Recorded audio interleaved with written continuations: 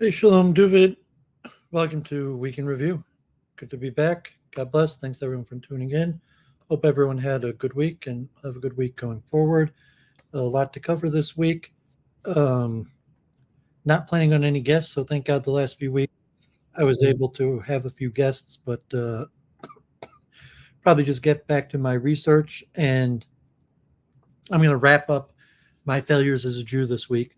So, God willing, I'll conclude this almost month long introspection on my failures as a Jew uh, related to the war in Israel and my path in life. So I'll give some concluding thoughts on that and return to my research on consciousness, self identity, group identity, and expertise. So hopefully,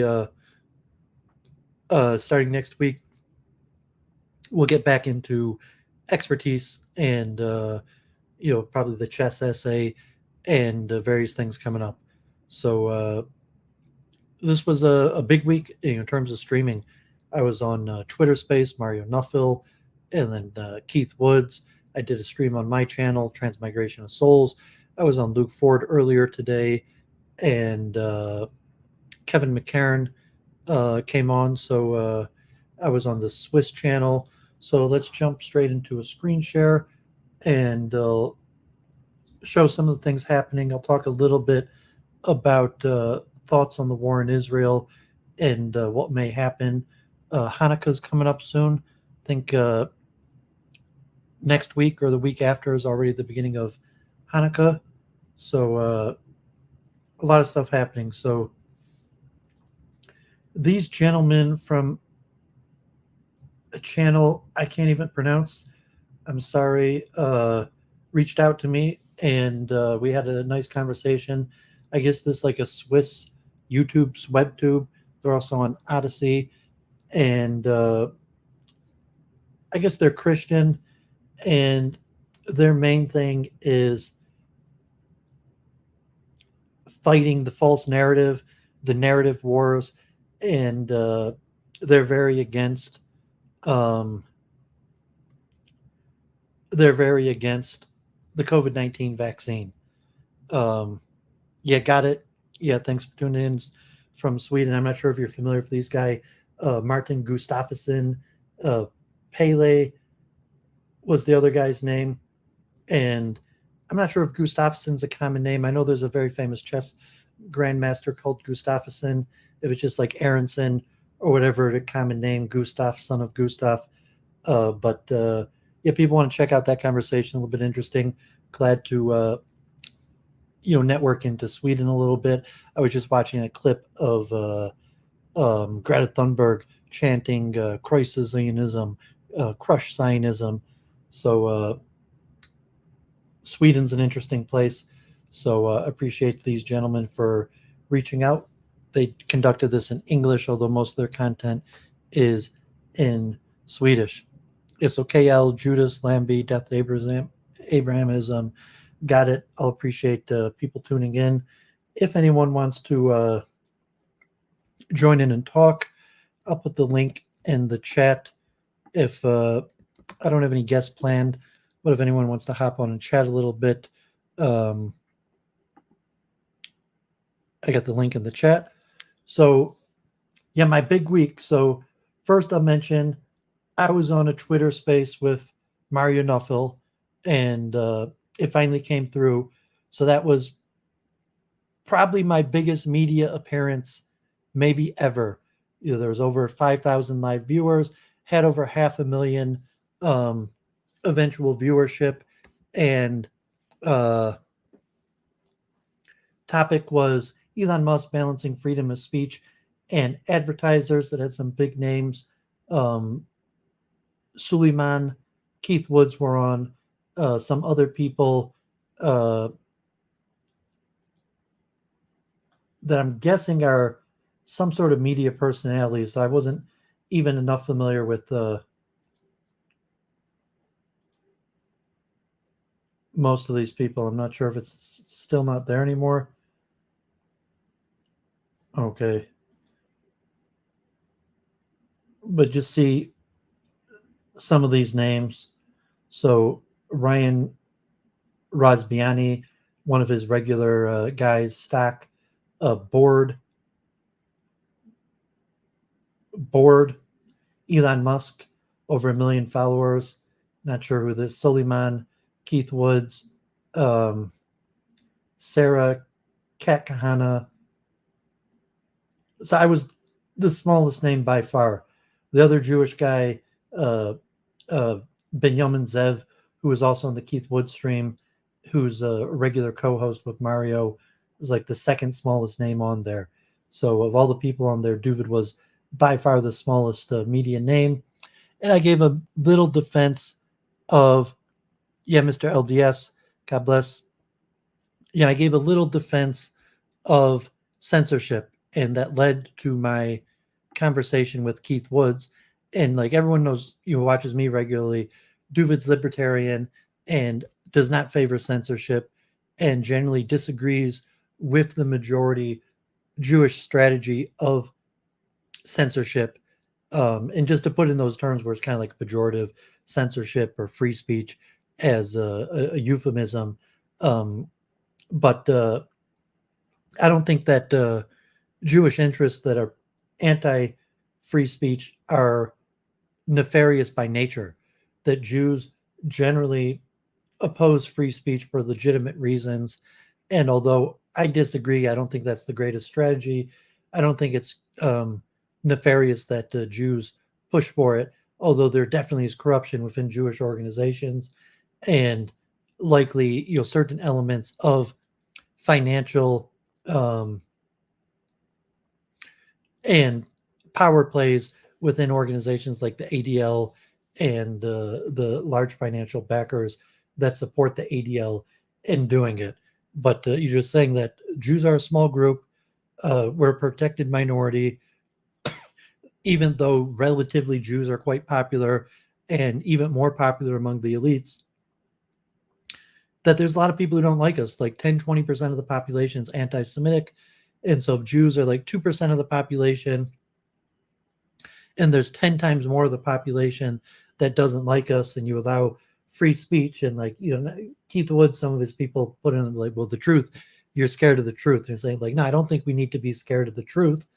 And free speech does not necessarily mean censoring the truth. It just means you can't say whatever you want. But even say the truth, even some elements of just group criticism, that if you have people en masse criticizing the Jewish people, that could be dangerous for the Jewish people. And that's why Jewish people push for censorship. There is some element of legitimate fear and concern. So I was only on like the last minute. So the space lasted like an hour and 20 minutes. And yeah, Mario's very nice and professional, and he didn't call on me till the very end. And I spoke for maybe like 3 or 4 minutes, and Suleiman said something, and Keith Woods talked about kind of his point of view of counter-Semitism, of group strategy, where kind of like I could say the same thing, that if he said, he would be considered anti-Semitic, where I could say, yeah, Jews push for censorship. He can't say Jews push for censorship. But there's a fine line between a conspiracy theory in terms of just saying, well, yeah, Jews even overwhelmingly or disproportionately favor censorship, that a majority of Jews do favor censorship. The Jewish organizations that represent a large portion of the Jewish community are scared of rising anti-Semitism, anti-Semitic comments, and favor some sort of top-down strategy to limit the type of speech that could be said, most notably anti-Semitic speech. But it doesn't necessarily mean in a conspiratorial way that Jews are just representing our interest.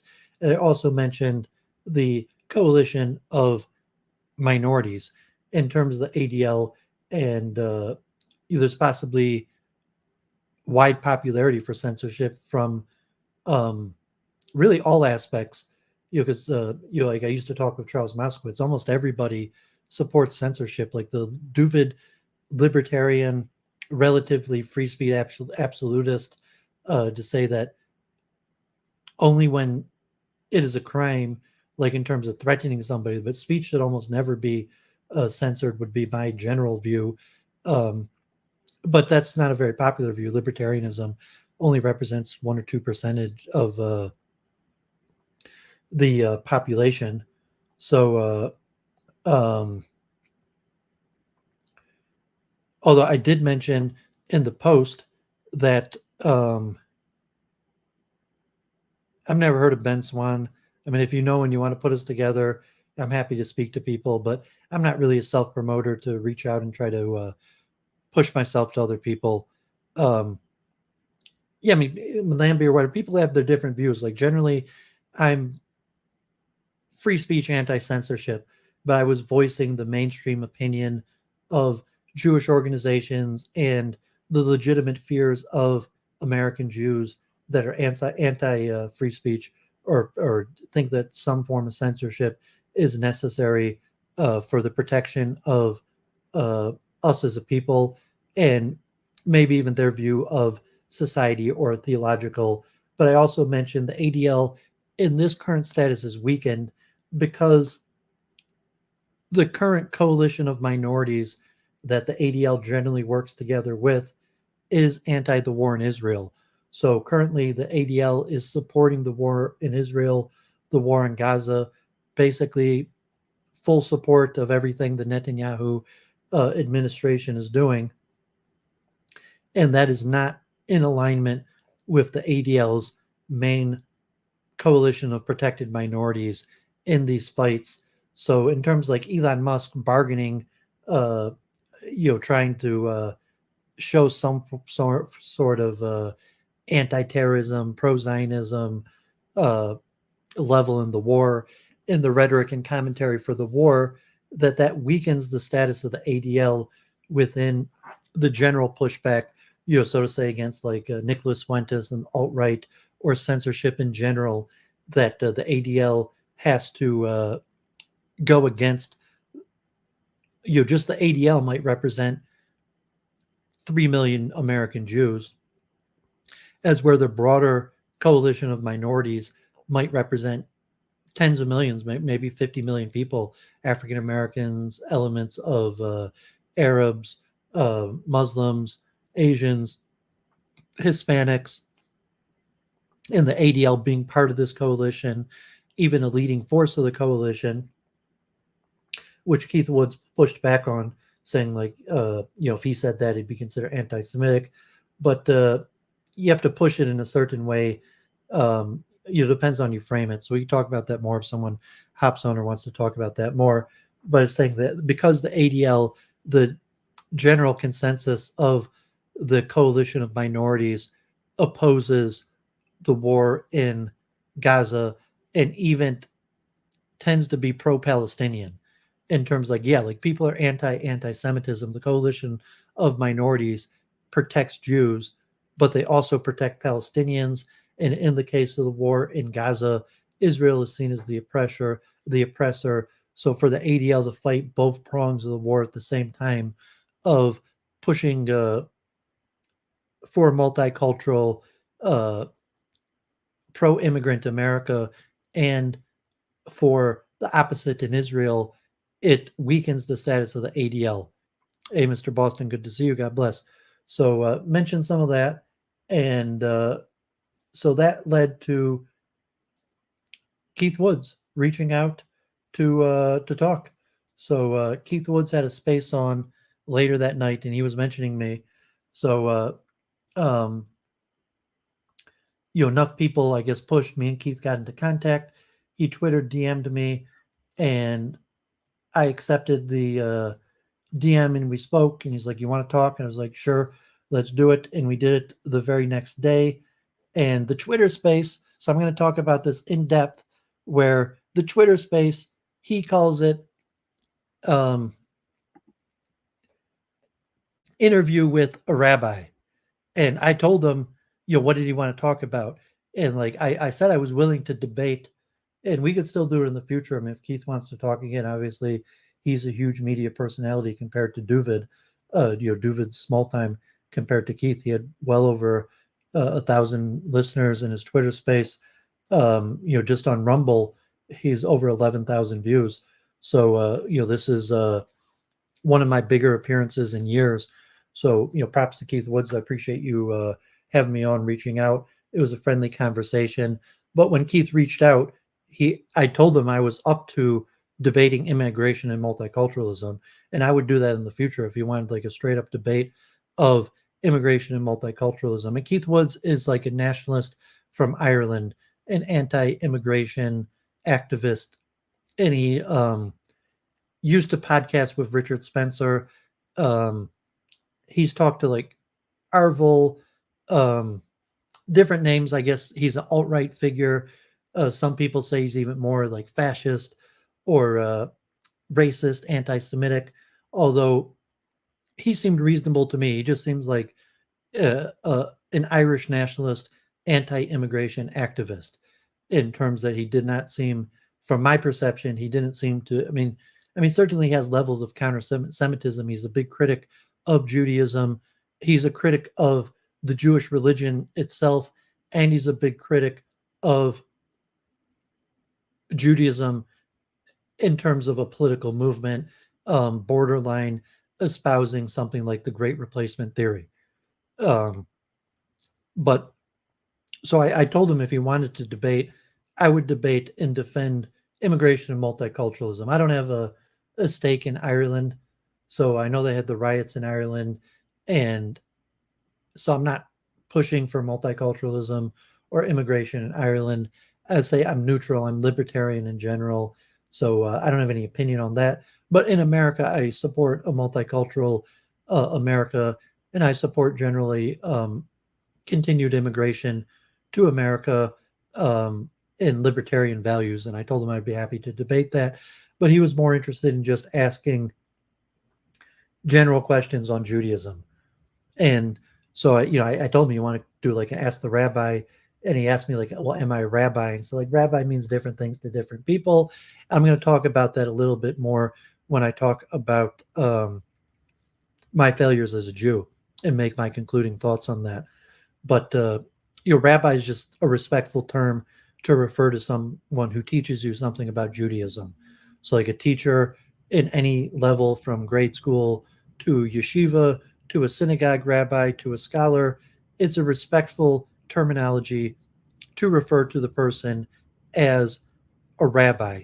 Anything more than that is just reading into the terminology. Like rabbi does not mean I'm giving the official narrative of Judaism. Rabbi does not mean I have an official position in the Jewish community, doesn't mean I'm a leader of Jews. It just meant that in terms of the conversation, I was teaching him and his audience something about Judaism. And you say, well, am I correct in what I say about Judaism? I tried my best with my knowledge and my scholarship and my training to give the most accurate presentation of Torah and Jewish theology as possible. And in that, it was reasonable for him to call me rabbi. In fact, I even thought it was a good thing to add to the seriousness of the conversation. If he just said interview with Doooovid, saying like, it's not about me, I'm not interesting enough. Keith Woods has a huge audience, international. He's on the other side of the Atlantic. He's a powerful activist. He's the starter of the band, the ADL movement. So it's not about Doooovid. It wasn't like interview with Doooovid. It wasn't about me. I was just the one doing my best to answer questions about Judaism. And I felt pretty comfortable because like I have been studying Judaism for 25 years. I did go to top schools in Jerusalem. I studied under top rabbis in New York. And I've been studying Judaism my whole life. I've been doing this on the internet and alt-right for a few years. And my we'll look at it later. My Ask the Rabbi series on YouTube is pretty popular. And even just saying his audience, like a lot of audience were familiar with me. I would say even like 10% of the comments in the chat were like Doooovid. They knew about me because they'd seen, mostly with Adam Green, but some Luke Ford and other programming. So the conversation centered around some basic questions of Judaism. although a lot of them were somewhat from a counter-Semitic nature, skeptical nature. So I'm saying Keith Woods himself was friendly, but we'll say Keith Woods is a critic of Judaism, and he thinks that Jews play a specific role in promoting immigration and multiculturalism and Zionism, uh, conflict in the Middle East and world wars or various things that he's critical of. So from the larger perspective, like he was asking critical questions, but like I told Adam Green, he wasn't really asking questions that I didn't ask when I went to yeshiva. And reality is any Jew, any yeshiva student, any Bal Tshuva, any serious Jew should be asking the same questions that Keith Woods is asking. So in that sense, I didn't see anything wrong with it. Um, I thought it was a positive conversation. I did my best to be honest. I thought the reaction from his audience was relatively positive. He said we should have another conversation in the future. I'm willing to do that. I don't know if it'll be next year or next week. I mean, if he reaches out to me to talk again, I'll almost definitely say yes, whether it's this week or next year. I'm not going to pressure him. I mean, he's still largely counter-Semitic, so I'm not going to be like, hey, it's Doooovid, when do you want to talk again? Because I mean, there's no platform for me to do that. But if he reaches out to talk again, I'll almost certainly say yes. But who knows when that will be or if that will be. Uh, so he asked questions about the Talmud, some of the statements that could be disturbing to Gentiles in the Talmud. He didn't ask about like the perversion type stuff. He asked mostly about biblical prophecy, what Jews believe are going to happen at the end of days, about the nature of what it means to be the chosen people. And I'd say when I talked to Charles Moskowitz that almost all of the questions that counter Semites ask are the same questions that were posed to Rev Yechiel Meparis in the 1200s with the disputation in front of King Louis with Nicholas Dunnan of the various questions, or that Napoleon put to the Sanhedrin, um, even that Alexander supposedly gave to the Jewish people in the Talmud, or so on and so on. That like the general questions that people ask the Jewish people are somewhat generic, and so I would say 2/3 of the questions that Keith Woods asked were actually the exact same questions that were put to Yechiel Meparis in the disputation in front of King Louis. And I actually mentioned the disputation. He asked about Jesus in the Talmud.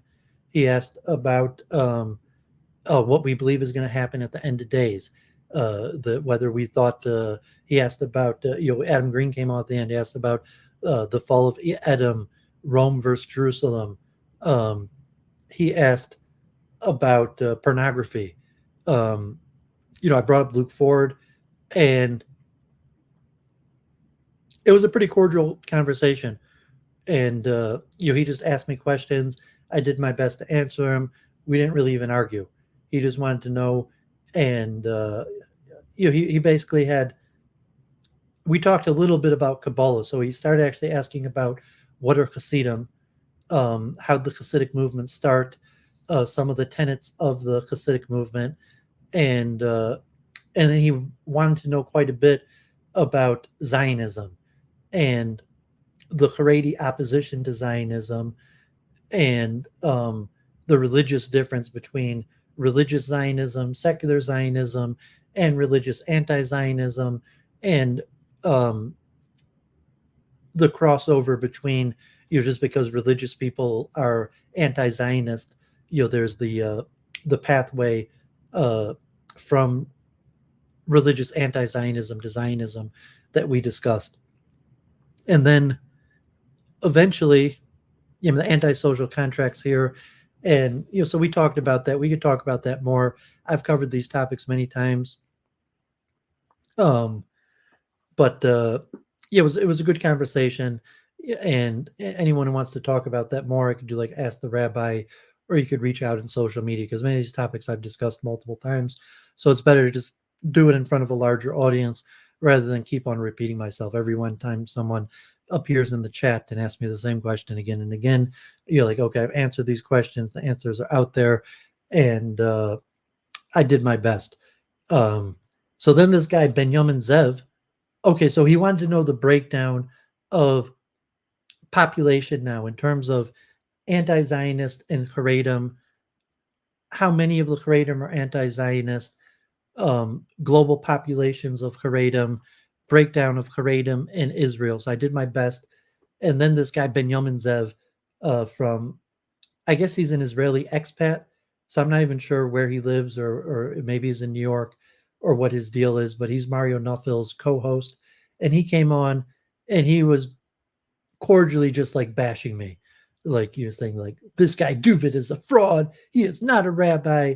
And I already put it at him. So like, he starts saying like, okay, do you have ordination? I'm like, no, I don't have ordination. So ironically, I was telling Keith like, Judaism is more religion of practice than belief. So he said, what does it mean that Jews believe in these various things, or about messianic things? Where does it really matter? What's the connection between belief and practice? And the main focus is Judaism is on practice, not belief, and on law. So this guy, Benjamin Zev, like asked me this obscure question about how to tie tzitzis. And honestly, I've never tied tzitzis. I wear Ashkenaz. I have a Sephardi pair of tzitzis, but I wear Ashkenazic tzitzis that doesn't have the string thing. And he's like, you're a fraud. You don't even know the basic thing about how to tie tzitzis, which ironically somewhat proved my point about ritual and two Jews, three opinion. And then he was insistent on ordination. So I talked about smicha and the smicha controversy, and how really there is no official thing as rabbi today. Like you have the smicha controversy in the Talmud, where the last of the rabbis are killed off by the Romans, and smicha ends. And then under Rabbi Bereyev in Svat, like with the time of the Arizal, after the Spanish expulsion, you have a short period of time where they try to reinstitute smicha, and it largely gets rejected. And in the modern recreation of Israel, they've also tried to reinstitute smicha, but the majority of rabbis hold that there does not exist legitimate smicha today. And you shouldn't learn Torah to be called a rabbi. You should learn Torah to be a God-fearing Jew, to know the law in order to serve God properly, to know Judaism. So I did not study Torah in order that I could be a rabbi. I studied Torah because I felt it was my obligation as a Jew to know and understand these things, know how to be a good Jew, to know the wisdom of God in the Torah, and to teach, like not necessarily because I wanted to be a teacher, but I like being a scholar. I like rambling, talking, being helpful. But it's more an obligation that, like if you have the knowledge, you're obligated to share. So, the Israeli guy did not look at it that way. And he was talking about like, performing marriages and funerals and bar mitzvahs. And that's a contemporary understanding of your rabbi, just a master of ceremonies in terms of Jewish leadership. But so, there you have it. It was a lot of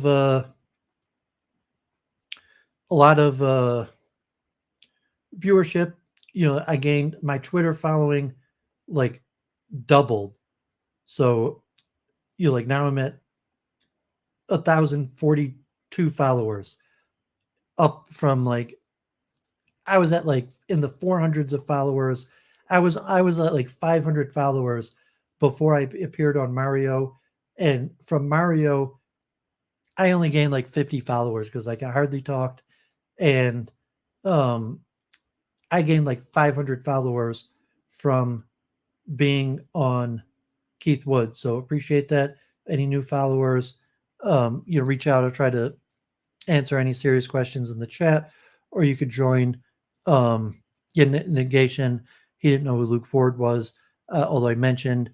And if you wanted to set up a conversation with Luke, Yaroon, Judas, thanks for tuning in.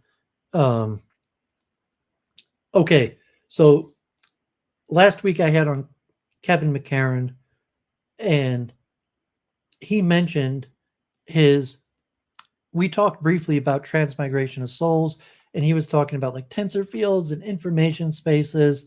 And so I was like, okay, let's do a stream with Church of Entropy. And I ended up just doing it on my channel, and he multicast it to his channel. And it got a little bit unfriendly because like I thought that we could just like have a hypothetical discussion and share our knowledge, but he decided to like try to like ring Jennifer through the Socratic process of like her metaphysics instead of just like accepting this is her beliefs. He wanted to like question and dispute every single statement that she said, and it got combative, and then it got combative towards me. And so it may be that me and Kevin will not be able to work together in the long-term future. And Kevin's kind of like Keith Woods also. Like, because of the war in Israel, people want to talk to Jews, people want to understand about what's going on in Israel or Jewish belief, mostly counter Semites. So if you're in good with the Jews, you're probably not going to reach out to Doooovid. So it's mostly people that are critical of the Jews and therefore don't have like a long list of Jews that they could speak to, and are going to be the ones that are reaching out to speak to Doooovid. So, Kevin McCairn is kind of like Keith Woods in that sense, that he's critical of Jews, and he's critical of the religion of Judaism. He's critical of Israel, the state, and the war, and he's critical of Jews' involvement in like multiculturalism and various facets, and even maybe even stronger conspiracy theory. So, we reached out from Mike Wick, who brought me to his attention, and we spoke. Um, but we had some friendly conversations, and because he has a PhD in neuroscience and interest in consciousness, we had quite a few interesting conversations. And I thought maybe we could make some progress in metaphysics, you're working together to understand certain concepts, and specifically maybe transmigration of souls. But we could not come to like any metaphysical. I wasn't even talking Judaism. I was just talking hypothetical um, metaphysics, comparative metaphysics of different systems. And I guess he got in this manner where like of like using the Socratic method, and like presumably it's an implication that he has what he feels is like a correct understanding, and like all of a sudden he's attacking everyone else's system.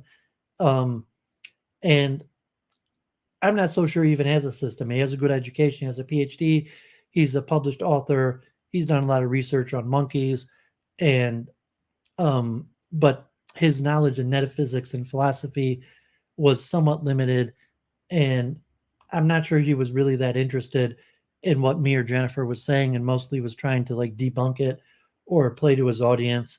So people could check that out. It was a long conversation, but you think I had Jennifer back on my channel? She hadn't been on my channel for a while.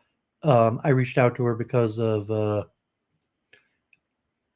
um, yeah, I thought she might be interested to talk about transmigration of souls, and we didn't even get to the topic, and it ended up being rather unfriendly and just a lot of unproductive bickering. Towards the end, she presented her 3D periodic table, and it went almost 5.5 hours. Had decent viewership, but anyone wants to check that out, uh, they can.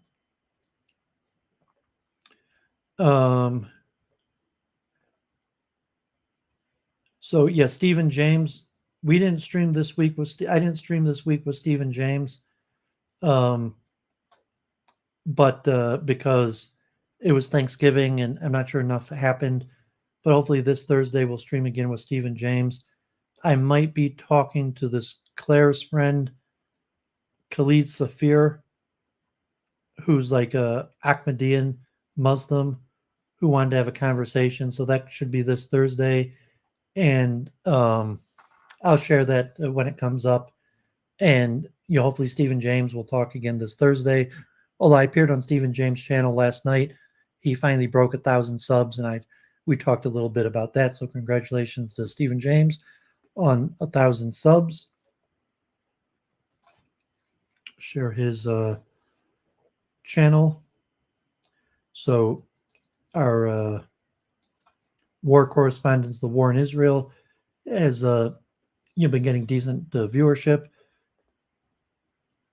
and you finally hit the 1,000 subs. So congratulations to Stephen. Here was an interview with Ben Shapiro and Rabbi Efren Goldberg in Boca Raton, Florida, and it was a little bit interesting going over their debates or Ben Shapiro's debate strategy. And I mean, you could see kind of like the mainstream Hasbora narrative. And I'm not really sure. He didn't really seem that self-reflective. Like he kind of just sounded like we're the good guys, we're on the side of right, and it's just a matter of explaining to people that they're on the side of right. And it's like unbelievable how dumb everybody who doesn't understand that they're the good guys and they're right are. So God forbid that's not Doooovid's take, multiple truth hypothesis. I'm not so sure we're the good guys or we're right in terms of Judaism or the war in Israel, but you'll just see Ben Shapiro with the rabbi and that perspective and kind of right wing politics, the direction of modern Orthodox republicanism. I guess they're not that favorable to Trump either, but I thought that was interesting. There was the big rally in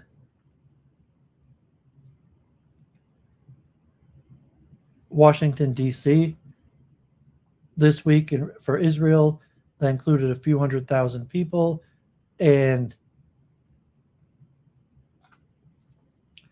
there was a little turmoil about whether the Orthodox rabbis in the Judas Fly would participate.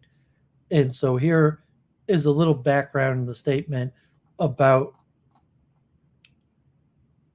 the Orthodox rabbis of Judas Fly originally planning to participate. Then last minute, they had not announced the speakers or the series of events. And then last minute, after they finally announced the speakers and the orders of events, the rabbis pulled out and said that you shouldn't attend. Maybe even it's forbidden to attend because, like Interfaith, they had John Hagee there. They had a Christian pastor. They had women singing. I'm not sure if they had like Reform rabbis. So you could see a little bit about the politics of that in terms of Orthodoxy working together with non-Orthodoxy or interfaith.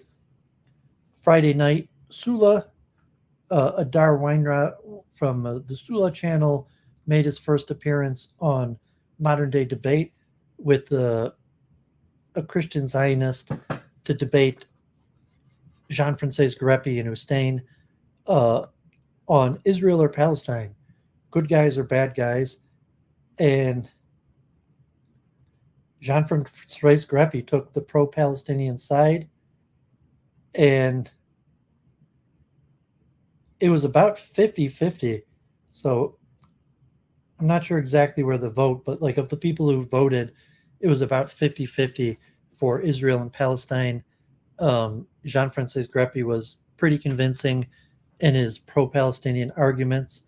And what's interesting that he took the pro-Palestinian side, not necessarily like he's also libertarian leaning, by just in this like who are the good guys, who are the bad guys, that Jean-Francois Garepi thinks that the Palestinians are more right than the Israelis, and was pretty convincing. Adar did a reasonable performance.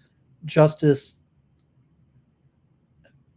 I mean, he tried his best, but I'm not sure he was that convincing, or even his Christian Zionism wasn't that popular. Hussein, reasonable job, but it was most so it was a little bit interesting. Modern Day Debate finally got the Israel-Palestine issue on, and that JF would be the pro-Palestinian voice, and Adar from Sula would step up to argue in favor of Israel. So people could check that out if you want. I'll talk a little bit about the war. We talk about the precarious situation that Israel is in. Just seeing that modern day debate, Christian channel, even like Protestant, or that half of the audience, it was an even split between Israel and Palestine. So you see the state of the waning support of Israel, especially for the war in Israel to today. So you check that out. Here was Al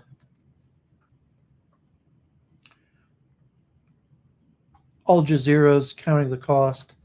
Uh, the listening post also has almost exclusively been focused on Israel and the war in Israel. So they talked a little bit about the economic toll to Israel for the war, and just saying Israel's called up the reserves and expelled most of the Arab workers, shut down large portions of the economy, um, has a hard time with the Thai foreign workers. And what are the effects to Israel's economy? We're already um, a month and a half into the war, more than a month and a half into the war, approaching 2 months soon. What are going to be the long term effects? Israel's bond rating had already been downgraded just from the protest at Netanyahu. So, what are going to be the long term economic effects of Israel in the war? And, we'll see, does the war calm down this week? Does the ceasefire hold?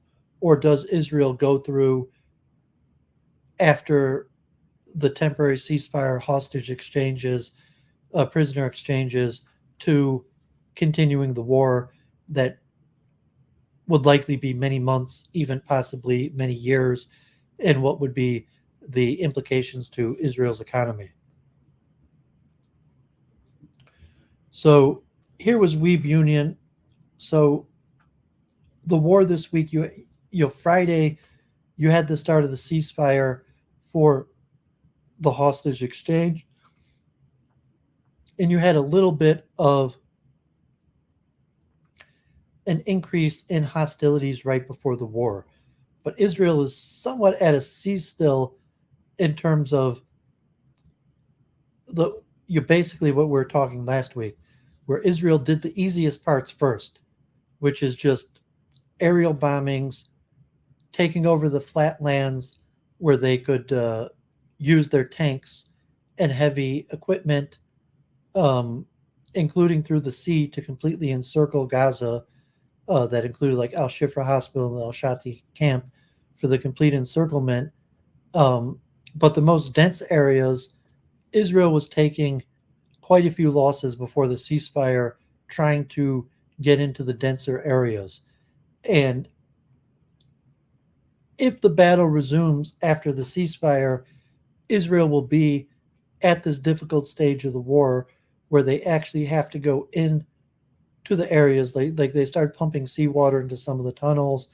But Israel lost quite a bit of tanks and equipment. Israel's attempting to use a strategy that limits the loss of Israeli human life.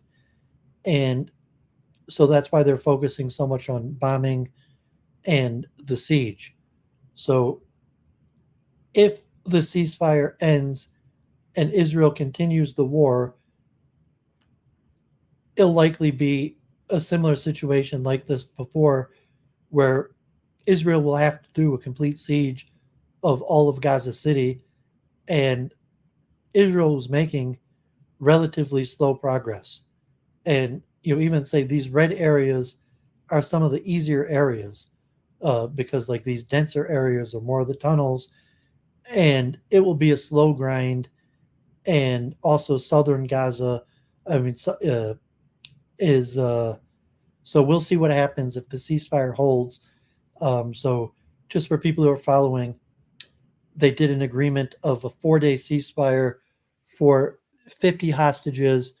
50 hostages are going to be released, majority women and children and elderly and foreign nationals, which may leave Hamas holding in the high hundred, like 150 to 100, 200 hostages still. And Israel had agreed up to 10 days for, so after the 4-day ceasefire, that Israel could continue the ceasefire for up to 10 days for 10 hostages a day. And if Hamas did release, the 100 plus hostages, they would still have over 100 hostages. And the majority of those would probably be um, military age or active military hostages that if they released the women, the children, the elderly over the 10 days. And then there'll be the international pressure that after 10 days, or like the reality is, I think tomorrow is the last day of the ceasefire. So if the cease if they don't agree to extend the ceasefire for another 6 days for 10 hostages a day, Israel could continue the bombing and the war starting Monday night or Tuesday, and Hamas, whether they're going to continue firing missiles into Israel. So even though Hamas gets very few casualties from the missiles fired into Israel, it disrupts Israeli society and the Israeli economy. So, they have the sirens over Tel Aviv or the various cities that, even if they're not doing much damage or injuring or killing people, God forbid, it's a huge disruption to Israeli society. So, whether Hamas chooses to continuing firing rockets after the ceasefire um, is somewhat minor. So at this point, it's mostly in Israel's hands. There's still the tit for tat on the northern border between Hezbollah, where I think 70,000 people from northern Israel have been evacuated, and there's the regular missiles firing back and forth from Hezbollah, but that has remained relatively stable with just minor tit for tat in the 5 mile zone. So Israel could conclude the war. They could, after the ceasefire. Let's say let's say they continue. Let's say they continue the hostages for 10 days, and then Hamas still has over 100 hostages that they could negotiate a release of the rest of the hostages in a complete ceasefire, and Israel will give up on the siege and the elimination of Hamas. Right now, that's not what Israel is saying, but that's Israel is saying that they're going to still plan on going forward with the complete elimination of Hamas, which means, God forbid, um, killing 30 to 40,000 soldiers and the collateral damage that would likely be over 100,000 people, including civilians. So there's going to be a lot of international pressure to just release the hostages, enter a complete ceasefire, and there'll probably be, basically a complete prisoner swap where Israel will give back all of the Gazan prisoners again, and a return to the status quo. And maybe Israel will attempt to resume the siege, the apartheid system of enclosing Gaza. So if that happened, that can happen before Hanukkah. Like within the next 2 weeks, you could see the end of the war, a return to a ceasefire, a return to the status quo. Or Israel will have to carry forward and completely clear out all the tunnels, the military infrastructure in northern Gaza, possibly moving into southern Gaza, the refugee crisis of 1.5 million Gazan refugees, the fallout from international pressure. And it's unclear, two things like the bomb dropping. So let's say Israel continues the campaign just without dropping more bombs, or the American support, like no more bombing. They go in with tanks or missions, but no more bombing. So there's a few different scenarios that could happen here, and you say they're all bad. They're none of them. There's huge amounts of international pressure and protests to prevent Israel from continuing the war, especially the way it's doing now with the huge amount of civilian casualties. So, if Israel wants to do its original objective, in all likelihood, that's going to cost 50 to 100,000 Gazan civilian lives, tens of thousands of civilians. You're going to see months and months more of these videos of innocent children, being killed. You're going to have one of the worst refugee humanitarian problems in the whole world, with over 1.5 million Gazan refugees into the small space. And what I said I was predicting going to be the start of Gazan refugees coming to the West, because Egypt will not take them. And long term, where you have 1.5 million Gazan refugees, largely at the fault of Western powers supporting Israel's war, that the Gazan refugees are going to end up in the West. I didn't hear Elon Musk. You said Elon Musk is traveling to Israel. I didn't hear that. I mean, if he does, maybe. I mean, because Gaza Palestinians, like for humanitarian cause, but in terms of personal interest, like, yeah, I mean, Elon Musk has partnered with Israelis, especially for, I'm not sure how much Tesla.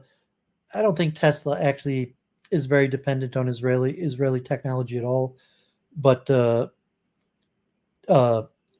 Twitter and their cybersecurity and some of their staff is definitely caught up with Israeli technology, Israeli companies. I don't think Tesla's that caught up with Israel, or Israel's really that important at all for Tesla, but they probably are important for Twitter.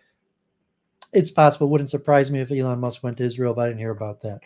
Um, and saying Elon Musk could take the like humanitarian side, but besides for trying to be a good guy, humanitarianism, there's really no benefit for Elon Musk to side with the Palestinians or even the Arabs in general, besides out of principle or humanitarianism.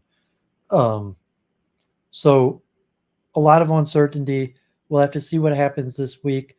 If the war resumes on Tuesday, if the hostage exchange gets extended out through the rest of the week, and if the war continues, the protests are definitely continuing. Like the protests are stepping up.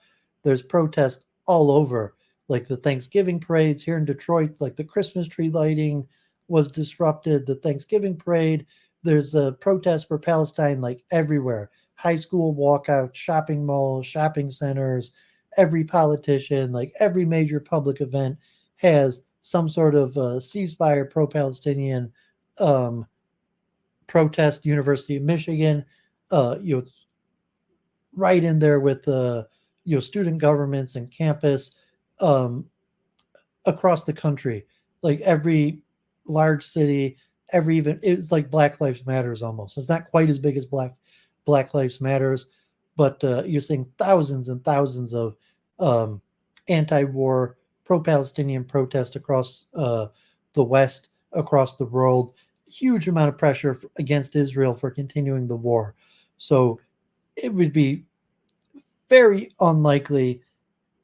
It'd be very difficult for Israel to withstand the public pressure and continue the war, and for the Biden administration and Western governments to continue to support Israel in the war that would be the complete eradication of Hamas, that would likely lead to the death of over 100,000 Gazans, and one of the biggest refugee crises since the Syrian war, maybe even bigger than the Syrian war. And Syria is a big country. So, they would just be stuck there in Gaza, no place to go. That if the war continues, I am speculating that hundreds of thousands of Gazans will come to America and the UK and Germany. And so I'm skeptical whether the war is going to continue.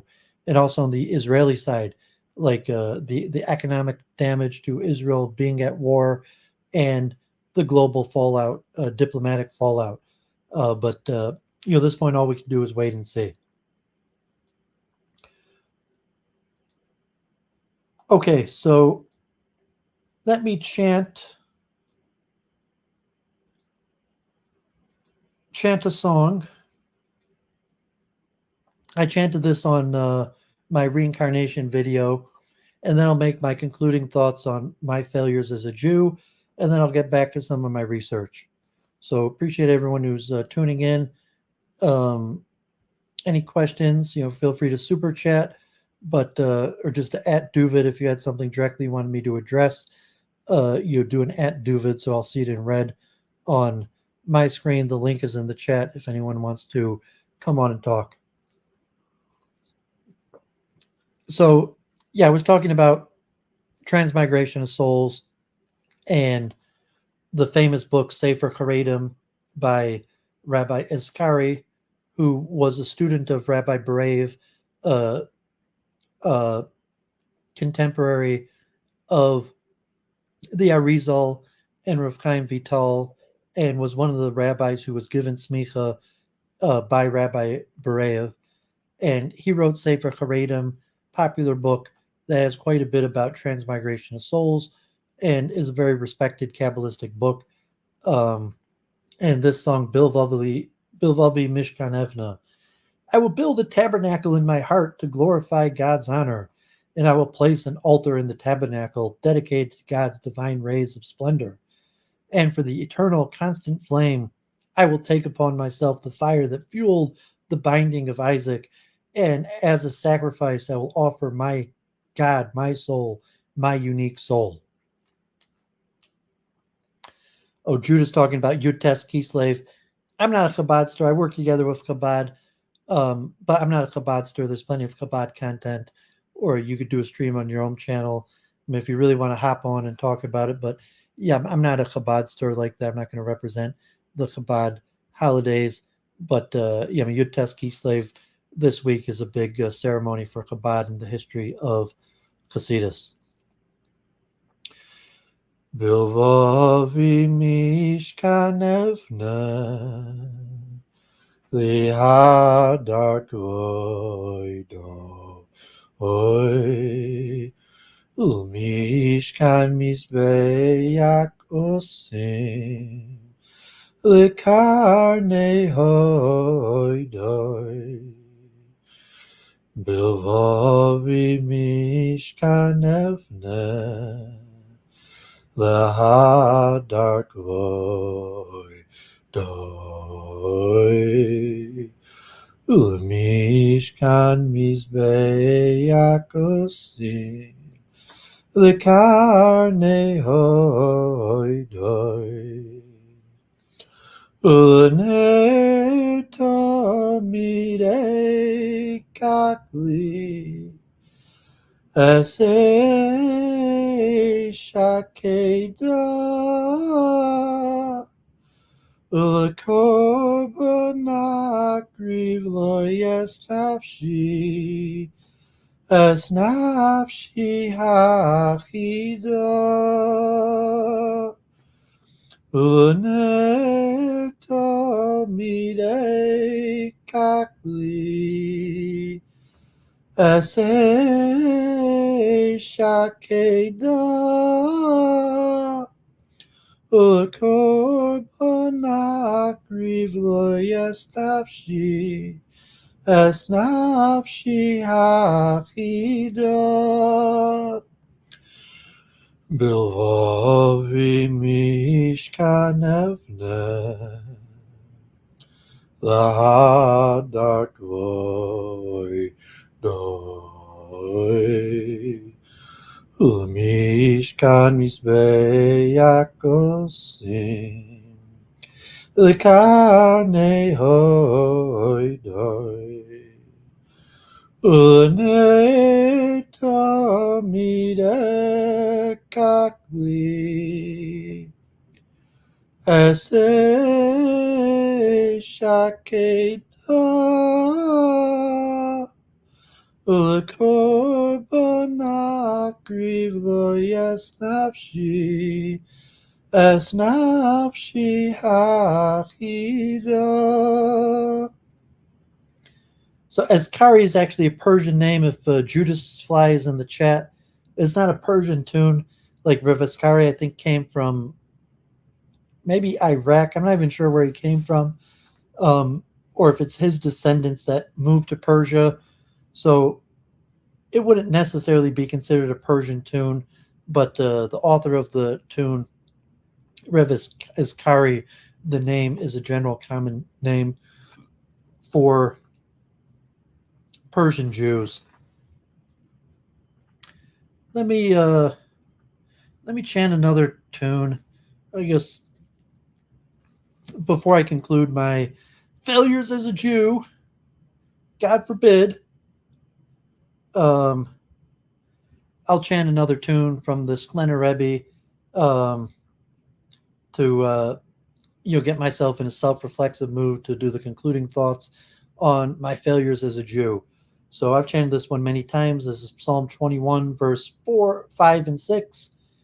He asked life of thee. Thou gave it to him, even length of days, forever and ever. His glory is great. Through thy salvation, honor and majesty dost thou lay upon him. Chaim shu el mimchu. Nu satuloi. Oirik ho, oirik yamim. Oilam v'v'v'v'v'ed. Chaim shu el mimchu. Nu satuloi. Oirik ho, oirik yamim. Oilam v'v'v'v'ed. Gudol kivoidoi b'shiyusechu hoid v'hodar tishavei love Gudol kivoidoi b'shiyusechu Hoid v'Yehuda Tishavei love Chaim shu al mimchu Nu satuloi Oirik yomim Oilam v'v'v'v'ed Chaim shu el mimchu Nu satuloi Oirik yomim Oilam v'v'v'v'ed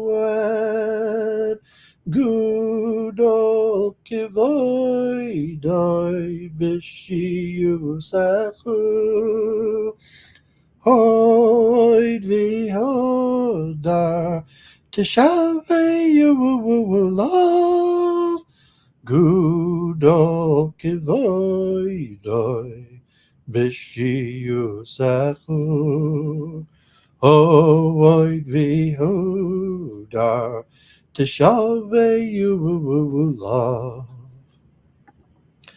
Okay, so let's conclude Doooovid's failures as a Jew. God forbid. So, I took the Jewish holidays off, and then the war broke out, and So after the holidays, I started, talking about the war, and actually my viewership went way up. Like, God forbid, my viewership like doubled since the war broke out. Um, so, and then God forbid, my friend Sam Wolf of the downtown synagogue was murdered, and so partially the war, partially the death of my friend Samantha Wool, um, caused introspection to where I started my series on my failures as a Jew. So 3 weeks I talked about my failures as a Jew. The first week, Claire Call came on, so I didn't talk about it that much because Claire Call came on and just started talking, and then the next week, Zobita came on, and then the week after, um, Kevin McCairn came on, but I rambled a good hour or so about my experience in Israel and learning about Haredi anti-Zionism. And so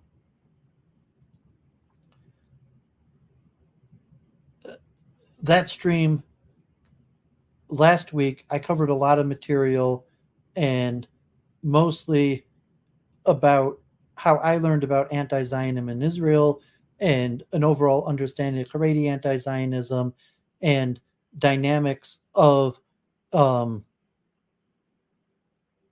Perlman. Thank God if you're around Perlman, feel free to tank the link and we could chat a little bit. It's been a while, but from Week in Review, our scientist friend who had thoughts on Torah, who watched Brian Keating and Eric Weinstein. So part of my failure as a Jew. So I was talking to Luke Ford earlier today. So my failures as a Jew were multifaceted. So like Claire was like, when are you going to talk about the failures of the Jews? I'm not going to talk about the failures of the Jews. I'm just going to talk about my personal failures. I'm not here to critique Jews. I'm only here to critique myself. And there's some sociological considerations for my failures in terms of the structure of Jewish society or Jewish group strategy, Haredi, sectarianism, and various things. But they're all my personal failures that I blame on only myself. I'm not blaming anybody other than myself.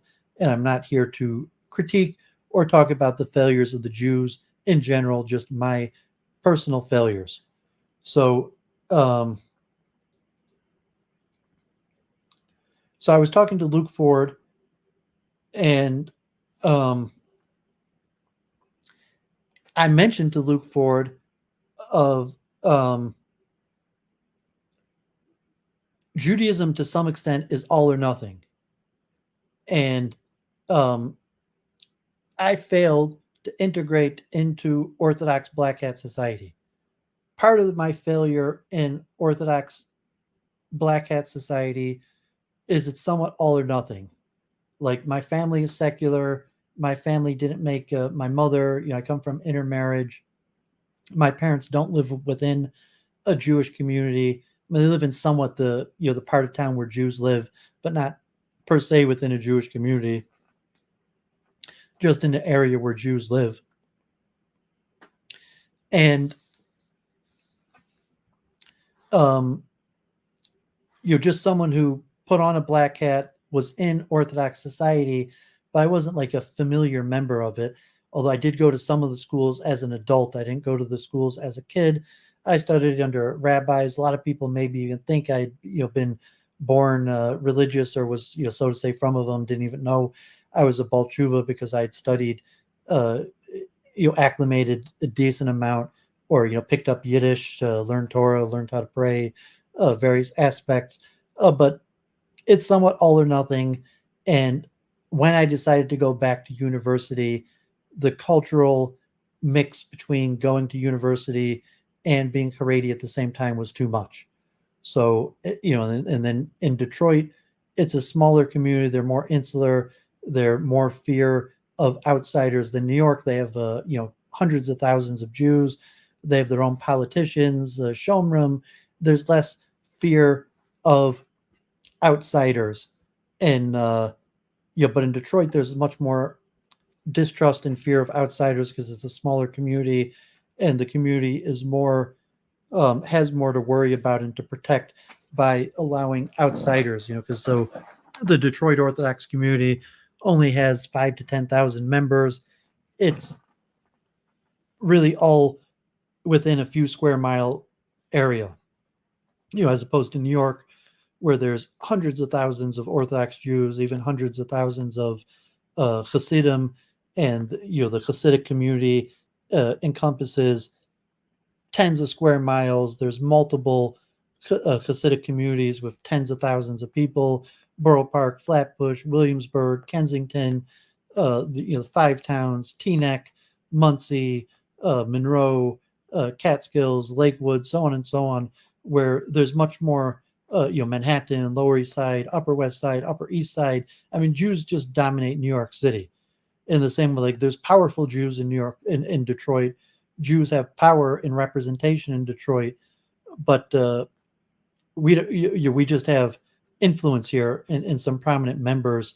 Maybe if you want to say management class to some extent, but it's not like New York City where the Jews are such a dominant force that they could be much more open and accepting. So for that level, I was not able to, and also socioeconomically, that the Orthodox community in Metro Detroit is relatively in one of the poorer um, areas where Jews live. Like to relative all the areas where Jews live, um, the Orthodox Jews live in the poorest section of the Jewish neighborhoods, and as opposed to New York, where you have extremely wealthy Orthodox areas. Even the five towns or Teaneck, modern Orthodoxy, or Black Hat Orthodoxy, Borough Park, Flatbush. You have it's a completely different social economical dynamic. Upper West Side, various things happening that I failed to integrate into the Orthodox community, and so I had to strike it out on my own. And I tried to work together with Chabad, um, promote Chabad, Kiruv, Judaism in any form, working together with Jewish organizations, downtown synagogue. And so I was mentioning on Luke Ford, Judaism tends to be all or nothing and hierarchical.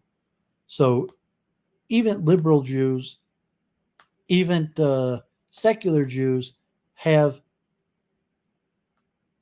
organizations and leadership and are not necessarily egalitarian. So even like among Reconstructionists and um,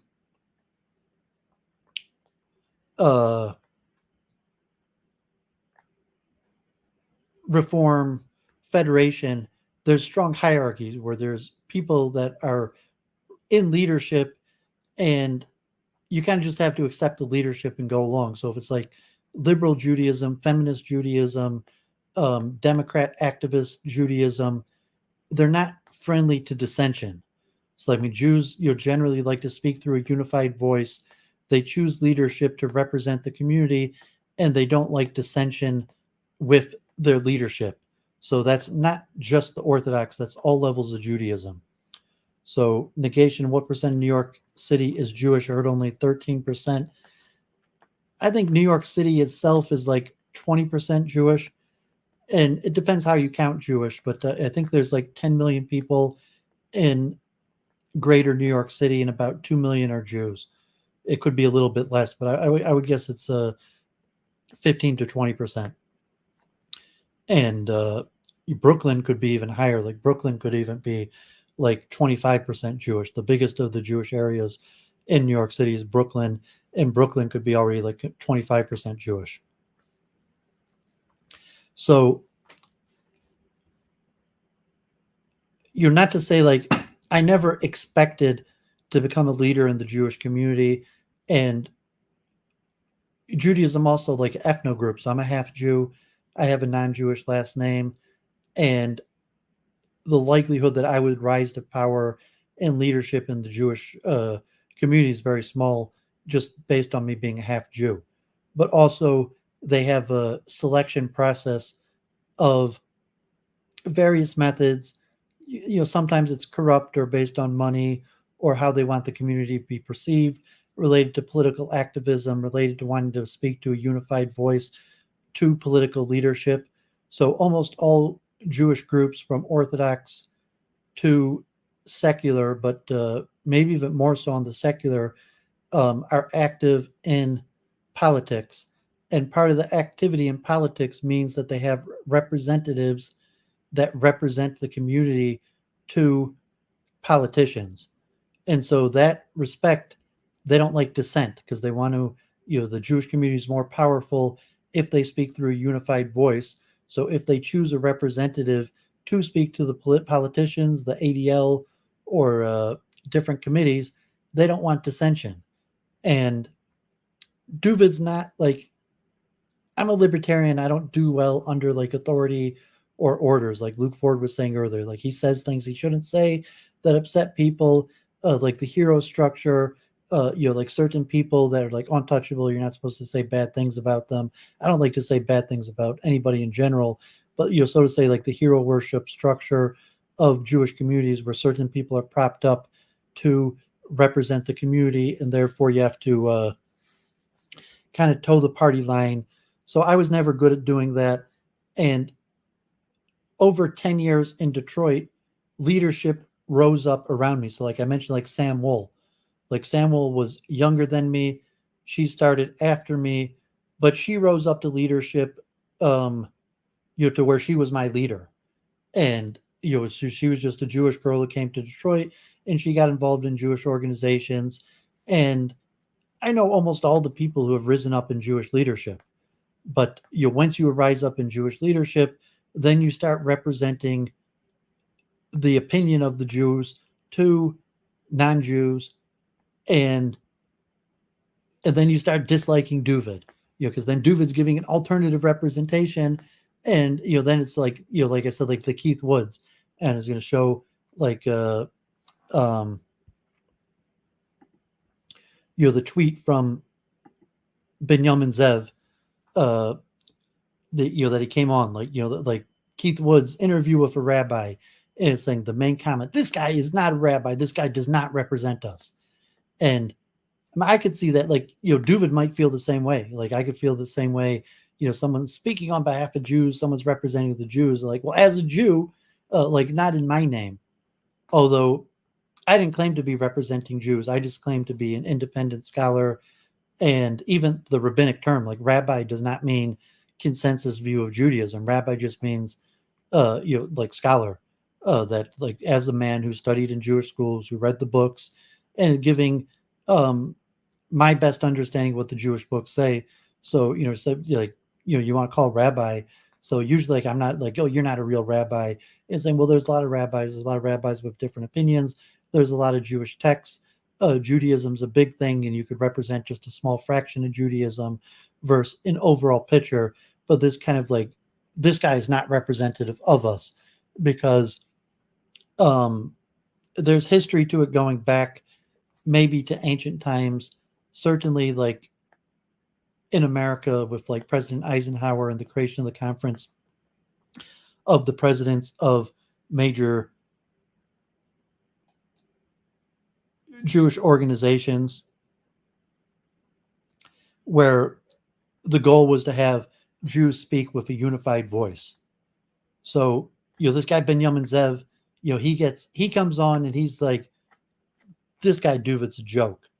This guy Doovid's an embarrassment to Jews. He doesn't even speak Hebrew. I couldn't even answer his question about tzitzis. I don't know the first thing about olive base. Like Keith Woods, like, is being duped by letting this pathetic imposter, fool you into thinking I'm a rabbi or could answer questions about Judaism. And that, God forbid, is a pretty popular view. And, I told Keith, beforehand, like, yeah, that's probably the reaction you're going to get from other Jews. But still, like, you could call me rabbi because I'm teaching you something about Judaism, and I'm doing the best of my ability to honestly answer questions.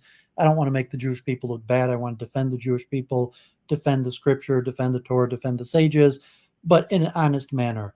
So, so you call me rabbi. So his statement, like, that he makes, like, I could find you a rabbi better than that. So I say, like, I know one thing, like, no, you are not going to find another rabbi to speak to Keith Woods. Like, no rabbi is going to speak to these, critics of Jew. Like, that's not what rabbis do. Especially if you're talking like a pulpit rabbi, a congregational rabbi. So like, oh, there's this counter Semite, there's this critic of Judaism that thinks that there's a whole bunch of things problematic with the Jewish religion theologically and politically, and these various things. Like, like, rabbi, will you talk to this person for me? Like, I don't think anyone's going to do it. So this is the post I put. It was like, seriously doubt you could get a rabbi better than me to talk with them, or even any rabbi at all. I've been speaking to hostile Gentiles on behalf of the Hasidic community for decades. I enjoy doing it, largely a thankless job. Not too many Jews in this space, basically zero rabbis in this space. God bless, more dialogue needed, less need to control the narrative or have a unified voice representing the Jewish people. So that's my opinion. No, I mean, Joseph Cohn's not a rabbi. Like, Joseph Cohn didn't even spend a year in yeshiva.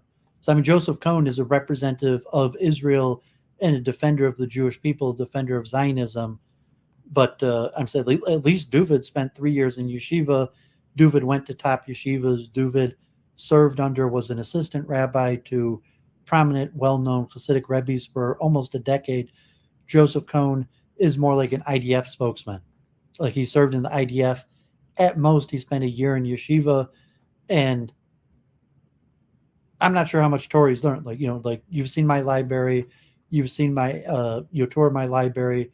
Doooovid's finished all of Talmud. Doooovid studied under some of the very famous, well-known names in the Haredi community. I could list names, yeshivas, all day, like, that most people never would have heard of. So, even like Judas or Luke Ford, like unless you're Haredi, you never even heard of these rabbis. So, like, to list my qualification, not that I have qualification, but to say I studied under major rabbis. Um, but most people, including like modern Orthodox Jews, haven't even heard of these people. So even like a modern Orthodox Jew, if I would say like the names of these rabbis, it wouldn't mean anything to them. Um, but not to put my own resume, because you say, even if I didn't have a big resume, like, okay, Joseph Cohn, okay, good for him. He put himself out there to speak on behalf of the Jewish people. God bless him. I'm glad he does. We disagree. We didn't get along, but I don't have a problem with Joseph Cohn trying to speak on behalf of the Jewish people. I mean, he's not even trying to speak on, if, well, in that sense, to say, like, well, I think it's a bad idea to speak on behalf of the Jewish people, just to stand up, like Quibbles, like I was mentioning Quibbles. He was in my chat the other day, just a Jew who stepped up, saying Quibbles, Joseph Cohn, he's popular. He's a Jew who stood up. He wanted to defend the Jewish people. He became very popular doing it. He started his own organization. God bless him. Um, Although I don't think he's like learned in the rabbinic texts. Not to say like I'm the most learned, but I say I'm relatively learned in the rabbinic texts. And like Quibbles or something, like just a Jew who wants to speak up on behalf of Judaism. Good for him. God bless him. That's why I put here, less need to control the narrative or have a unified voice representing the Jewish people. Generally, that is not the opinion. Generally, people do want to have a unified voice. So, like, if Doooovid or Joseph Cohn or Quibbles speaks up, it ruins the narrative that is trying to be expressed. And if it's like Zionism, like, not in my name, like, I'm a Jew, but I'm not a Zionist. Like, I'm representing my rabbi. The Sklener Rebbe was an anti-Zionist. Um, you know, Whatever the case is. So, my very first, we got Claire here. So my very first Ask the Rabbi was, what is a rabbi? And I mentioned that the very first rabbi. you're like, why is Doooovid doing an Ask the Rabbi? So it's like, well, you're like, I want to talk about Judaism and teach the Torah that I know. So I ask the rabbi. You could call me rabbi. Like relatively, if you're watching my show and you're coming to me to learn about Judaism, it's respectful to call me rabbi. It's just a title. It doesn't mean anything. Like I would call you rabbi if you taught me something. That's the Mishnah of Pirkei Avos. That King David learned only two things from Achitophel, and he called him rabbi. That I would call, like Judas Fly. Let's say I know quite a bit more Torah than Judas Fly, but if he taught me Torah, I would call him rabbi with no problem calling Judas rabbi. Even to Judas Maccabeus, I didn't mind calling him rabbi, even though we disagreed. Uh, I had no problem calling him rabbi. Joseph Cohn, like, he doesn't talk that much. I wouldn't have a problem calling Joseph Cohn rabbi. In a sense, like, Joseph Cohn's more political, more talking about Zionism and the state of Israel than Torah. But in that he would talk about Torah, I would have no problem calling Joseph Cohn rabbi. I call the female rabbi, the feminist rabbi, uh, grade school rabbis, charity rabbis. It's just a title. It doesn't mean anything. It's just an honorific title to give seriousness to the subject. It's not respect for the person. It's respect for Torah. So not because you respect Doooovid, you say like, oh, Rabbi Doooovid, not because you respect me, but because you respect the Torah. It would say, okay, whatever your situation is, that you're listening to me right now, wanting to learn about Judaism, it adds respect to the subject matter to refer to the person that's teaching you as rabbi. When I was in yeshiva, um, when the rabbi walked into the room, everybody stood up. And like in university, like in the military, there's like such a thing, like in the U.S. military, like among Hindus, like they bow, but there's such a thing, like when the judge comes in, all rise. Um, but in Orthodox culture, when the rabbi comes in, everybody stands up. And in the yeshiva, that would might just be the Rebbe or the Rosh Yeshiva. But if you're in a classroom and the rabbi comes in, everybody stands up out of respect for the rabbi. And the rabbi is the beacon to the Torah to say, okay, you want to learn Torah, and whatever your situation, however much you know, you're in a situation where there's someone teaching it to you, you should give that person respect. You should call them rabbi.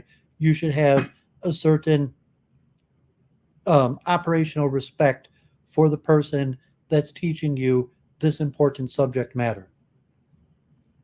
It does not imply that the person is necessarily correct on everything, that the person isn't making mistakes, or that there's not other people that know the subject matter better, or any of these other things. It's just a protocol of respect for the subject matter. And so like if your kid goes to first grade and he has a Hebrew teacher, like the Torah teacher, he calls him rabbi. And like I said, I call hundreds of people rabbi. It's just it's just about respect. It's not necessarily about like authority or power or being a spokesperson for the Jewish people. But yeah, I mean, my Ask the Rabbi, pretty successful. My first Ask the Rabbi that God forbid Norvin was on, Dave Martell was on, Brundle Godward podcast, Anand Wyatt was on, Claire Call, the second one on Lashon Hora, then Claire Call's questions. I was just sharing this one on Zionism, Jewish anti-Zionism, the transfer agreement, anti-Semitism, and the Holocaust. Claire Call's questions, the no-hide laws, half Jews, intermarriage. My post No More News show that Handsome Truth for the GDL was on. God forbid, it's my most popular video on conversion. Edenics, Hebrew is the origin to all languages. Genesis and Bereshit, universal cosmology. Another post Adam Green stream, Ask Me Anything on reincarnation. Tikkun Olam, Jewish music. And then I did my series on the history of the Hasidic movement, the Lubavitch Rebbe, the history of the yeshiva system, and the Jewish conception of the soul. So, and I also have a series on certain Jewish texts. So, yeah, I mean, God bless. Like, that's Doooovid's favorite subject, Judaism. It's meaningful. I love talking about like the type discussion I had with Keith Woods is actually the kind of conversation I like the most. Like relatively, I've been having those conversations my whole life with Jews and Gentiles alike, with family members, with people I went to school with, who are just like, "What the hell are you doing? You actually believe this stuff?"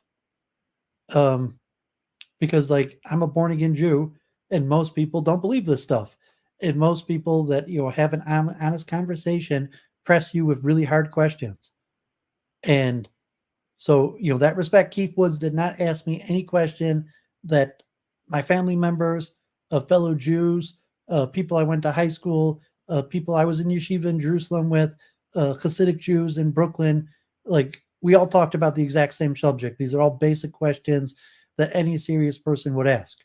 Do you actually believe this stuff? Like, is this what the book says? Do you actually believe it? These are good questions. They deserve an answer. And I've been studying this stuff, and I enjoyed the conversation, and it was popular. Thank God, tens of thousands of people watched, listen to the conversation. If some people are tuning in from it, um, and gain from it, like I'm glad you're here. And like I love Judaism. I think those are worthy questions, important of answers, important of thought, and I like those conversations. I hope to have more.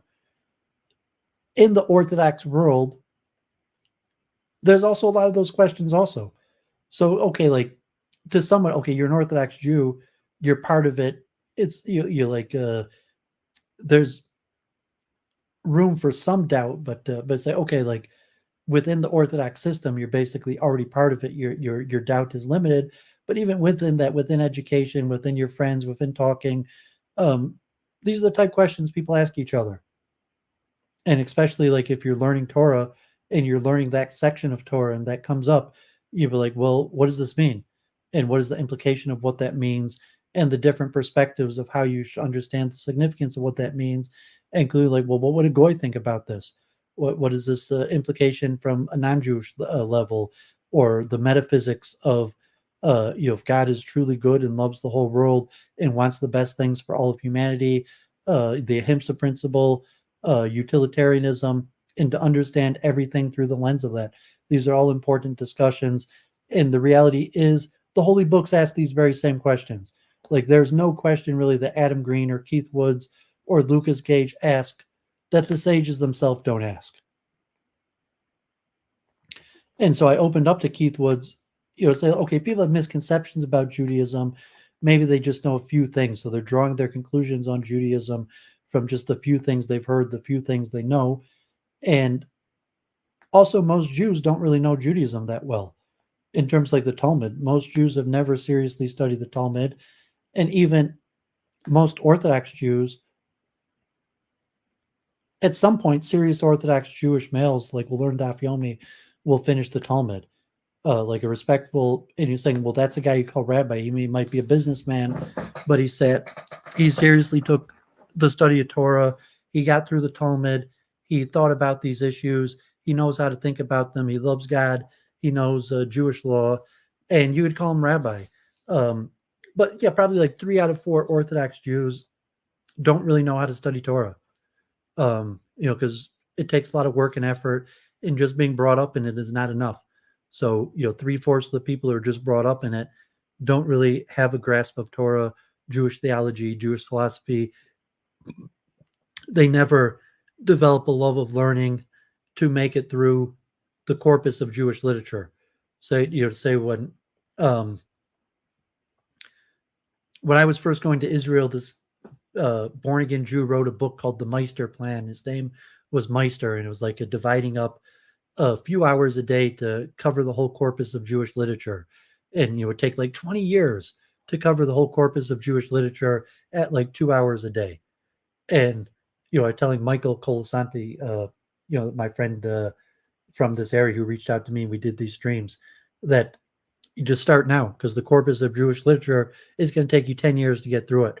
Even if you do like 2 hours a day, it's going to take you 10 years to get through it. You better start now, and you better increase it. Like if you're in 15 minutes a day, get it to 30 minutes a day, get it to an hour or two a day, because even at 2 hours a day, it's going to take you over a decade to get through the corpus of Jewish literature to really have a grasp on Judaism. Judaism's that complicated where it takes you decades. You were talking about the science of expertise, Malcolm Gladwell, Eric Erickson, and the 10,000 hour rule. Like, yes, you have to dedicate 10,000 hours to Judaism to be an expert on Judaism. And even like Hebrew, Doooovid's not even an expert in Hebrew. Like, I've dedicated way more than 10,000 hours to Judaism. I probably dedicated like 30,000 hours to Judaism. But I've only dedicated probably a few hundred hours to the actual study of the Hebrew language. And like, I've dedicated quite a bit of time. I've dedicated a few hundred hours to the study of the Hebrew language. Like, I picked up Yiddish and Aramaic, but like, I'm not an expert in Hebrew at all. I can't even speak good Hebrew. I can't even understand, like modern Hebrew speakers if they're speaking quickly, because time is short. I didn't dedicate that much time to the study of the language. But yeah, to say, uh, but to say that, yeah, most Orthodox Jews have not really mastered Judaism. They never fell in love with learning. They never acquired the basic fundamentals to learn, and then were consistent about doing it for years of like decades. And really, like, okay, thank God I fell in love with Judaism in my youth and spent the best years of my life in Jerusalem and yeshiva. And by the time I was 20 years old, had a basic grasp on how to learn a page of Talmud, what Jewish law was, um, how to be an Orthodox Jew, follow the law, look up the law, study Torah. And then for the last 25 years of my life, I have consistently studied Torah. So, now as a middle-aged man, I've finished Talmud more than once. I've finished the major corpus of all Jewish literature. I've studied significant amount of Jewish law. I've studied hundreds of books of Jewish philosophy, Musar, Hasidus, Kabbalah, because I've been consistent about it for decades now. And even 5 years of my life, I was full time.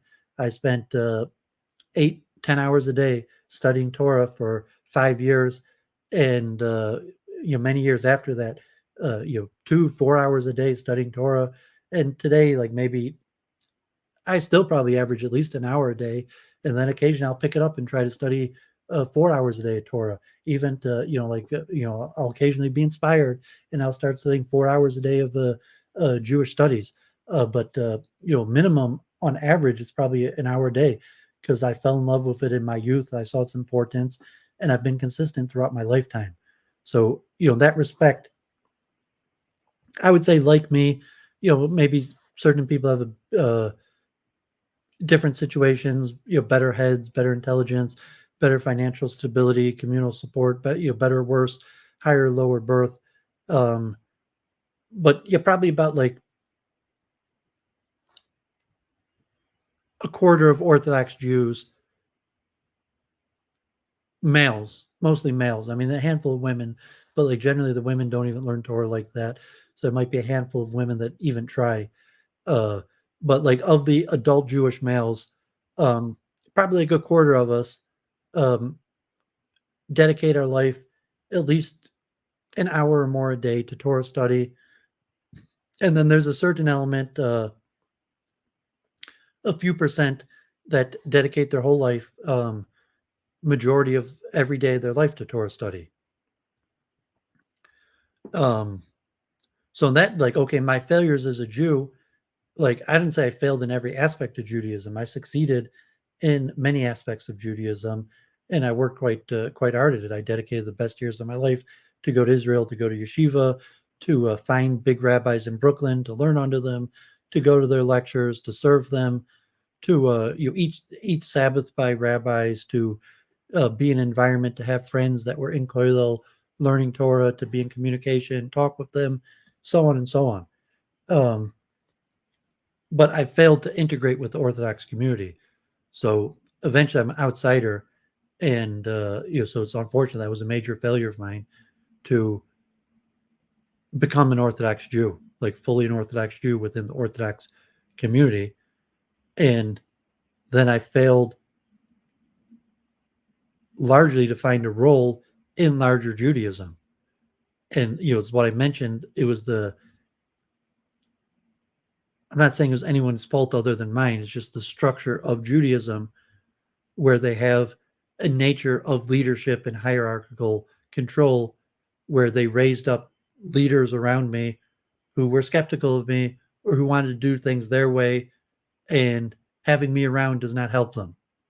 Even though I might have a value proposition, I might donate money, I might help out, um, but generally I don't fall into authority structures well. Say like recognizing the authority structures that makes for their cohesive uh, cultural structure. So in that respect, I failed as an Orthodox Jew. I failed to find a role in larger Judaism. I failed to find a Jewish girl, a Jewish woman, to build up a family. Um, for multiple reasons, but many cultural just I failed to integrate into Orthodox society, so I couldn't marry an Orthodox girl or marry someone who wanted to be Orthodox. And then in secular Judaism, I'm still largely trying to be Orthodox, and most of the girls outside of Orthodoxy are extreme liberal, Democrat, activist, and feminists. And so, almost all of that was just a no go with finding a Jewish woman who are, feminist activists, connected to their Judaism to democratic politics, and so that's another failure. So, I've succeeded a little bit as an internet personality. Um, Gandalf, Cohn. I mean, Cohn's British. Now, I'm pretty sure Cohn served in the IDF, and like he's a British dual Israeli citizen and married a Mizrahi woman. Um, and he built up. I mean, he might have some sort of a federal government or something, but he just became a Jewish activist and built up an organization around it that is largely independent. But I don't know that much about him. Um, I mean, I think he's also partially Jewish from, I'm not sure the exact details, if it's on his mother's or father's side or if he had to go through a conversion, but I'm pretty sure he served in the IDF. And so whatever the case, but he's also partially comes from a product of intermarriage. But you could ask him about that. I think he's relatively open about his biography. So you follow his channel or his people. I think he's relatively open about it. So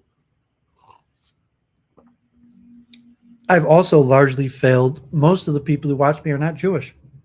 Um, like Judas is like also half Jew like me. Um, a lot of the Jews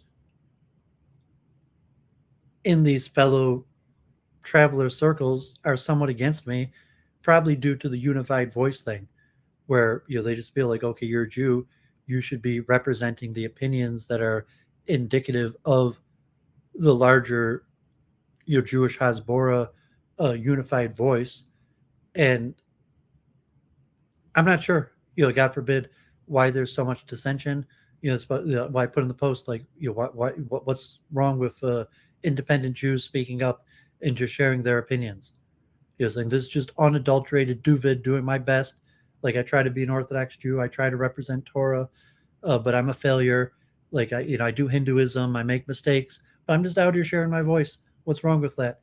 But there's a lot of pushback. So like I failed, like Babscast for a period of time. We had the Babcast going in like a little Jew sphere. Like Kyle, Judas, Babs, but it didn't work out. So I don't even have like an internet circle of Jews. Like Michael, for a while, we had the program. He lives quite a distance from me. So, like he contacted me.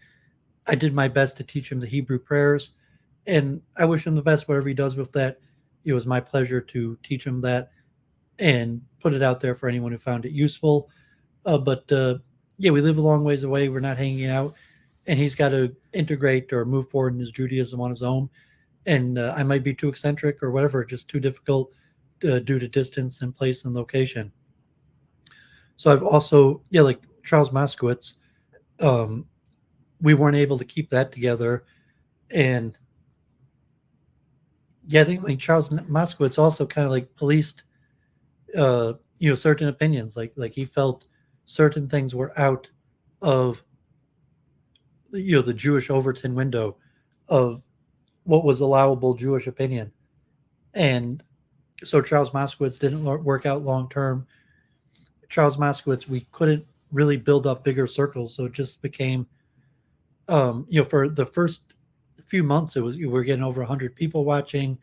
There was a lot of interaction. We were having, more people, but it didn't work out long term. And then it was just me and him arguing, and like no one else was watching. And I'm not going to blame him. I mean, certainly he ran his show in the way that he wanted to, but it wasn't conducive for growth, and it didn't grow. We weren't really able to create like Torah Jewish circles. Like he was more interested in like the Trump election fraud and various issues that he kept on harping again and again. It's like every episode he would go in again about the things he cared about, and that's probably part of the reason he was wanting to do his show, but it didn't work out. So like he's hardly doing his show anymore. And like I wish him the best. I'd still talk with him if he wanted to, but it just wasn't going anywhere. Like like I'm not gonna say. I mean, I thought it was worthwhile. I enjoyed the conversations. I learned a lot from Charles. God bless him. And but it wasn't going anywhere, and that's probably why he's not even doing much at all. And I'm not sure if we kept on talking if it would go anywhere. So and he wasn't really interested in my advice for how we could do it in a way that would grow. Lowell Gallon, that didn't work out. God forbid. Like almost worked out. Like I was in Jerusalem 2 times a week for a few months. I was for like almost half a year, 3 4 months. I was live in Jerusalem 2 times a week with Lowell Gallon. He even had me like listed, in the show credits. I was on the show with his guests, and I got him on YouTube. But he also had a problem with the censors and some stupid argument over nothing, and he turned against me, and haven't worked together since. Like Lowell Gallon, I was on Roseanne Barr. I got to, but Jennifer also, she was working for him. He was going to pay her. We got the stream. I got Jennifer on for the episode with Roseanne Barr, but then we had some stupid argument over nothing, and stopped working together. So, that was unfortunate because like then I was in real Jewish circles, Lowell Gallon and Les Glassman in Jerusalem, and we were talking to rabbis and Jewish scholars, and he still got his show going on with some viewership on Rumble. He had that doctor for a while, the Zev, the COVID conspiratorial doctor for a while, who passed away, God forbid. Uh, that had big viewership, but his viewership has kind of dwindled. But yeah, that was unfortunate. That did, so every collaboration with Jews I tried to do failed. Lowell Gallon, Charles Moskowitz, Luke Ford. Um, I mean, we still talk every once in a while, but like, me and Luke failed to build up a Torah platform, and so now most it's me talking to non-Jews. A lot of the non-Jews who want to talk to me are largely counter-Semitic, and I think largely the reason for that is because they don't know too many Jews, and they have semi-hostile opinions of Jews in the way that most Jews don't want to talk to them. So there's not that many Jews who are in these circles. So it's basically just Doooovid and a handful of Jews. So like at this point already, Doooovid's one. Even globally, like Kevin McCairn in Japan. I spoke with Ryan Dawson, um, Lucas Gage, No More News, Keith Woods. Um, I'm probably one of the better known Jews, dissident, Jews who talks to, who does these type conversations, just because there's no one else who does it. Like Rabbi Judas Maccabeus, he stopped doing it. He disappeared. He turned like strongly against me. Like he's anti. Like if you asked, like he's completely against me. Um, Joseph Cohn, he might still be doing it a little bit, but yeah, I don't think Joseph Cohn's really doing debates. He's just talking with like Palestinians or Arabs or doing his programs. I don't think so. There's almost no one doing debates like Quibbles with Coffee. I was talking with him, like he's one of the few people, like politically provoked tomfoolery. Um, but yeah, it's unfortunate, because conversations are important. Rising counter-Semitism, probably the best thing to limit counter-Semitism is open, honest conversations. And people are scared, because Doovid's, uh, sort of say legitimizing anti-Semitic claims. Say, well, yeah, Jews do push for immigration and do support multiculturalism, or talk about anti-Zionism, and it's saying, well, we don't want you talking to these people because uh, we only want someone who's going to delegitimate those claims. And if you legitimate these claims, you're bad for the Jews. But think, no, I mean, open conversation, honest conversations. And it's like, yeah, we disagree. We, as individuals and as members of groups, have different ways of looking at the world. And yeah, I mean, Rudy Rockman, I mean, he's around. I'm not sure if he's doing that many debates. I haven't seen a Rudy Rockman debate in a long time. And like, he maybe does like the campus debates where he'll set up a table or get invited to a university. But I haven't seen Rudy Rockman do like a online debate. Sula, he was doing online debates. So I mean, Doovid's semi-friendly with Sula Adar. He was on Modern Day Debate, so props to Sula for stepping up and doing it. I encouraged him. Like, I was on his channel the last few weeks on his open stream, and I actively, even though we disagreed on a lot of things, I openly encouraged him to do what he's doing, and props to him for doing it. Props to him for stepping up on Modern Day Debate. I hooked him up to talk to Adam Green. So definitely props to Sula. He's got a bigger channel than me, more reach than me, but yeah, he's one of the people doing that. Also, God bless him. Even the Juminati, whatever reason, like Mossad, we don't get along that well. It's always ended up in shouting matches. Generally like the plurality, where like I'm going to say something, he's like, you're wrong, and you're just saying, okay, like two Jews, three opinions. But it's like, no, there's a unified Jewish voice opinion, and what you're saying is wrong, as opposed to, um, but yeah, I mean, even the Juminati, uh, okay, like God bless him, he's out there, he's trying. Although, is his effort by trying to quash the other Jewish voices in the space? That's why I told Benjamin Zev, like Keith Woods brought him on. I didn't say anything bad about him. Like your first thing he did was say something bad about me. I didn't say anything bad about him.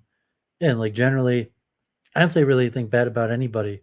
Like if I had conflict, I've had arguments with Joseph Cohn, Judas Maccabeus, Mossad, but I'm not like I have nothing bad to say about them.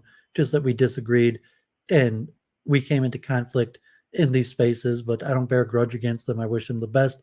I don't have any issue with them continuing to try to be involved in these spaces and express their voices.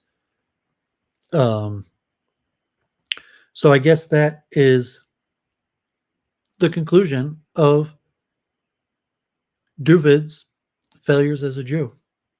So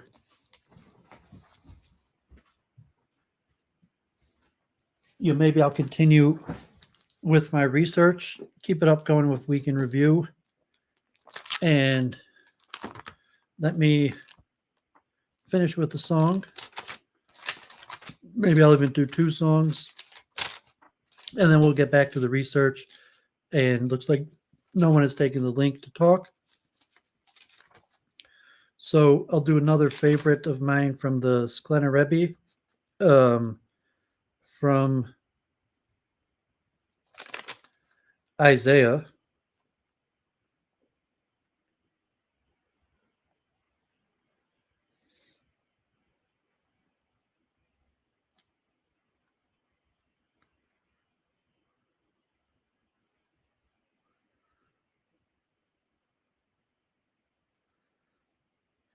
Sorry, one second. Just find this. I've chanted this one before. Another Sklener Rebbe tune.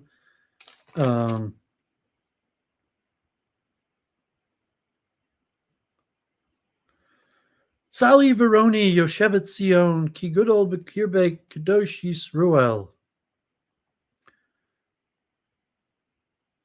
Exult and sing for joy, O inhabitant of Zion, for the Holy One of Israel has done greatly among you. We got Judas on.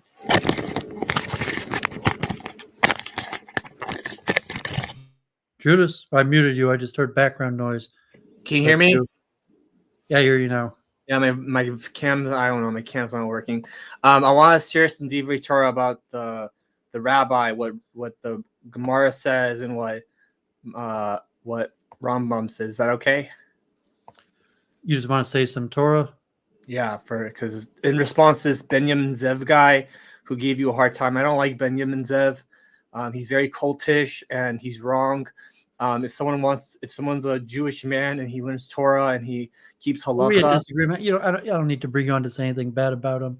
You say whatever you disagree. Is that your screen you're trying to share? Yeah, I'm trying to find.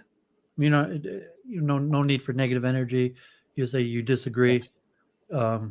This is what the Rambam says. This is from Moed Katan. It's actually from Moed Katan 17a. It says, our sages said, if a teacher resembles the messenger of the Lord of hosts, seek Torah from his mouth. If he does not, do not seek Torah from his mouth. Very simple.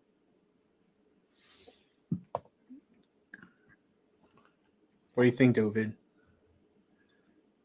Yeah, and Torah study is important. Positive message. Also working together.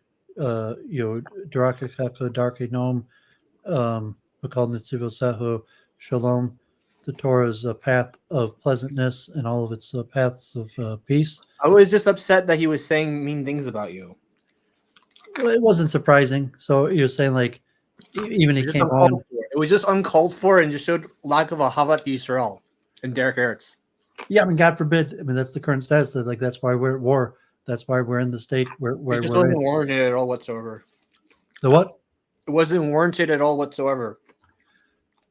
Yeah, I mean, bad character in general is never warranted. Anger, jealousy, pride, none of these things are ever warranted, but they're natural human character. Everybody suffers anger, pride, jealousy, and it's largely these bad character traits that give rise to bad character. And, so why every person, when we die, the Talmud says, gives the same excuse. Why did we behave so poorly? Why did we sin? Because we were struggling with the Yetzer Hara, because, God forbid, we lost the battle to our evil inclination.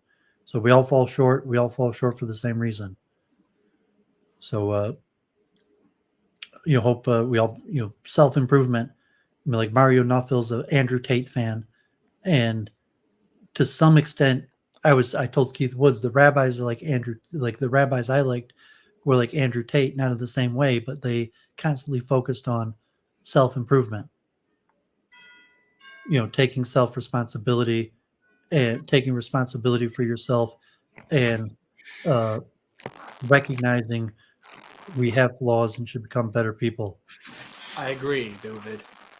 Rabbi Doovid. Harav. So you want to chant a song, or you got anything else you want to say? Can you chant a Hasidic nigun or a melody of some kind with maybe a verse of Tehillim? No, can you chant a verse of Tehillim in honor of the upcoming Yutis Kislev this Shabbat? Okay, well, let me do this first from Isaiah first. This is Isaiah 12:2. I already had this ready. Tzali v'roini yoshevet Zion, yoshevet Zion, ki gadol b'kirbei kadosh Yisrael, kadosh Yisrael. Tzali v'roini yoshevet Zion, ki gadol b'kirbei kadosh Yisrael, kadosh Yisrael. Tzali v'roini yoshevet Zion, yoshevet Zion, ki gadol b'kirbei kadosh Yisrael, kadosh Yisrael. Okay, I'll do a quick Chabad song from Tehillim for what day? What day is Yud Tes Kislev? It's on this Shabbat, Parshat Shabbat Parshat Vayishlach. I forget what does Yutas Kislev celebrate? I don't really know too much about it. I have to learn more, but it's the Rosh Hashanah of Hasidus. It's the Rosh Hashanah of Hasidim. Okay, I mean, a lot of times it's something specific in the lineage of the Chabad rabbis, like something happened. Yeah, it's the yard site of the Rebbe of the first Chabad Rebbe. Okay, so this song is from the first Chabad rabbi, Psalm 62. Ak Lailohim doimi nafshi kimi meni tikvusi aku tsuri vishuosi miskabi lo emot. Only for God wait thou in stillness, my soul, for from him comes my hope. He only is my rock and my salvation, my higher tower. I shall not be moved. That's beautiful, Doooovid. This is why I come to your channel. This is a famous tune from the first Lubavitch Rebbe, Shneur Zalman, Schneerson, the Bala Talmud. Please go on. And it starts with, it's a mixture between a tune and the words. Yama ma ma ma mo yo yo yana nai nai ya yo yo yam ay ay ay ay ay ay ay ay ma ma ma ya ya ya ma ma ma ya ay ay yo ma ma ma yo need guitar. Yo yam yada da yo yam ak lelohim doi mi nafshi ki mi menu tikvusi akitzari Vishiusi Miskabi Loyemot Ayayo yo yo yo Mama ya ya ya Ayaya Mama yo yo Mama Yada da yo yam Oyak lelohim do mi nafshi ki mi meni tikvusi Oyak itzari vishiusi Miskabi loyemot. So the words obviously come from Tehillim, but the tune itself is older than America. That tune was one of the 10 tunes of the Alter Rebbe, the first rabbi of Chabad, disciple of the Baal Shem Tov. So thank you, Rabbi Doooovid. That was beautiful. I would love to hear more on this. You probably know this one. This is a famous Chabad one. I was talking about rebuilding the temple with Kevin McCairn and say like whether we should rebuild the temple or how it's going to happen, like Messiah, but say like this will only be over when the temple is rebuilt.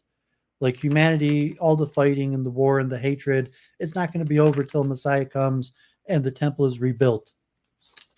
So these words we say every morning at the end of Korbanos, right before Psuka de Zimre. Shibanu Beis Hamikdash Bimhera Biyamenu Fisein Kelkenu Bezora Sacha.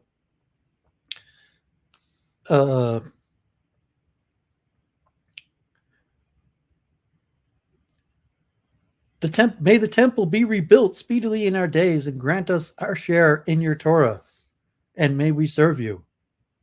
So, you know this Chabad tune?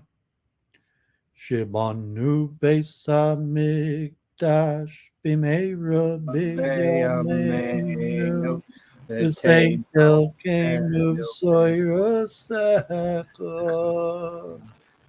Shibanu Besamigdash Bimera V'yameinu V'sein Elkeinu Soiraseka Shabanu Besamigdash Bimera V'yameinu V'sein Elkeinu Soiraseka Shabanu Besamigdash Bimera V'yameinu V'sein Elkeinu Soiraseka. There's actually a whole bunch of tunes for, like the tune Sur Michelot, the fourth stanza has the Yabone Amigdash. Yeah. You know that one? Nice. Why? Because you're real good. You want to see it? Yeah. I'm on. Oh, go play with her with this. Sorry, I'm with my sister's walked in. Okay, so this is from the Sur Michelot tune, the fourth stanza, that Yabane Migdash Irtzion Tamale Vasham Nashir Shir Chadash. If you actually the stanza before, you know the Rachem B'chazdechu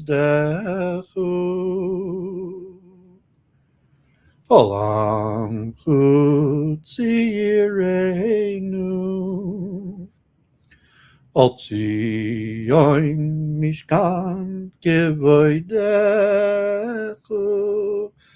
Zvul Beis Tifarteinu Oy ben Doooovid Avdecha Yovoy V'yiguleinu Ruach Apeinu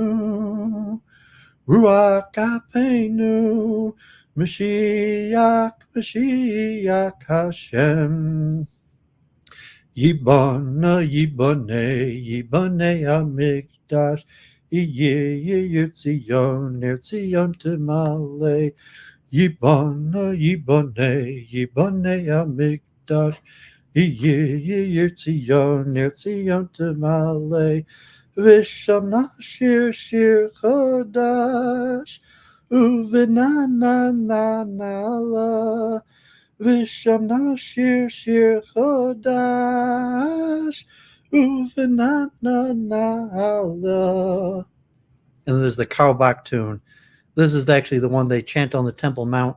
Oh, I think it comes from Kaubach. The Yibune Hamikdash, Yibune Hamikdash, Yitzion Timale, Yibune Hamikdash, Yibune Hamikdash, Yitzion Timale, V'sham Nashir Sheyechudash, Uveranale, V'sham Nashir Sheyechudash, Uveranale, Yibune Hamikdash, Yibune Hamikdash, Yitzion Timale, Yibune Hamikdash, Yibune Hamikdash, Yitzion Timale. So I was just watching before this started. Katie Halper had Rabbi Yaakov Shapiro, like the most famous anti-Zionist rabbi in Brooklyn, who wrote that big book, The Empty Wagon. Katie Halper actually went to Dalton, the same school the Babs went, and has used to work with Rolling Stones. Now it's this big podcast, but he was like talking anti-Zionism and saying, well, Yibune Hamikdash Irtzion Tamale, may the temple be rebuilt, the city of Zion replenished. There shall we sing a new song with joyous singing. But okay, Zion, all these songs, Yibune Hamikdash Irtzion Tamale, rebuild the temple and fulfill, complete the city of Zion. But does that mean the state? And so the temple, the messianic prophecies. And that's why, I told Keith and Kevin McCairn that like the prophecies of Isaiah are largely positive and portray this messianic vision of better things for the whole world. That like, okay, there's a few statements in the Talmud that talk about having slaves or the downfall of the goyim, even like laughter. The prophets say, okay, like the wicked will be punished, but the messianic era is largely believed to be positive for everybody involved. It's not like, okay, the Jews are going to reign and rule over the world. It's that it's going to be good for everybody. And the temple, the return, allowing atonement, the return of the glory days of humanity. God's presence can return to the world only when the temple is rebuilt. So that's the heart of Judaism. Subservient to the law. But that's all I got. So if you got any last words, otherwise I got more stuff just on my general research. No, Hail Doooovid, thank you for having me on. Have a Shavuot Tov and have a happy Yutas Kislev. Yeah, past Hanukkah's coming up, so maybe happy Hanukkah. Maybe we'll do a Hanukkah stream. Bli Neder. Thank you, Rabbi. Have a good day. Bye-bye. Okay, thanks for coming on. God bless. Okay, so it was not anything else.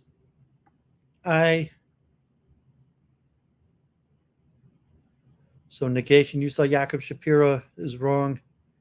Anti-Zionist arguments are damn crude. Yeah, I mean, some of his scholarship, his book, The Empty Wagon, versus his arguments that he was on Kim Iverson and he's been making the rounds. He's a rabbi in Brooklyn, Seagate. I'm not sure if I've heard of Javier Milei.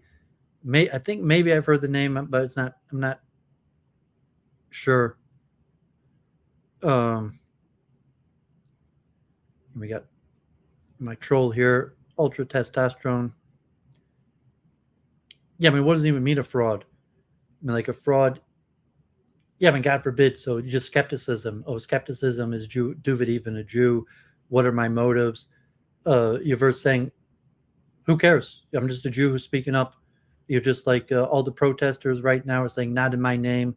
So I'm just a Jew sharing my feelings, my thoughts, my scholarship, my learning.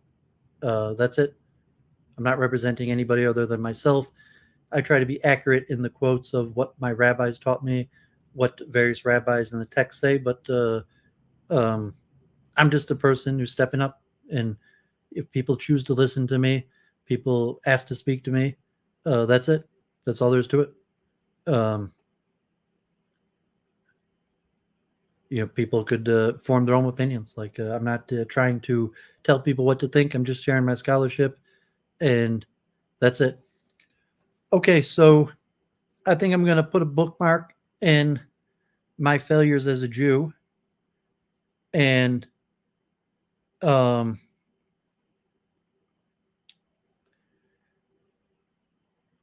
ultra testosterone is the only person I blocked on Twitter, and I keep on unblocking him. Like I block him, and then after a while, because he's the only one I block, I unblock him, and then like he starts tweeting me again, so I have to block him. But I mean, you could time him out if you want, but I mean, if he's not doing anything against the Twitter rules, I wasn't even going to time him out. But I don't have anyone blocked. But if you want, you could time him out. But whatever the case is, like God forbid, you don't have to watch Doooovid. Like you're voluntarily tuning into this. You didn't have to watch my interview with Keith Woods. You don't have to follow my content.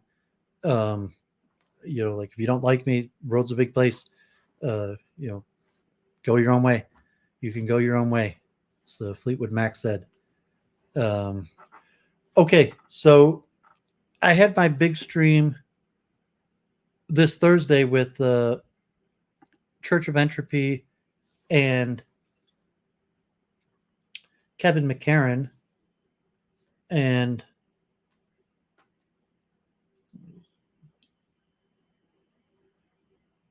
it's Claire. Okay. And we ran.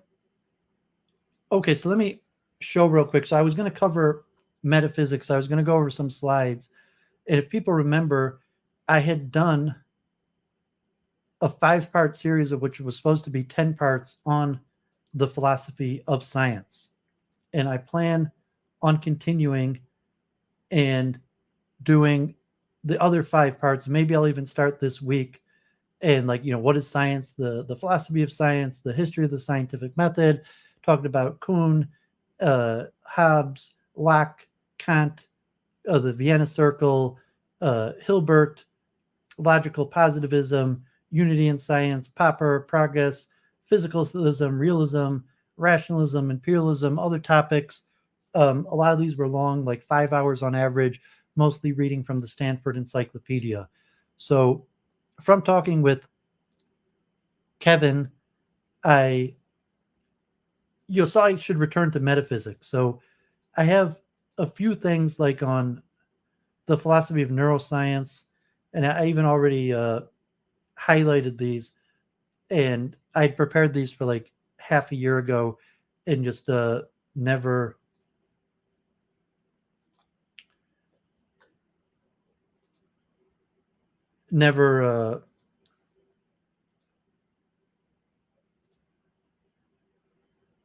I thought I had these highlighted. But I prepared these like half a year ago, and then I never finished the series. And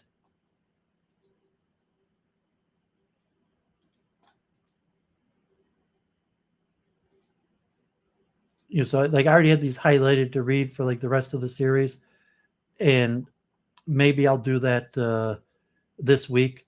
I'll continue the series. And then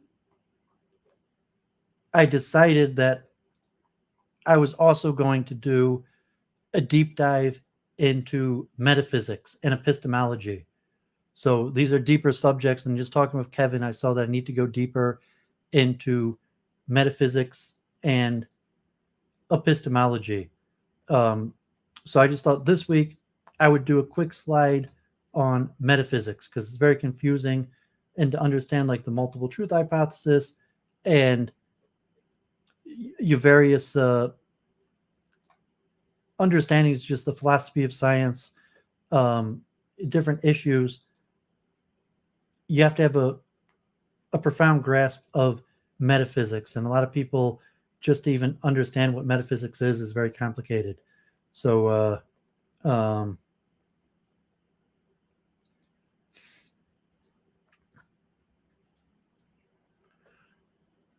let's look at these quick slides on what is metaphysics, and then hopefully this week or next week. This week, hopefully I'm going to do one on the philosophy of science because I already have some of the stuff prepared, and then I'll take a short excursion and talk about epistemology and metaphysics. Metaphysics is extremely complicated. Metaphysics is really Greek, so there's some overlay, like Jewish theology has a lot of metaphysics in it, but it's really like a Western philosophy of the Greeks and through the Catholics. So what is metaphysics? What is real? Metaphysics presupposes some theory of what is real and what exists. Metaphysics is closely related to epistemology in the same way that epistemology asks what is knowledge and how does it differ from opinion belief. Metaphysics asks what is reality and how does it differ from mere appearance. What is reality and what are the standards or criteria for what count as real? Both Eastern and Western traditions have similar definitions of reality. That is, what is permanent, unchanging, and uncaused can be real. The reason the metaphysics was important was related to transmigration of souls. The soul, what is the essential I? Reality that can consist of matter, materialism. Physical objects are real due to the evidence gathered from the senses and perception. It insists that matter alone provides a sufficient explanation of reality. Understanding its physical processes is sufficient. Reality then can consist of ideas, idealism, thoughts, concepts, minds are real due to the a priori notions of the mind. Reality that can consist of both matter and ideas, dualism, material and immaterial exist, body and mind, but how does one explain the relation between the two due to their different nature?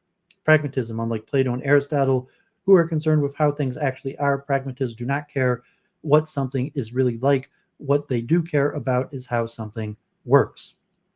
The ordinary position regarding the existence of physical objects. Objects exist because we The senses can perceive them. Why is an object existent? An object in the garden. It persists over time. Its existence is not only temporary. The object is conceivable by sight and touch by many observers. It occupies space. It is capable of motion. It has shape and size. The object does not depend for its existence on the mind of an observer. We can apply the same principles to any object in the universe. This position is called naive realism. Metaphysics does not present arguments to prove that objects do not exist, but it is possible, it could be, that we are mistaken about their existence. So arguments against naive realism: direct perception. Physical objects are known through visual illusion. Is seeing as it is seeing as it is not. Causal argument. What is present in the visual field of an observer depends on the conditions of illumination, structure of the eye's nervous system. Distinction between sense data and physical objects. Sense data are not qualities of physical objects nor part of the physical objects. How can we claim that physical objects exist? Senses: sight, touch, sound, smells, taste. So we perceive objects through the senses, but we don't have direct perception of the objects themselves other than through the senses. So you have Rene Descartes and his problems of skepticism, general skepticism. There are no indubitable beliefs or presuppositions. Skepticism concerning the existence and nature of the external world. The existence and nature of the external world cannot be known. Descartes' problem of radical doubt. Treat any belief that is to the slightest extent uncertain and subject to doubt just as though it is obviously false. Accept only those beliefs that are completely certain and indubitable. Work on the foundations of my beliefs. Foundational beliefs. Empiricism. True beliefs are acquired through sense experience. My beliefs are not products of insanity. My beliefs are not products of my dreams. Physical objects. Even if we fail to perceive physical objects accurately, the primary measurable qualities of such objects, matter, extension, shape, quantity, size, location, time, are really real. Even if empirical beliefs are subject to doubt, mathematical propositions are indubitable. In Descartes' second meditation, refutation of radical skepticism, cogito ergo sum. I think, therefore I am. If I am deceived, then I must exist. I cannot doubt the truth of the statement, I exist. Thus, radical skepticism is refuted. The mind-body problem in Descartes' psychosomatic dualism. 3 metaphysical perspectives relevant to the mind-body problem. Metaphysical dualism: reality is two-dimensional, partly material and partly non-material, minds, ideas, soul, spirit, consciousness. Metaphysical materialism: reality is nothing but matter in motion in space and in time. There are no non-material realities. Metaphysical idealism: reality is nothing but mind, idea, soul, spirit, consciousness. Matter does not exist. Illusion. Application to the mind-body problem. So metaphysical materialism: a person is nothing but a physical organism, body only. Metaphysical idealism: a person is consciousness only, mind, soul, spirit, not at all a material being. And metaphysical dualism: a person is a composite of mind, consciousness, soul, spirit, and body. Cartesian dualism: I know with certainty that I exist, cogito ergo sum, but what is the I? Am I my body? No, because I can doubt the existence of my body, whereas I cannot doubt the existence of myself, the I. I am the thinking thing, a thing that doubts, understands, affirms, denies, wills, refuses, imagines, and has sensations. Can you doubt the existence of your body as well as other physical things? Why or why not? I can conceive of myself as existing without a body, but I cannot conceive of myself as existing without conscious awareness. Therefore, meditation 3, skepticism concerning the existence and nature of the external world and the existence of God. Meditations 5 and 6, God and the removal of doubt as to the existence of the external world.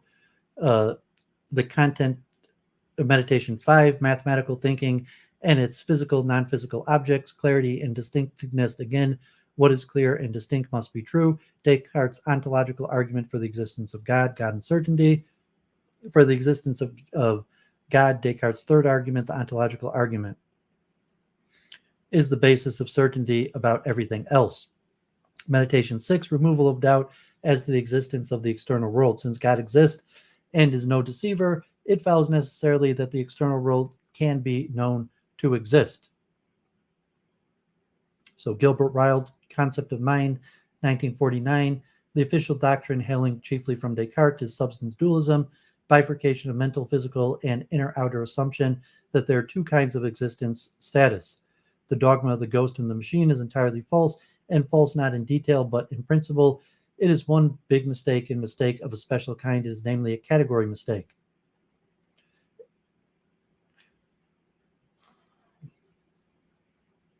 Assumption that the mind belongs to the category of mechanics, things, stuff, causes, but according to the official doctrine, mind has to be a non-physical, non-mechanical thing, stuff, cause, and it cannot be governed by mechanical law. Descartes is wrong to think that our outward actions or behavior is evidence for an inner state that causes our behavior. Using psychological predicates to refer to mental objects is a category mistake. For example, according to dualism, attentive listening would be two acts. Firstly, the physical process of receiving sound, and secondly, the mental process of attending, which causes our listening to be attentive. But a person is not listening as a physical action and being attentive by mental action. This is merely one process characterized as attentive listening.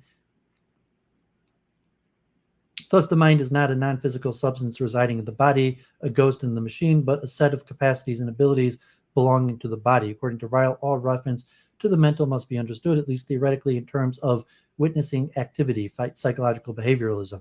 Criticism of Ryle's psychological behaviorism: not all mental states are shown in behavior, inadequate when applied to yourself. Behavior is not indicative of mental states, but the other way around, doesn't account for qualia.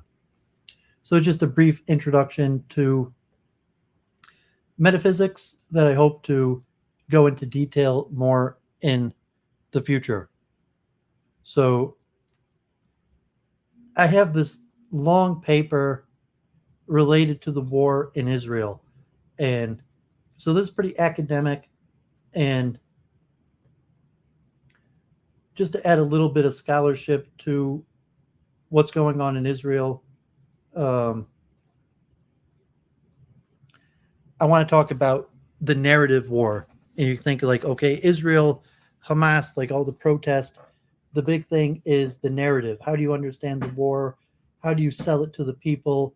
How do you sell the implications? So besides the actual military strategy, what's going on the ground operation, but what is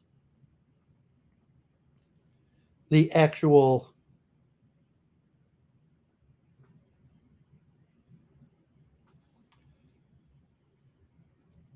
democratic society? What is the actual narrative that is sold to the people?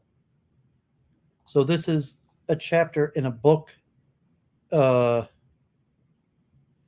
to Win Wars, the Role of War Narrative, from, I think this is from Oslo, Norway. So from scholars in Norway.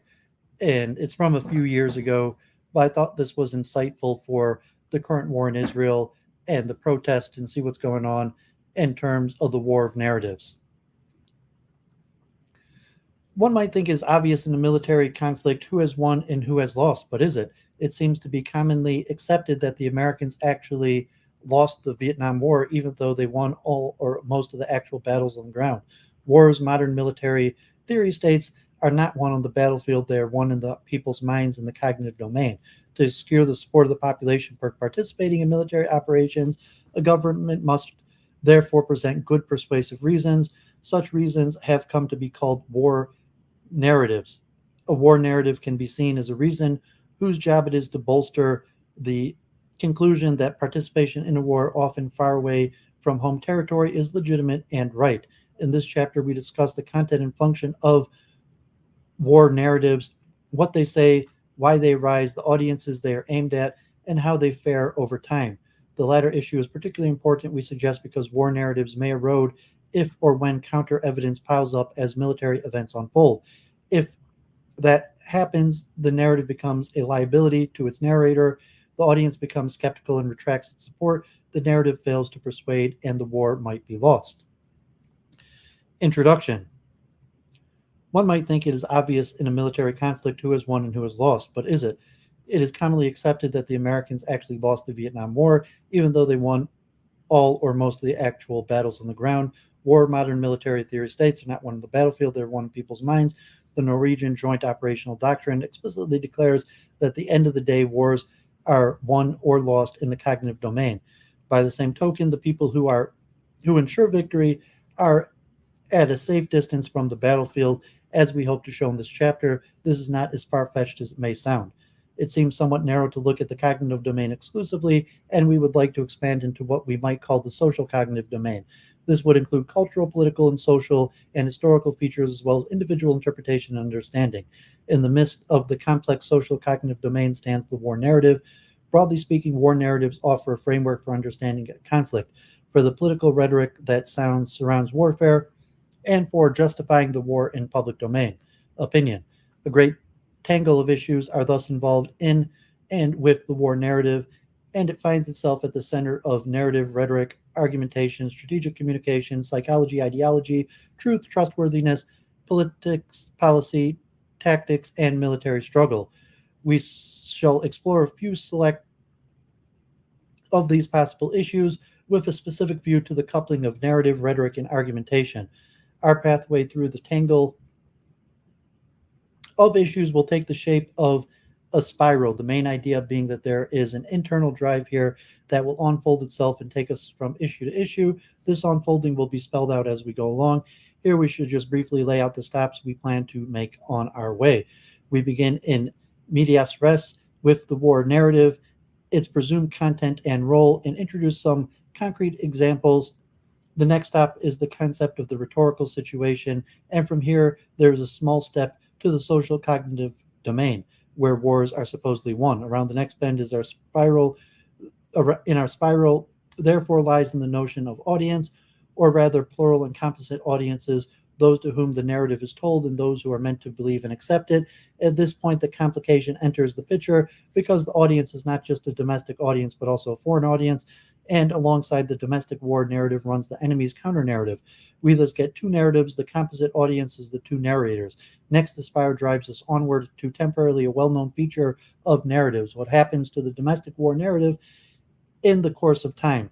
Here, confirming and disconfirming evidence enter the stage, and the issue of the truth of the war narrative arises. If counter-evidence piles up, the narrative erodes. We suggest sufficiently eroded, it will at some point in time become a liability to the narrator, and that brings us to the new rhetorical situation in which the war narrative might have to be revised. And then our spiral turns in on itself and brings us back to the war narrative. Is the war then won? We shall see. Narratives and war narratives. Narrative derives from the Latin term narrare, which means telling, and generis, which means having knowledge of something. As Jerome Bruner, 2002, points out, storytelling is found in all cultures.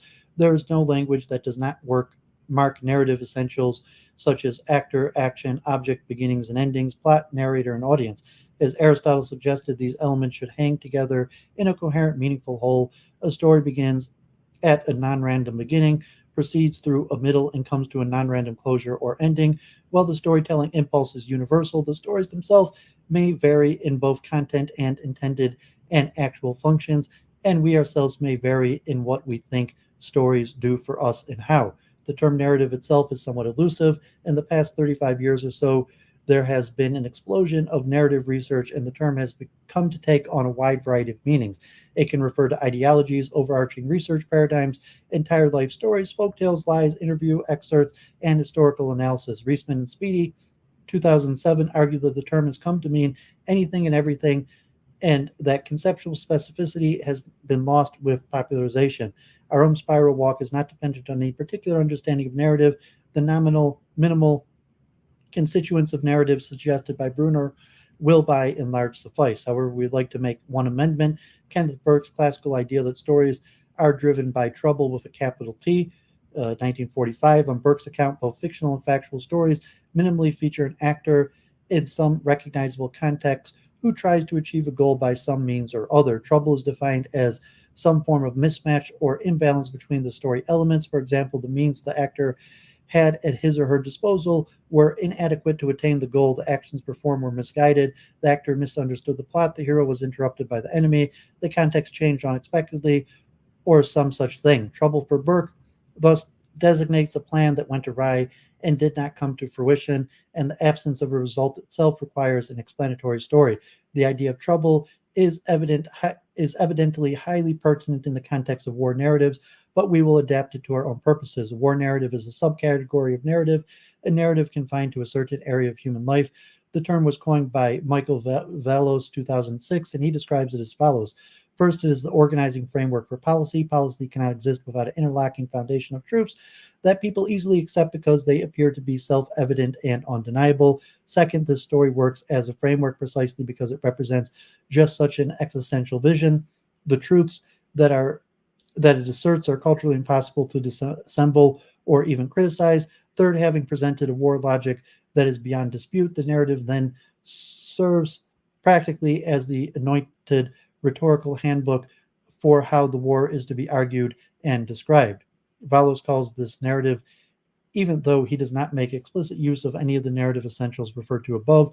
On the other hand, we can recognize the presence of a plot of trouble. There is war going on or about to begin. We recognize the importance of coherence and meaningfulness in Valos' undeniable and easily acceptable tropes.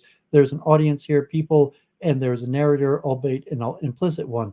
We would also like to highlight the goal hidden Valos formulations as an existential vision and a war logic beyond dispute. In military vernacular, the goal is talked of as the desired end state, and this is evidently of the greatest importance. More specifically, the major element found in most, but not necessarily all war narratives are the parties to the conflict, a definition of the nature of the conflict, the stakes involved, the desired end state, an identification of the means, and an estimate of the duration of the war. Some turns further into our spiral. We shall come back to the issue of the end state and discuss what might happen if the desired end state does not correspond to the actual end state, or what might happen if there's no perceived ending at all. For the moment, we sum up that war narratives are rather orthodox narratives, but that this is the established usage of the term.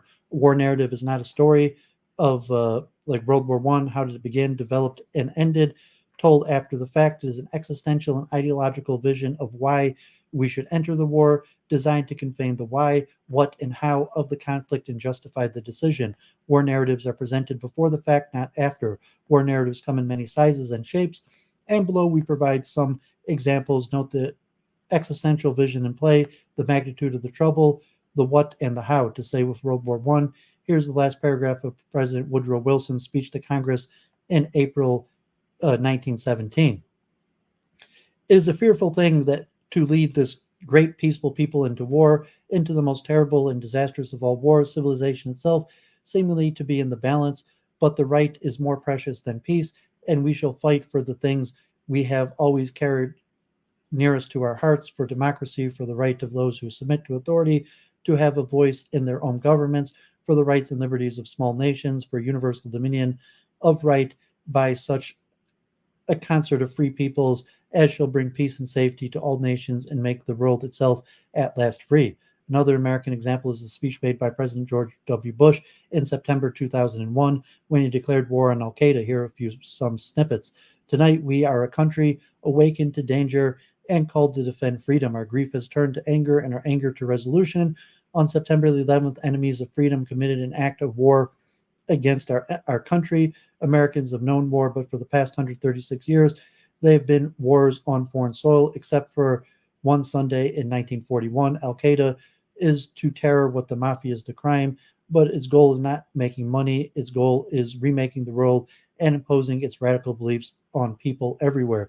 Now this war will not be like the war against Iraq a decade ago, with decisive liberation of territory and a swift conclusion. Americans shall not expect one battle, but a lengthy campaign unlike any other we have ever seen. The Norwegian war narrative on Afghanistan is, by comparison, more pedestrian and much less poetic than Wilson's narrative. An evaluation report from June 2016 states that Norway had three main aims for its involvement, listed in the following order: to be a good ally and fight alongside the USA and NATO against international terrorism, and for a better Afghanistan. The report talks of all three as aims. We would like to point out here that only the two latter aims can be construed as desired end states. The first is a reason, not an aim, and has in fact never been explicitly declared as an aim by the authorities.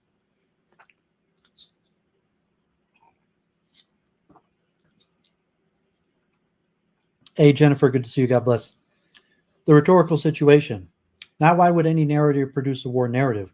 We take the view that a war narrative is a verbal response to what Lloyd Blitzer, 1968, calls a rhetorical situation. He defines it as a natural context of persons, events, objects, relations, and an exigence which strongly invites utterance. Something has happened. There are general feelings of concern. The public needs to make sense of what is going on.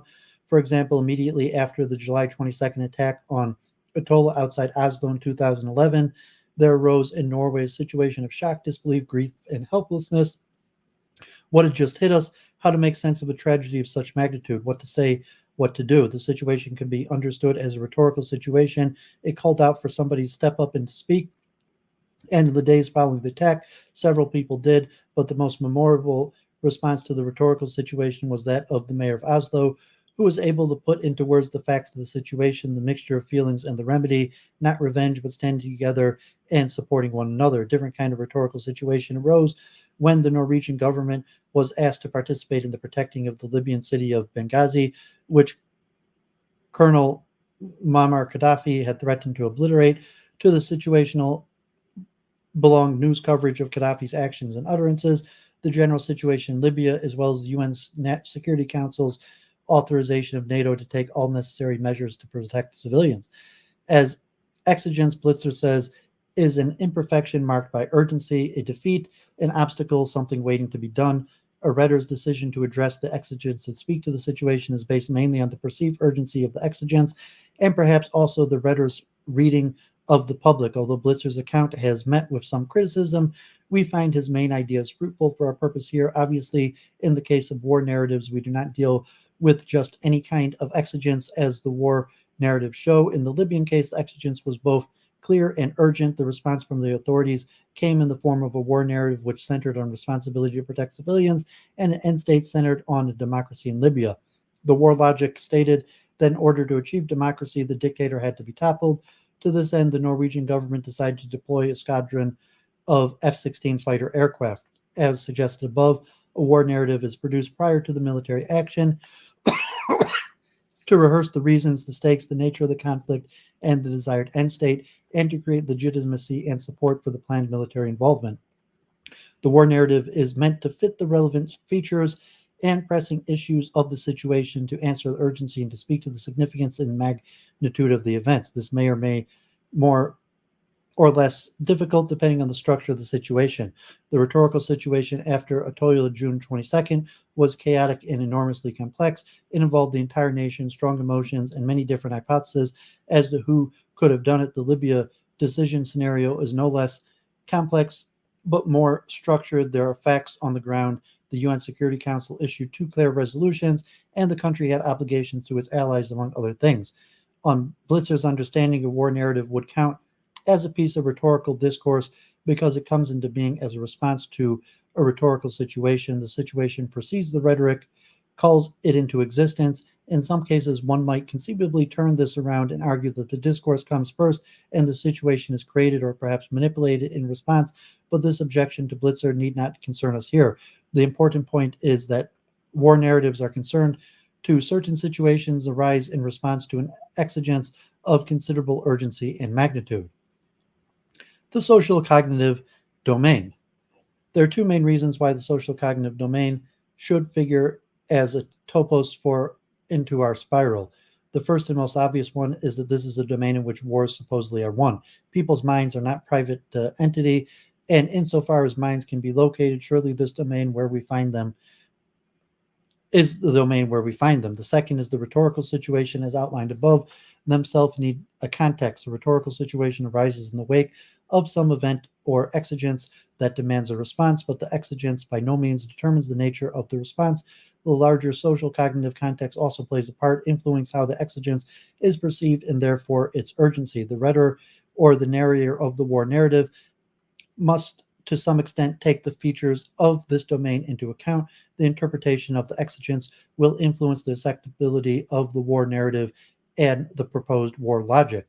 So what is a social cognitive domain and what do we find there? Some things we have already placed there: people, events, and exigence of some kind. According to Christopher Tyndale, 1992, a cognitive domain or cognitive environment, as Tinsdale calls it, is a set of facts and assumptions which an individual or group is capable of representing and accepting as true. Cognitive domains may be different for each of us, but portions of it will surely be shared, as the idea of a war narrative clearly presupposes. The cognitive domain will tell us what people actually know or assume, will not tell us what people actually know or assume, but it will tell us what they can be expected to know or assume, Tyndale argues. If the war is to be won here, the domain must be such that the exigence and its urgency is interpreted in a way that makes the war narrative attractive, relevant, and believable, and hence can support a country's decision to deploy fighter aircraft to Libya or a president's decision to lead a nation into war. Reception and understanding of the war narrative, Emily Goldman, 2007, suggests, is mediated by a social dimension of the social cognitive domain. This makes good sense both argumentatively and psychologically because social, emotional, and interactional dimensions strongly influence uptake. Events, information, and narrative are interpreted through culture, historical, political, and social experiences. Goldman does not mention emotions and values, but we could perhaps add emotions and national values to this interpretive filter. What kind of nation are we? Which international role do we want to play? What, if any, are our previous experiences with war? How people understand themselves and their country, the country's history and values, will evidently play a part in how they understand the rhetorical situation and make sense of the war narrative. In the social domain, or in the political corner, we also find the narrator, the producer, and the teller of the war narrative. While the teller may be one person, such as a president or prime minister, the producer is a composite entire entity loosely called the authorities, the parliament, members of the government, major coalition leaders, major opposition leaders, the defense staff, military leaders. Norway is asked to join in airstrikes against Libyan targets. In response to the rhetorical situation, a war narrative is generated describing the nature of the conflict, the adversaries, and the allies, the policy goal, the stakes, the duration, and the means. The very insertion of the war narrative in the social cognitive domain amounts to a change in the cognitive domain. Why and how the authorities propose to respond to a given exigence is made known to the citizens. The war narrative is then interpreted, discussed, criticized, understood, or misunderstood, or ignored by some. But changing the cognitive domain is only a necessary, not a sufficient condition if the war is to be won. In addition, a certain change must take place in people's minds. The parallel between rhetoric and strategic communication is conspicuous. Goldman argues that strategic communication at heart is a perception strategy aiming at aligning the perceptions or understandings of key audiences with the policy goals. So what does it take to change the cognitive environment such that people's understandings are aligned with policy goals? It clearly takes more than telling of a war narrative to achieve such alignment. For example, rather than being told just once, the war narrative must be kept alive in the social cognitive domain and occur continuously. It also requires that the policy goal, the desired end state, is clearly formulated. That is an issue to which we shall return in the subsequent section. There should be a consistent core message that flows from the policy goal. Goldman suggests, here's what we want, this is why it is good, and this is how we shall achieve it. Strategic communication is receiver-centric. Narrators must use their knowledge about the cognitive domain, their knowledge of what people could be expected to assume or believe.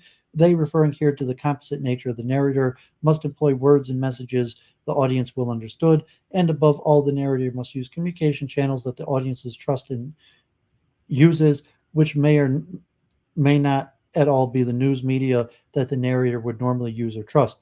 As Jamie Shea, NATO spokesperson during the Operation Allied Force, put it, winning the media campaign is just as important as winning the military campaign. The term winning suggests competition, and here we find another important feature of the social cognitive domain, its noisiness. Many different things, domestic and foreign, are going on at the same time, and information from all kinds of sources pours in. For what exactly is the narrative or war narrative up against here? The war narrative competes with numerous other stories and bits of information stemming from other governments, enemy channels, and national news media, as well as from private security companies and international NGOs. All compete in the social cognitive domain to make their story heard, convey their version of the conflict, and their suggestions for possible courses of action. We must remember here that the war narrative is the official story, the authorities' story. Some of the other stories may corroborate the official war narrative. Some may provide stark contrast.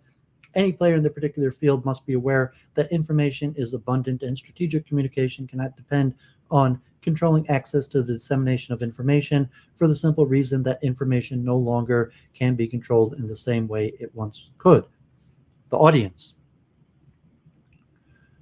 Blitzer expands on his idea of the rhetorical situation by adding that the actual or potential exigence can be completely or partially removed if discourse introduced into the situation can so constrain human decision or action as to bring about the significant modification of the exigence. But who is to be constrained and how? It is time to take a closer look at the audience. On Blitzer's view that the audience is a main constituent of any rhetorical situation, it is after all the audience that is to be constrained in decision and action. It is a well-known feature of rhetoric that the success of an argument is judged in terms of audience uptake. John Rudden, 2008, shares the same view. The aim of rhetoric is not proof but assent. Military strategic communication takes the receiver centeredness even further. The British National Security Council defines strategic communication as follows: the systematic and coordinated use of all means of communication to deliver UK national security objectives by influencing the attitudes and behaviors of individuals, groups, and states. The definition also comes in a version especially adapted to the armed forces, advancing national interest by using all defense means of communication to influence the attitudes and behaviors of people. The American version is equally clear. In the joint publication 313, Information Operations, we can read that strategic communication constitutes focused USG efforts to understand and engage key audiences in order to create, strengthen, or preserve conditions favorable for the advancement of the USG interests, policies, and objectives through the use of coordinated programs, plans, themes, message, and products synchronized with the actions of all elements of national power. These doctrines do not beat about the bush. They want to shape the cognitive domain tightly and thereby shape the mind, attitudes, and behaviors of the audience. Decisions and actions are constrained to increase the probability that the audience will support the war narrative. Chaim Perlman and Lucy Ulbrecht's detective defines audience as the gathering of those who the speaker wants to influence by the arguments. It can sometimes be the speaker who needs to convince himself of what is the better way to respond to a given exigence. The audience may be the universal audience or a particular audience. Whichever it is, the gathering is far from stable, they argue. Oneself as audience makes good sense in the case of the war narrative. It may well be the authorities construct a war narrative, at least partly, to convince themselves the rightness of military involvement, but equally importantly, the audience is the people whose minds wars are won or lost. But what kind of audience is this? How can we characterize the kind of mass audience which is implied in the case of war narratives? The importance of the audience is abundantly clear. It decides whether wars are won or lost. Christopher Tyndale, 2013, described audiences as complex and changing. They may be actual, potential, or virtual, particular, or universals. And we might add intended or unintended. Any narrator must presuppose a lot about the nature and identity of the audience, as does our composite narrator, the authorities. So who are the people? Let us begin by tentatively distinguishing between local and global audiences. Even the local, national kind of audience we are dealing with here is a composite of heterogeneous, comprised of different groups and individuals. One sub-audience for a narrator would be the fellow politicians and other stakeholders, even those whom the narrator has good reason to think will be opposed to the war. Such groups belong to the intended audience, although presumably the target is not to get their assent.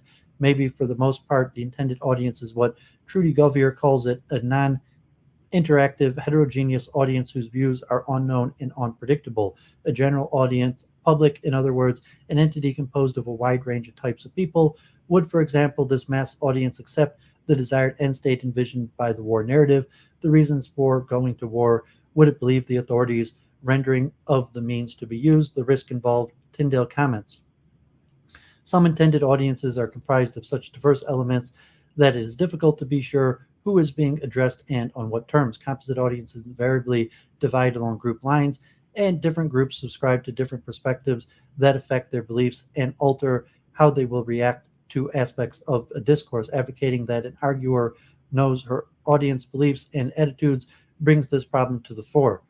Even when such diverse elements are identified, the question remains how such diversity can be accommodated in argumentation. How is it all possible to seek the assent of such a complex, diverse audience? Some observations are in order. First, if Tyndale is right, to understand and engage an audience and influence their behavior becomes a daunting task, to say the least. Second, the narrator knows that there are groups that will be highly skeptical and opposed. Third, what does it mean to be persuaded by a war narrative? The importance attached to the war narrative at the outset presupposes that we have some idea of what assent is and what kind of assent are we after or can expect. Wholehearted, grudging, silent, more than half the population, and assent judged to be large enough, whatever that might mean. Fourth, the war narrative is not just any argument aiming at influencing the minds of the audience. As Veloz puts it, there is an existential element to the war narrative. The stakes are high, quite literally life and death, not only for our people, but for insurgents and civilians. Johnson, 2013, makes the point that the narrator's idea of the audience is not the audience, but perhaps the very nature of the war narrative helps us make reasonable assumptions about the audience after all, even if it is non-interactive and unknown. The war narrative is a national matter, and therefore it is a kind of story that lends itself well to both logos, ethos, and pathos. As we have seen, it may appeal to who we are as a nation, our self-understanding, and our basic values. If the audience, diverse as it is, accepts such appeals as relevant, it might pave the way for assent.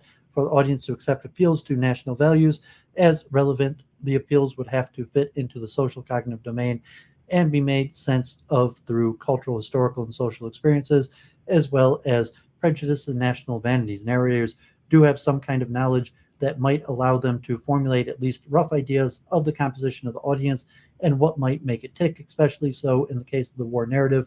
We suggest the sheer magnitude and urgency of the issue at hand may make it easier for the war narrative to get attention and influence people. The war narrative speaks to us as citizens, as a nation. Fifth, the narrator must come through as authentic. Any perceived width of insincerity in the narrator would be counterproductive. We surmise this is an issue we shall come back to.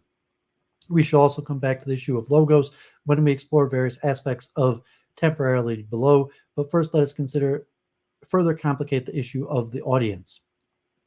Thus far, we have looked at the domestic audience, but since military operations by and large are international, they attract attention from audiences well beyond the domestic one. As briefly suggested above, political and military leaders, journalists, business people, private security companies, and NGOs want attention to their version of what the war is about and how single events might fit into a larger picture. The target audience triangle below shows the audience typology usually employed in military and or strategic discussions: domestic audience, international audience, and the audience found in the operations theater. Rhetorically, theory tells us that the question of audience typology is quite complex and can be dealt with in different ways.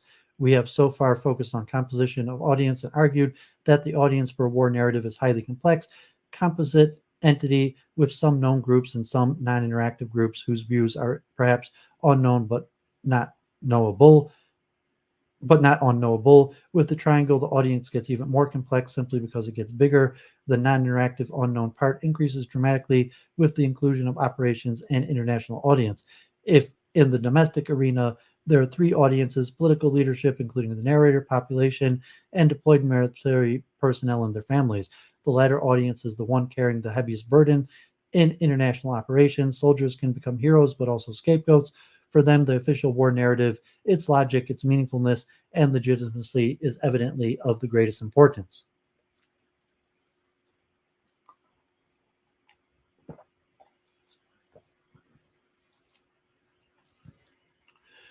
In the international arena, we find three audiences. First, we have the other nations contributing military forces, either as a member of an alliance or because they are in some other way mandated to support the military effort.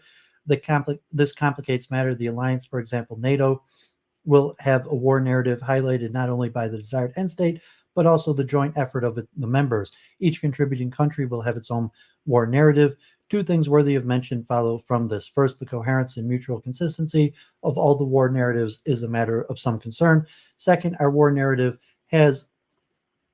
also has an audience in the other contributing countries, and we are the audience of another country's war narrative. The second international audience is composed of regional countries. If the operation takes place in Libya, audiences to our war narrative are found in Egypt, Tunisia, Algeria. These audiences might take great interest in the war narrative because the power balance in the region may shift as a result of the operation and because the conflict might spread. The third audience worth mentioning is international humanitarian organizations. They might influence the narrative of the operation or downright refute it. Turning now to the operations arena, again, there are three target audiences: civilian population, our own troops, and enemy, all of which must be regarded as complex composite audiences. We should remind ourselves here that our war narrative also targets those audiences to justify our military presence in their country. As Bo Hansen 2014 points out, information is abundant and we may have problems getting our narrative heard. And what reasons do we have anyway to think that our war narrative will seem to at all credible to the people who experiences its implementation?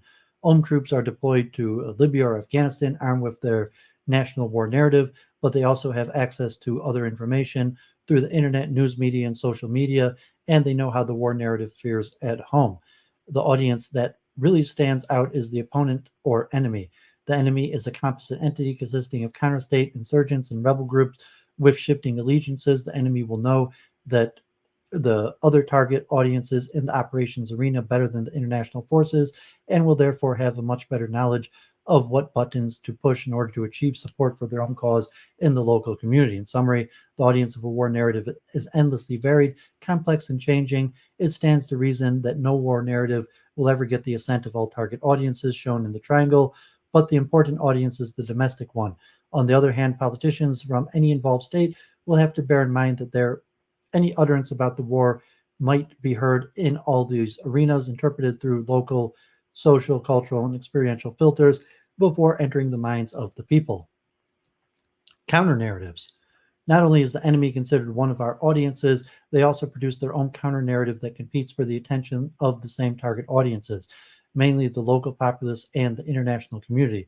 Goldman thinks that Western states will rely on logos and rational arguments in their war narratives, but as our example suggests, there can be much pathos and emotional appeal in Western war narratives. Counter states will, however, always perceive the situation as an existential war for them. After all, the war takes place on their territory. They face a military superior opponent, and it's imperative for them to employ unconventional means. Thus, insurgents often have well-developed information systems with connections to global information and communication channels. The purpose is the same as that of a war narrative: to influence the cognitive domain sufficiently to shape people's minds. A victory in the cognitive domain makes efforts in the physical military domain relatively less important. The opponents of the operations arena put forward a completing narrative based on their own perceptions, values, and goals, and with a clear existential twist. They're fighting for their existence. Just as they are our audience, we become theirs. In 1996, Osama bin Laden presented al-Qaeda's war narrative. This existential vision invokes religious beliefs and the concept of martyrdom, and more to the point here, the common fight of all Muslims for liberation from oppression and disrespect. It is no secret that you, my brothers, that the people of Islam have been afflicted with oppression, hostility, and injustice by the Judeo-Christian Alliance and its supporters. This shows our enemies' belief that Muslims' blood is the cheapest and that their property and wealth is merely loot. Your blood has been spilt in Palestine and Iraq. Men of radiant future and our Ummah of Muhammad raise the banner of jihad up high against the Judeo-American alliance that has occupied the holy places of Islam. The martyr has a guarantee from God. He forgives him at the first drop of his blood and shows him his seat in heaven. We should note here that the counter narrative and others like it is immensely strong in its appeal to its own domestic audience. The exigence it speaks to is dramatic, and people are willing to sacrifice their life for the cause it argues. Temporality. We now find ourselves in the situation with numerous unwieldy audiences and at least two competing narratives. It is time to bring temporality into the mix. Temporality is part of the definition of narrative captured in the beginning, middle, ending structure. The events told of a story are played out in time. In the beginning, trouble haunts the protagonist. Random or non-random events upset his plans, but usually some closure is reached in the end. Some narratives, most notably Hayden White and Arthur Danto, make the ending part and parcel of the story, and the ending often understood as the point of the whole story, which determines the beginning of the story and thereby serves as the main criterion for selecting which actions, events, and sequences are to become part of the story. It is not until we know how something ends that we also know where, when, and how it began. But how do we know that something is an ending? No phenomenon, event, or experience comes with the label ending. We have already seen that the war narrative evades the usual narrative vocabulary when temporality is brought into the picture. The untypicality of war narratives, quote, narratives, is further strengthened. Narratives are generally thought to be retrospective, but at the time of its inception, a war narrative is prospective in character, projects a future end state. And contra White and Danto, the beginning is thought to be known. It is, for example, taken to be aggressive actions by one state against another, the sudden presence of warships in neutral waters, etc. Thus, a rhetorical situation arises and demands a response. We might also think that the middle and the shape of the war logic, the envisioned sequence of actions and achievements that will lead to the desired end result until the armed forces are deployed and the war logic put in motion. The middle is also prospective. At this point, the war narrative is about something that we hope is going to happen, not a story of what actually took place, but temporality dictates that things will change, and several issues are involved. Let us begin with the question of the persuasion's durability. Durability concerns the lasting effects of the war narrative over time. It will be recalled that the war narrative should, in some way or other, constrain human decisions or action in order to bring about a modification of the exigence, as Blitzer argued. Some kinds of experiences are clearly longer lasting than others. Tinsdale suggests that, for example, religious conversion experiences tend to be long lasting. So, is a war narrative a kind of argument which could create conviction and lasting commitment in people's minds? That depends on a number of factors, some of which we shall tease out below. To begin with, a war narrative should never be told just once. Emily Goldman suggests that strategic communication should aim at shaping memories, shaping the past, and shaping the audience's plan for the future. Insofar that this is at all possible, it truly requires a constant repetition of the message in the social cognitive domain. We opt for something less demanding and suggest that the war narrative at least should be kept alive in the social cognitive domain and occur regularly, but perhaps not repeated too often. This increases the probability that the domestic audiences engages with the narrative and reduces the probability that they forget it. As we shall come back to, this is a double-edged sword. Furthermore, as indicated in a previous section, the durability of the war narrative may be influenced by its content. It appeals to national values and obligations, to a deep sense of who we are as fellow states.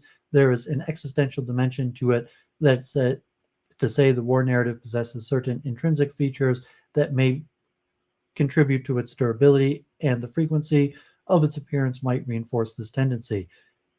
It is our hypothesis that temporality causes problems for war narratives. There are several sides to this, but the one to be investigated here concerns the playing out in time of the war narrative and its proposed logic. The famous military theorist Karl von Clausewitz, 1976, wisely said that it is impossible to predict the result of a war, but when a modern war narrative is inserted into a rhetorical situation, it comes with an estimate of the duration of the war and desired end state. What happens if a desired end state does not ensue when it should, or if a completely different ending comes about, or if there is no discernible ending at all?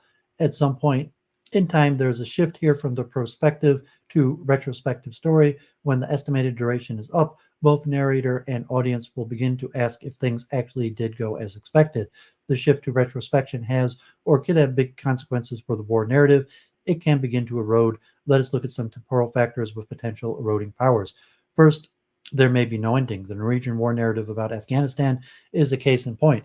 It still has not ended after 15 years. The initially proposed war logic might have been entirely clear on the issue of the duration of Norway's military commitment, but surely the desired end state was supposed to ensue long before 15 years had passed. At some point, the war narrative will no longer be perceived as undisputed. The war logic has not delivered what it promised, and the narrative begins to erode. As we suggested above, pinpointing an ending may be more difficult than one might think. Take the famous Mission Accomplished banner displayed when President Bush gave his talk on board an aircraft carrier in May 2003. The term accomplished definitely signals an ending, and the speech was widely understood as declaring that the war had been brought to a successful and swift end. With the ensuing Iraqi insurgency, it quickly became obvious that the assumed ending was not an ending at all. In fairness to Bush, it should be noted that also stated that the mission would continue, but this was trumped by the banner. By contrast, the war in Libya was relatively swift and only lasted 7 months. The Libya war narrative was therefore not challenged before Colonel Gaddafi was killed by his own countrymen, and NATO declared victory and terminated the operation. NATO's engagement thus ended, with the conclusion that the military desired ending state had been achieved to remove Gaddafi from power. The political end state, however, was not achieved, and the situation today, in retrospect, is judged to be worse than it was before the air campaign. Absence of desired results clearly erodes the war narrative. Second, and closely related to the first, as a way of dealing with the failure to attain the desired end state, the narrator may redefine the end state as time moves on. A clear and worthy end state is of enormous importance for the war narrative and its prospects of gaining ascent. At its commencement, the Norwegian war narrative of Afghanistan had war on terror as its primary desired end state, along with a better Afghanistan. The Taliban regime was to be overthrown and replaced by a new democratic system of governance. But as the war went on and the desired end state was nowhere in sight, the narrative was changed. That is to say, the desired end state was revised first to nation building by improving governance, then to building of schools, and to gender equality, women's rights, and education for girls. This kind of political fickleness serves to erode the narrative insofar as the key domestic audience interprets it as the lack of a clear goal for Norwegian military presence in Afghanistan. If the desired end state is constantly redefined, it may suggest to the audience that we do not really know what we are doing there. It may suggest that the authorities are insincere and or that the war logic was poorly conceived at the outset, that the authorities really did not understand the nature of the trouble or know the best means to deal with it. This is even more troublesome for the deployed personnel if they perceive that they put their lives at risk for no clear purpose. This is why keeping the war narrative alive in the social cognitive domain is a double-edged sword. The audience can compare the different versions, and that may seriously erode the narrative. Third, there is a price to pay which only becomes visible in time. There is the number of military and civilian casualties. The people in operations arena may be far away, but the death of innocent civilians, especially children, never fails to make an impression. Here we must also count misdeeds done by our own soldiers. Actions by deployed personnel that breach the codes of social behavior will serve to strain the narrative. And how many dead soldiers are we prepared to bring home from a war that takes place on a foreign territory? The price becomes more costly if the purpose of the war is unclear or shifting. There are also financial costs. The Norwegian military presence in Afghanistan is today calculated to have cost some 20 billion Norwegian kroner, approximately 3 billion US dollars. Official Norwegian reports 2016. That is a lot of money spent on changing desired end states that only to a small extent have been reached. The key audience might eventually take the judgment that the price is too high. Fourth, there's the accumulation of negative evidence.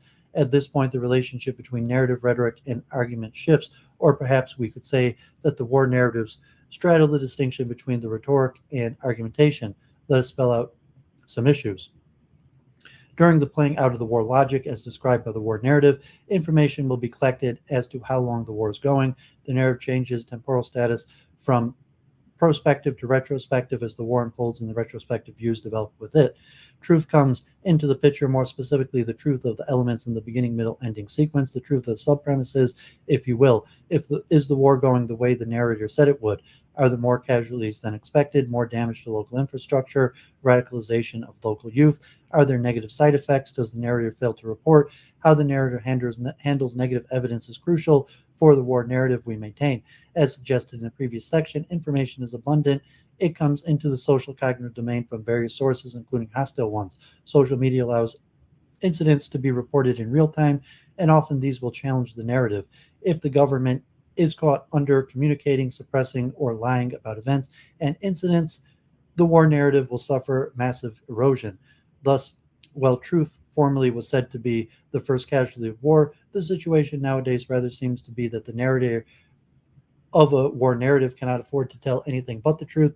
A case in point is the suppression of data about targets bombed by Norwegian fighters during the campaign in Libya. Norwegian authorities argue that the information was classified due to operational security, whereas the Norwegian targets actually were reported in the New York Times. Suspicion of unnecessary secrecy immediately arose in the domestic key audience, expressed in hot debates in the news media. The authorities were forced to release the information. The problem of narrative erosion puts the nature of war narratives in sharp relief. On the one hand, the nature of the war narrative is clearly rhetorical. It is receiver-centric and aims at audience acceptance. On the other hand, the erosion that inevitably sets in at some point suggests that the epistemic criteria such as truth, logic, probability, and a meaningful whole might be important. At some point, the audience wants to know whether the narrative is true, and this we can only tell in retrospect. Truth, in this case, means the correspondence theory of truth and largely refers to facts, empirical data, and information that can be checked, verified, or falsified. As Johnson points out, this goes beyond audience acceptance and focuses instead on the quality of the argument, most notably truth and relevance of premises, clarity of propositions, internal consistency, and whether the evidence adds up to the conclusions. Thus, while war narratives in their prospective stage lean towards rhetoric, they lean towards classical argumentation and epistemic values in their retrospective stage. Johnson goes on to argue that one can now never know whether one's own argument actually did achieve acceptance. There is no mechanism for determining whether one's argument has been accepted by one's audience. But while this may be true for ordinary arguments, it is not true for war narratives. We have problematized briefly what assent might mean, but when a domestic population no longer supports the nation's war efforts, they will surely be known to the authorities. So you have the chart, the erosion of the war narrative, the red arrows, the powers influencing the narrative, either positive or negative, the accumulation, erosion in operation. The x-axis is time, duration of the war, and the y-axis is the level of erosion. And at a certain point of accumulated erosion, the gray area is political liability.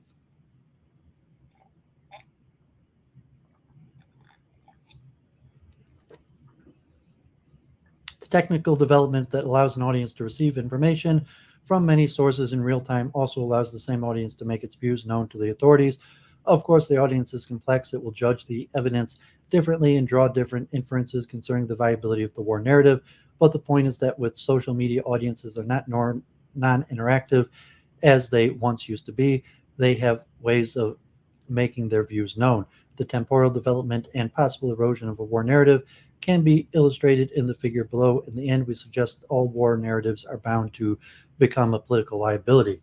Just for the record, there will also be positive evidence in the form of things that are judged to have improved. A dictator has been removed, schools have been built and are in use, a local election has been held.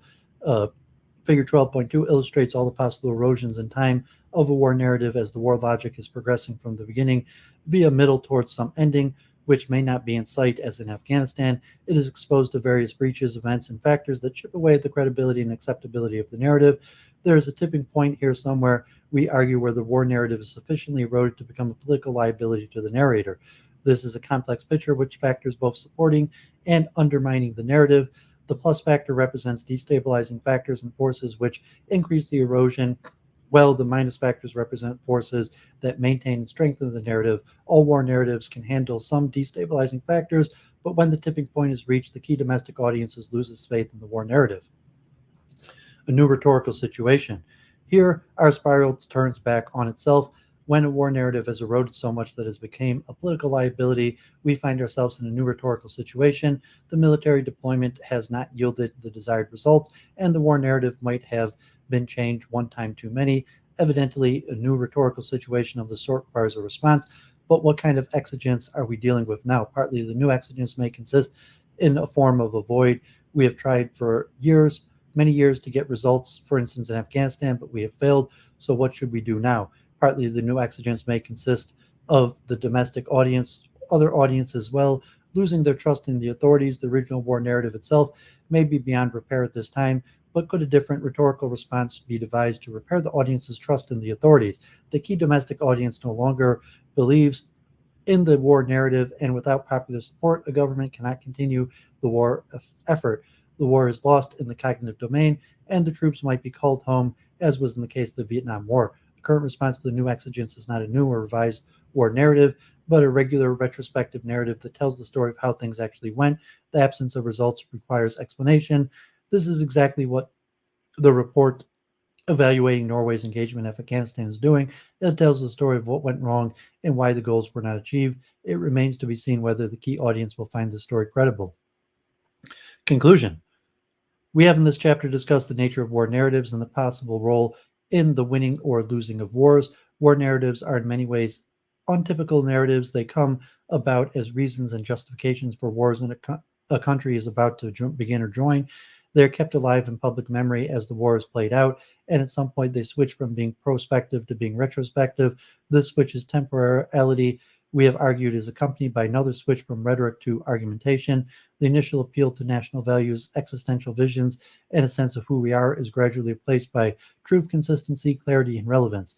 This happens when events on the ground become empirically accessible to reports, start to pour into social cognitive domain of the key domestic audience. The trouble told of the in the war narrative must be correctly described, the parties in the conflict correctly identified, facts must be correctly reported, and negative evidence handled. Thus, as the war logic progresses, argumentation virtues become more pronounced. If the narrator is redefining the desired end state, caught lying, or suppressing information, the narrative will erode. At some point, we have suggested the erosion reaches a tipping point and the war narrative becomes a liability. Audience accepted never ceases to be important for war narratives, even in their retrospective phase. This war is, after all, won or lost in the cognitive domain. With the key domestic audience, it may, however, be more complicated than that to decide whether a war is actually won. The audience is diverse and may give different feedback to the authorities, but there are obviously other issues as well, even though there seems to be no clear set of criteria by which to judge whether a war is won. So, what other things might narrators and evaluators of war narratives want to address with a view to winning the war? First, the kind of war, swift and intense wars, stand a better chance of being won, given that the war is over before the narrative becomes a liability. The longer war goes on without resolution or achievement of a desired end state, the more likely it is that the narrative will erode and the war effort will lose public support. Second, the desired end state. Ambitious political end states are not advisable for the perspective of winning wars. The further away the war takes place, geographically and culturally, the harder it will be to reach the desired end state and to keep it stable should it be achieved.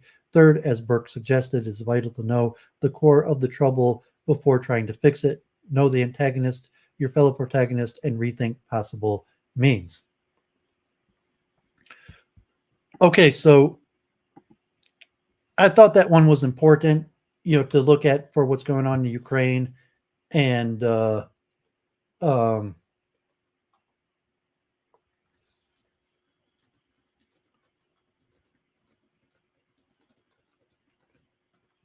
because almost certainly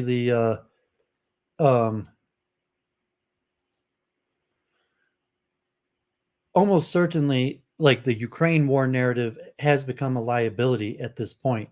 So the Israel war narrative is likely also already become a liability for the question of the bombing. Like, how do they justify the bombing? How is that sold in the war narrative? How long can they keep that up? With the hostage deal, can Israel sell a war narrative to continue the war after this temporary respite, low point with the hostage exchanges?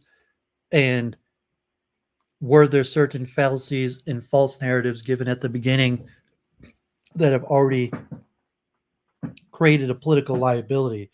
And then you have to look at that from the U.S. perspective and the Israeli perspective. And so, like the Ukrainian war right now, where it's kind of disappeared, the general war narrative, they stopped repeating it. You don't even have the repetition anymore of the Ukrainian war narrative. And at this point, it just kind of disappeared from view. And now you have from that prospective to retrospective. So now you're just kind of like, well, what happened? What actually happened in Ukraine and Russia? And versus what as a path going forward. And President Biden, is he even really making an attempt to get the $100 billion further aid package for the Ukraine? How is he going to sell that? Like the end point, it's going to become very difficult. And support for the war in Ukraine is already a political liability at this point. Likely, the war in Gaza, at least in America, in the Democratic Party, is a political liability. Even in the Republican Party, to some extent, it might be a political liability, as opposed to Israel could be the opposite. Not continuing the war in Gaza could be a political liability, as Netanyahu and others in the past were criticized for not finishing Hamas once and for all. And, then the reality of not telling people the facts up front, like saying, okay, we have to finish Hamas once and for all. And the only way to do that is going to be to create a Gazan refugee crisis that's going to mean hundreds of thousands of Gazans, maybe over 1 million, are going to have to come to the West, and the death of tens of thousands, maybe even well over 100,000 civilians, and the death of thousands, maybe even tens of thousands of Israelis. But that's a harder narrative to sell. So if they sell a false narrative that doesn't meet the facts, then the sold outcome doesn't match what's actually happening when the prospective becomes retrospective. So in Israel, it's already been 2 months almost, from the war. It's been over a month and a half, and so you already have some prospective to retrospective flip, and question of the end state, and certainly the U.S. with the huge amount of protest, where it's become a political liability, especially with the mass civilian casualties. So in Israel, the civilian casualties may not be a liability, political liability, like it is here in America. And then what if you have, the narrative being sold to America versus the narrative being sold to Israelis? If they're conflicting narrative, and the question of the audience, or the audience of elite government officials versus the masses, and various factors. So I thought I'd just try to read that article in totality. It was pretty long. I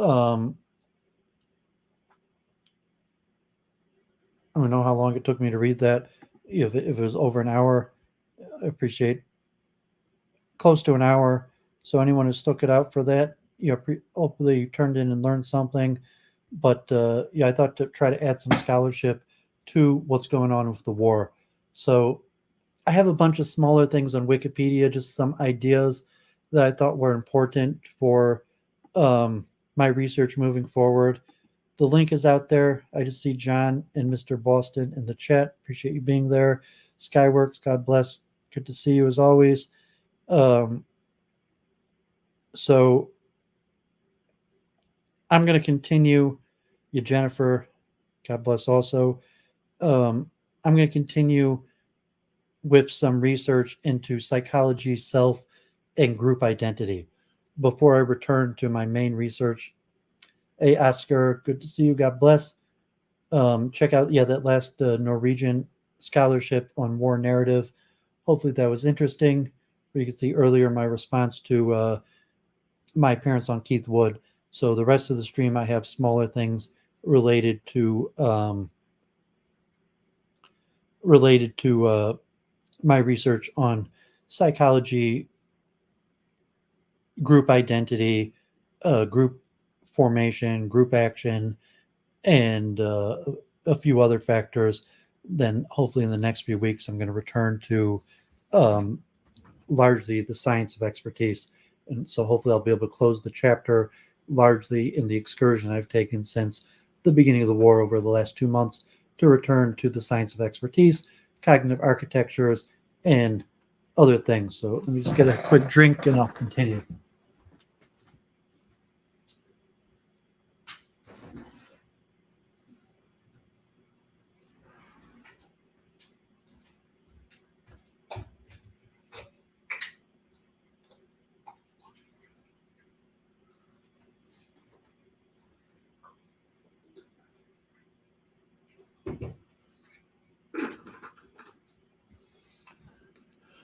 And happy Thanksgiving, everyone tuning in. Happy Thanksgiving. Hope everyone had a good Thanksgiving. Yeah, negation. I just finished a coffee. I poured that coffee when I started, and now I'm switching to tea, black tea. Okay, so I have a few random things. I'm largely just going to read from Wikipedia, throw some ideas out there that are interesting, that are important for my research, or some of the stuff I was talking about Kevin McCairn in terms of group psychology, working from individual consciousness to larger consciousness. I mentioned I plan on returning to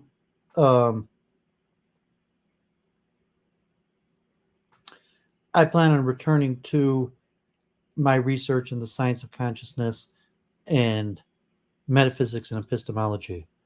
So, idealization. So, idealization could be used in a few different fields: Freudian psychoanalysis and philosophy of science.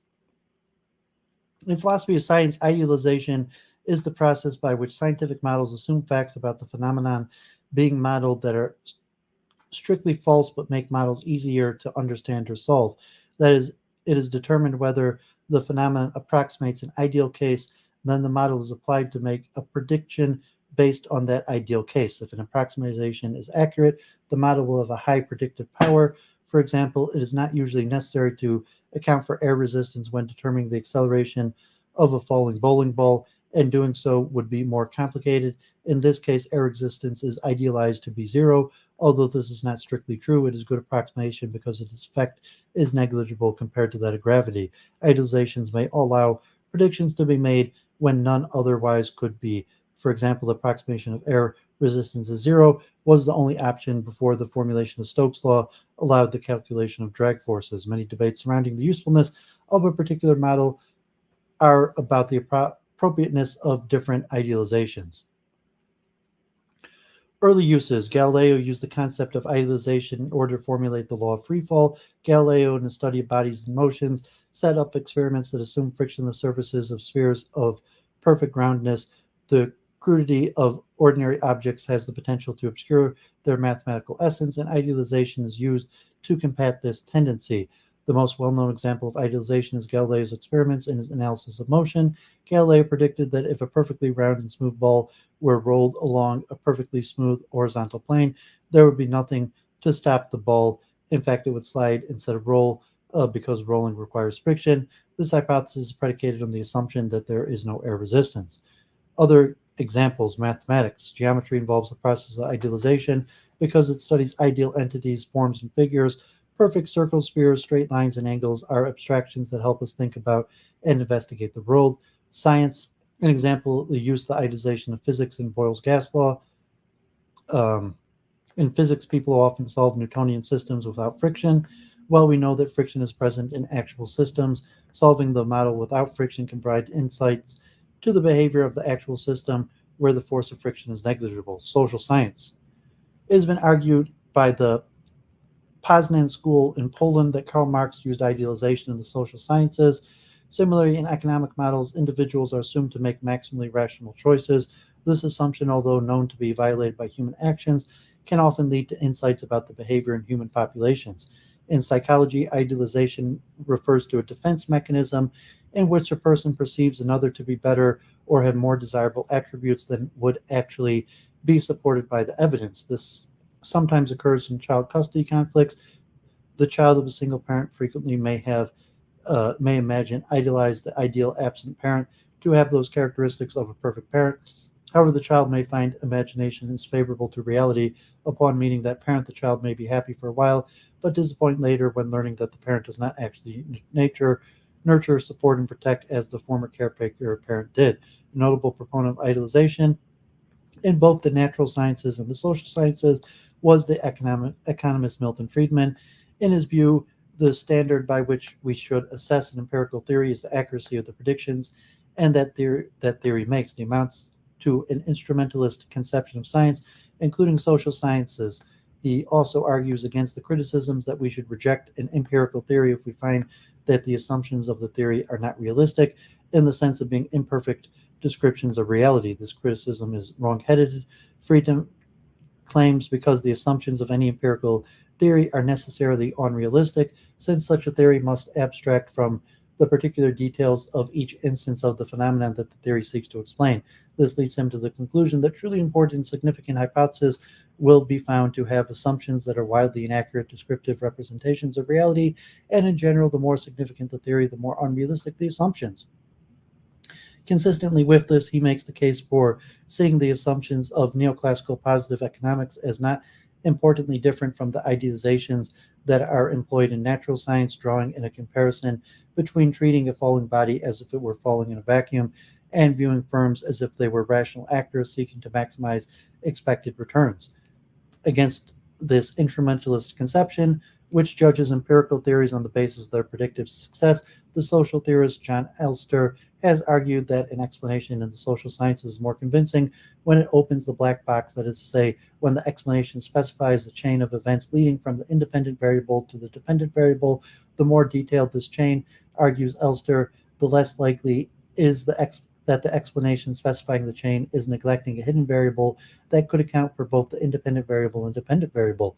Relatedly, he also contends that social scientific explanations should be formulated in terms of causal mechanisms, which he defines as frequently occurring and easily recognizable causal patterns that are triggered under generally unknown conditions or with indeterminate consequences. All this informs Elster's disagreement with rational choice theory in general and Friedman in particular. On Elster's analysis, Friedman is right to argue that criticizing the assumption of empirical theory as unrealistic is misguided, but he is mistaken to defend on the basis the value of rational choice theory in social science, especially economics.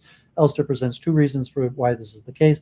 First, because rational choice theory does not illuminate a mechanism that brings about non-intentionality the same outcome that a super-rational agent could have calculated intentionally, a mechanism that would simulate rationality. And second, because rational choice explanations do not provide precise, pinpoint predictions comparable to those of quantum mechanics when a theory can predict outcomes that precisely. Then Elster contends we have reason to believe that the theory is true. According to Elster, wonders whether the as-if assumptions of rational choice theory help explain any social or political phenomena. Limits on use. When idealization is used extensively by certain scientific disciplines, it has been rejected by others. For instance, Edmund Husserl recognized the importance of idealization but opposed its application to the study of mind, holding that mental phenomena do not lend themselves to idealization.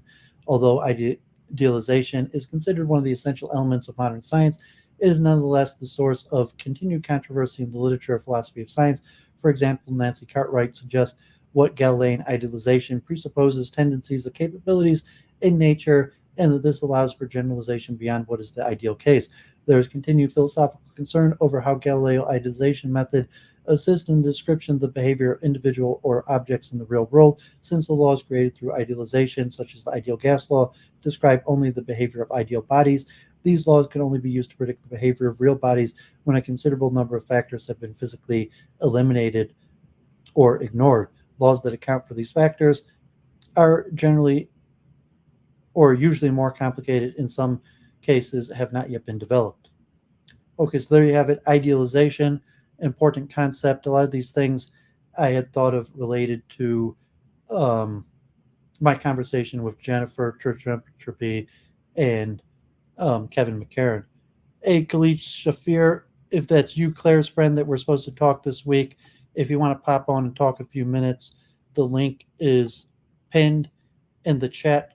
So Khalid, if you're there and you want to just pop on and introduce yourself, you'll feel free to hop on. We could talk a few minutes.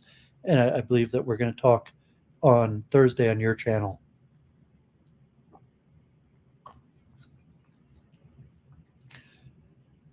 Let me just...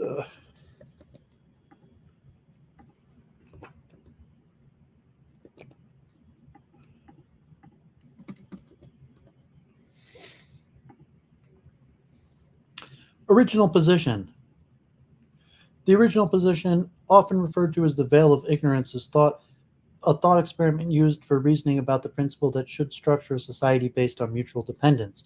The phrase original position or veil of ignorance was coined by the American philosopher John Rawls, but the thought experiment itself was developed by William Vickrey and John Harsanyi in earlier writings. In the original position, you are asked to consider which principles you would select for the basic structure of society, but you must select as if you had no knowledge ahead of time what position you would end up having in that society. The choice is made from behind a veil of ignorance, which prevents you from knowing your ethnicity, social status, gender, and crucially in Rawls' formulation, you or anyone else's idea of how to lead a good life. Ideally, this would force participants to select principles impartially and rationally. In Rawls' theory, the original position plays the same role that the state of nature does in social contract tradition of Thomas Hobbes and John Locke. The original position figures prominently in Rawls' 1971 book, A Theory of Justice. It has influenced a variety of thinkers from a broad spectrum of philosophical orientations. A visual description of the philosopher John Rawls' hypothetical veil of ignorance. Citizens making choices about their society are asked to make them form an original position of equality left behind a veil of ignorance, the wall in the center, without knowing what gender, race, abilities, taste, wealth, or positions in society they will have. On the right, Rawls claims this will cause them to choose fair policies. History. Yeah, Khalid, you could hop on if you want to talk a few minutes now. I just messaged you the link. History. The concept of the veil of ignorance has been in use by other names for centuries by philosophers such as John Stuart Mill and Immanuel Kant, whose work discussed the concept of social contract. Adam Smith was his impartial spectator, or the ideal observer theory. John Harsanyi helped to formalize the concept in economics and argued that it provides an argument in favor of utilitarianism rather than an argument for a social contract, as rational agents considered expected outcomes, not maximum outcomes or the worst case outcomes. Harsanyi argues that a person in the original position would maximize their expected utility rather than choosing minimax. And we went over minimax and the algorithms. We'll see it again later today. The usage of the term by John Rawls was developed in his 1971 book, A Theory of Justice. Modern work tends to focus on the different decision theories that might describe the choice of the decision maker behind the veil. In addition, Michael Muller has shown that from a moral point of view, decision theory is not necessarily central to the veil of ignorance arguments, but the precise moral ideals that are assumed to model the veil. From a moral point of view, there is not one veil of ignorance, but many different versions of it. Nature of the concept.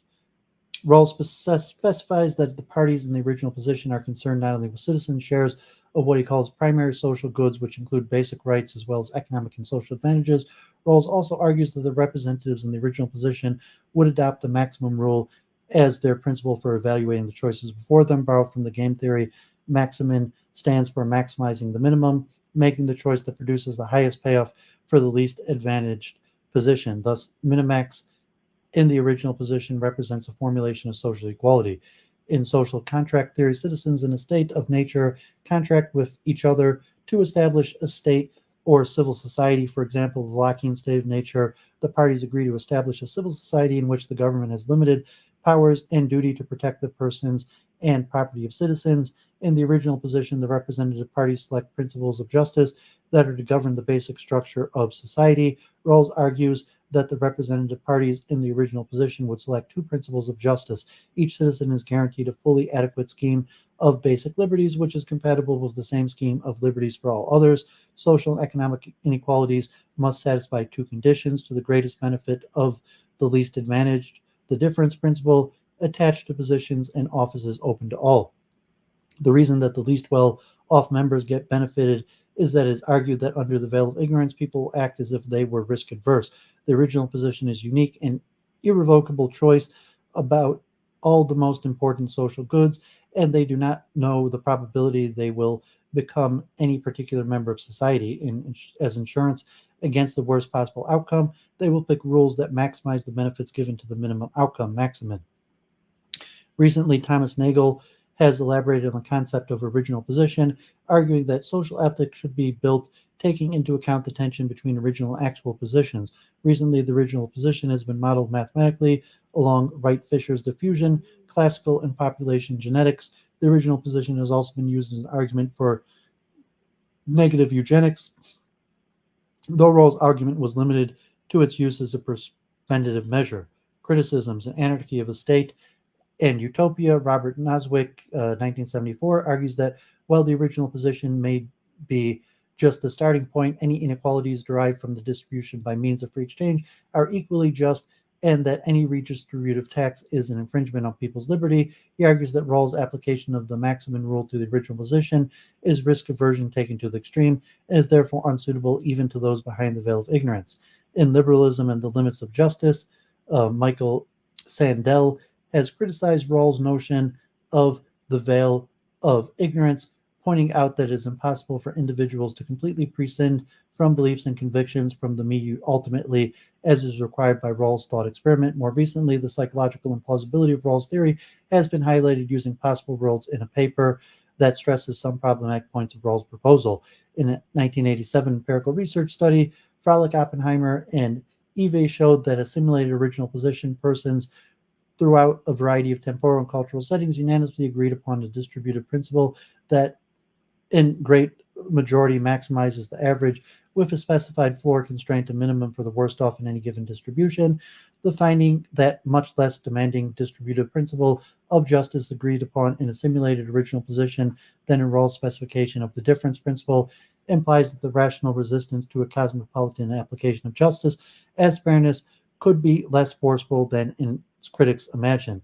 And How to Make Good Decisions and Be Right All the Time, Ian King argues that people in the original position should not be risk adverse, leading them to adopt the help principle. Help someone if your help is worth more to them than it is to you, rather than maximin. Okay, so when I talked to Kevin McCairn last week, I had been hoping to build up to group strategy. How do you get to group strategy? How do you define a group? How do you get from individual consciousness to group consciousness? So in even something like rules-based order for international law. So, it's had a few things related to group theory, group law, utilitarianism. And so like John Rawls is a big name in political theory, ethical and moral theory. So I thought I'd just read a few things related to that. So original positions, one of them I found interesting.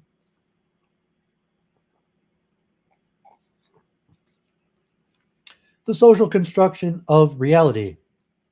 A treatise in the sociology of knowledge, 1966, by Peter L. Berger and Thomas Luckman.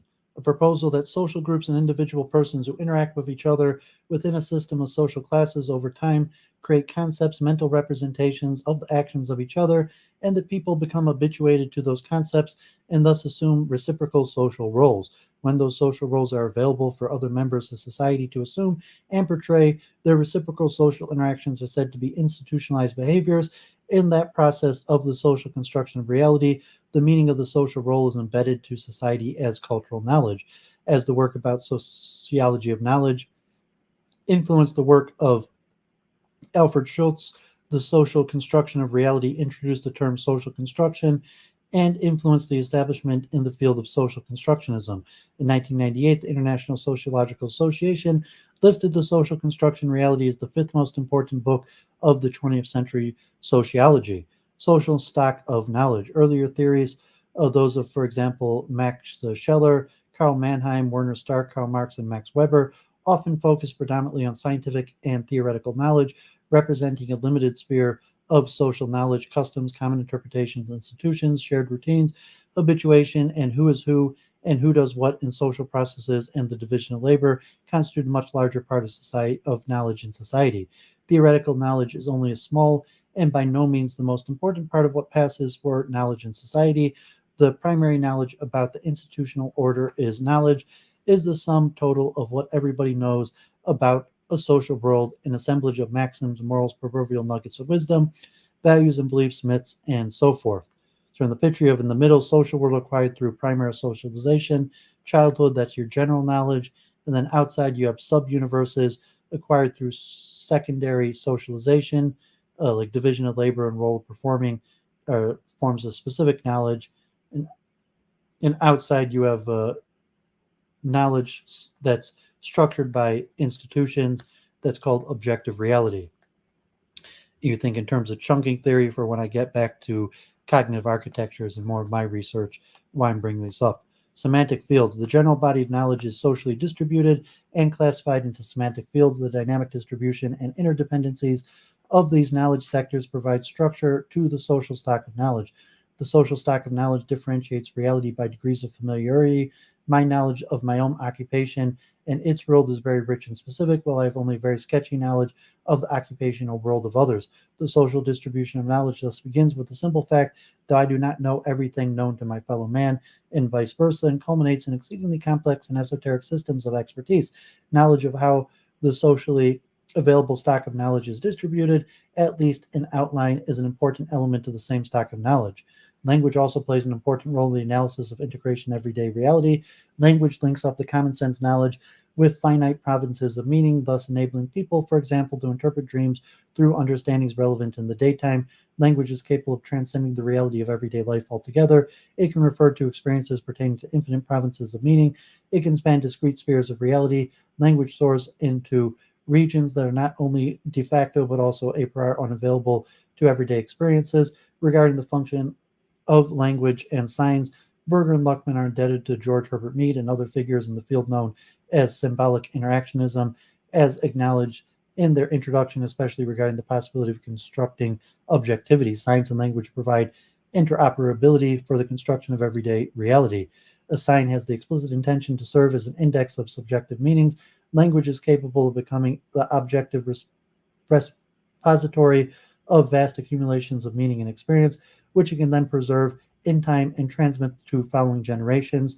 Language also typifies experiences, allowing me to subsume them under broad categories in terms of which they have meaning not only to myself but also to my fellow man.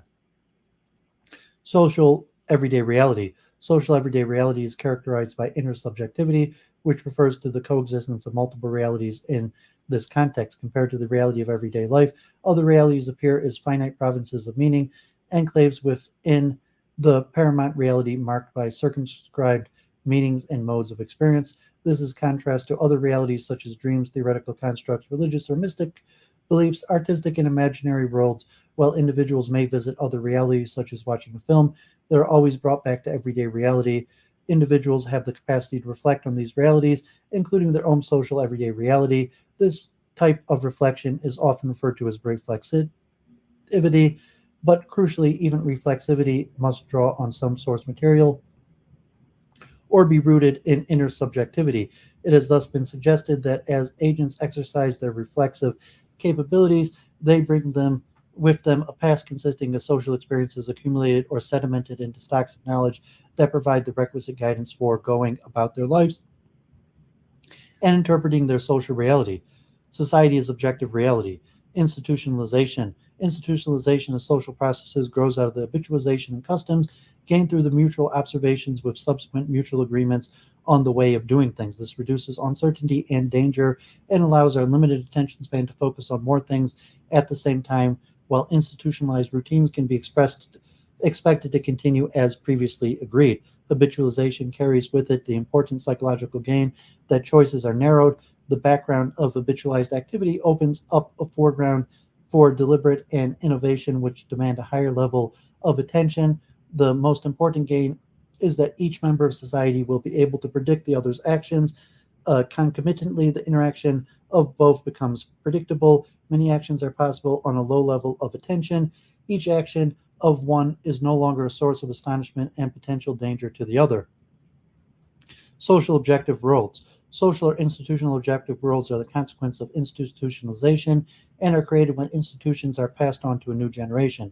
This creates a reality that is vulnerable to the ideas of a minority, which will then form the basis of social expectations in the future. The underlying reasoning is full transparent to the creators of an institution as they can reconstruct the circumstances under which they made agreements, while the second generation inherits it as something given, unalterable, and self-evident, and they might not understand the underlying logic. A social world is a comprehensive and given reality confronting the individual in a manner analogous to the reality of the natural world. In the early phases of socialization, the child is quite incapable of distinguishing between the objectivity of natural phenomena and the objectivity of the social formations.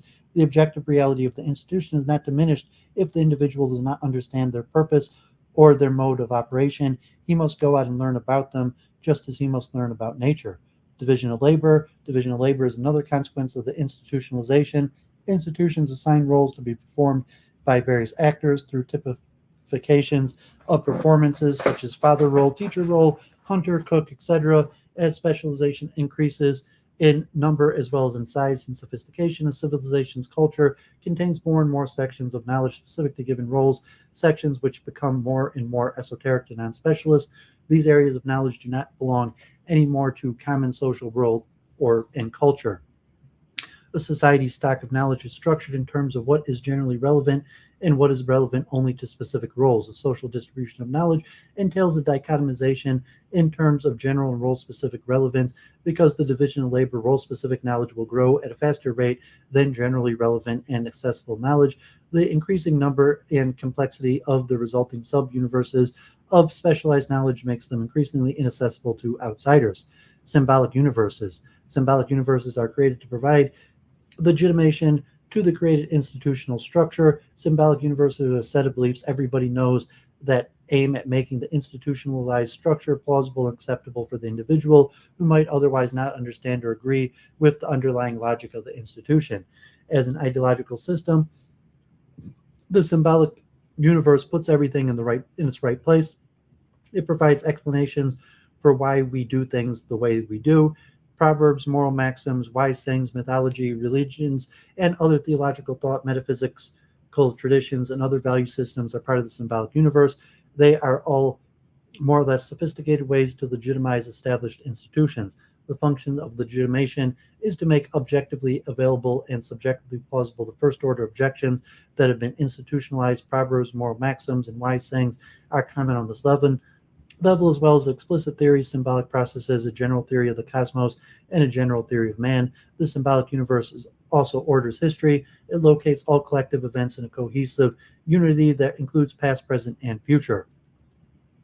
Universe maintenance. Universe maintenance refers to the specific procedures undertaken often by an elite group when the symbolic universe does not fulfill its purpose anymore, which is to legitimize the institutional structure in place. This happens, for example, in generational shifts, or when deviants create an internal movement against established institutions, revolutions, or when a society is confronted with another society with a greatly different history and institutional structures. In primitive societies, this happened through mythological systems, later on through theological thought. Today, an extremely complex set of science has secularized universe maintenance. Specific procedures of universe maintenance became necessary when the symbolic universe has become a problem. As long as this is not the case, the symbolic universe is self-maintaining, that is self-legitimating, an intrinsic problem present itself with the process of transmission of the symbolic universe from one generation to another. Additionally, two societies confronting each other with conflicting universes will both develop conceptual machinery designed to maintain their respective universes. Mythology represents the most archaic form of universe maintenance. Theological thought may be distinguished from its mythological predecessor simply in terms of the greater degree of theoretical systemization. Modern science is an extreme step in this development. Societies of subjective reality. Socialization. Socialization is a two-step induction into of the individual to participate in the social institutional structure, meaning in its objective reality. The individual is not born a member of society, he becomes a member of society. In the life of every individual, there's a temporal sequence in the course of which he is inducted into participation into the social dialectic. By successful socialization, we mean the establishment of a high degree of symmetry between objective and subjective reality. Primary socialization takes place as a child. It is highly charged emotionally and is not questioned. Secondary socialization includes the acquisition of a role-specific knowledge, thus taking one's place in the social division of labor. It is learned through training and specific rituals, and it is not emotionally charged. It is necessary to love one's mother, but not one's teacher. Training for secondary socialization can be very complex and depends on the complexity of division of labor in a society. Primary socialization is much less flexible than secondary socialization. Like shame for nudity comes from primary socialization. Adequate dress code depends on secondary. A relatively minor shift in the subjective definition of reality would suffice for an individual to take for granted that one may go to the office without a tie. A much more dramatic shift would be necessary for him to go as a matter of course without any clothes at all. The child does not internalize the world of the significant others as one of many possible worlds. If it is for this reason that the world internalized in primary socialization is so much more firmly entrenched in consciousness that worlds internalized in secondary socialization, and the internalization of institutional or instruction-based subworlds. The roles of secondary socialization carry a high degree of anonymity. The same knowledge taught by one's teacher could have also been taught by another. The institutional distribution of tasks between primary and secondary socialization varies with the complexity of the social distribution of knowledge. Conversation. Conversation or verbal communication aims at reality maintenance of the subjective reality.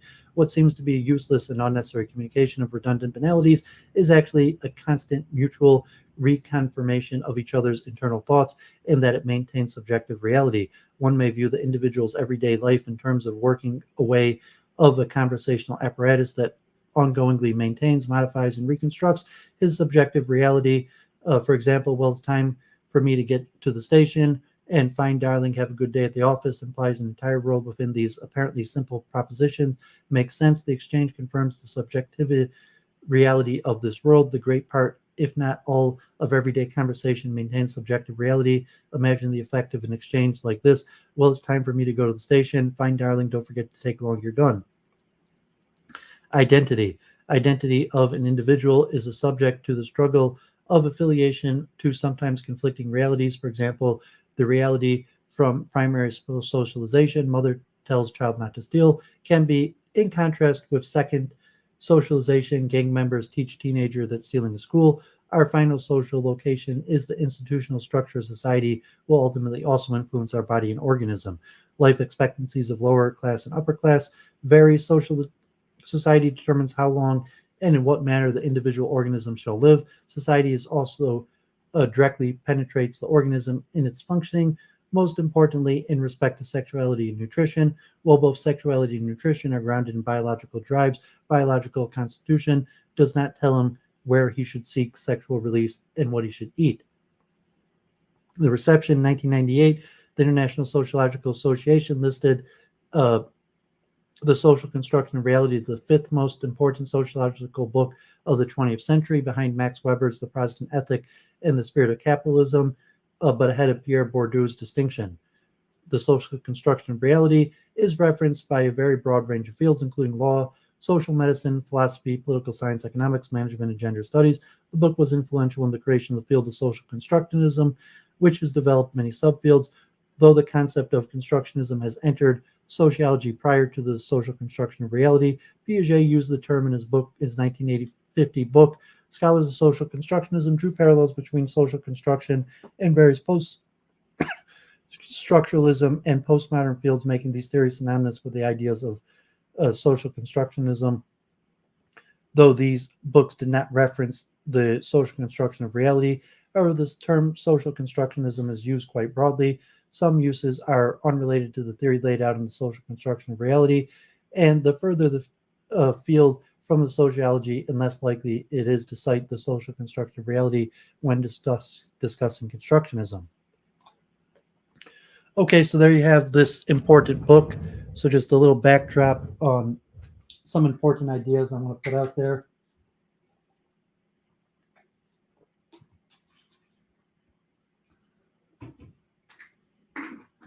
And you could think of the relationship of this to chunking theory and predictive processing for consciousness to get from an individual mind to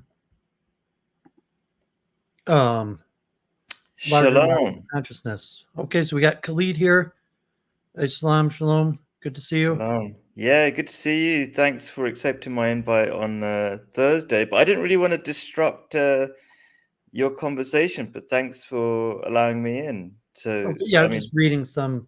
I might do some research. So I'm just reading some important ideas, for my research, and yeah, like consciousness, the science of expertise, group conflict. So me too. I mean, psychology is very important, and our chat that I want to start off rooted in, the Torah and the Quran.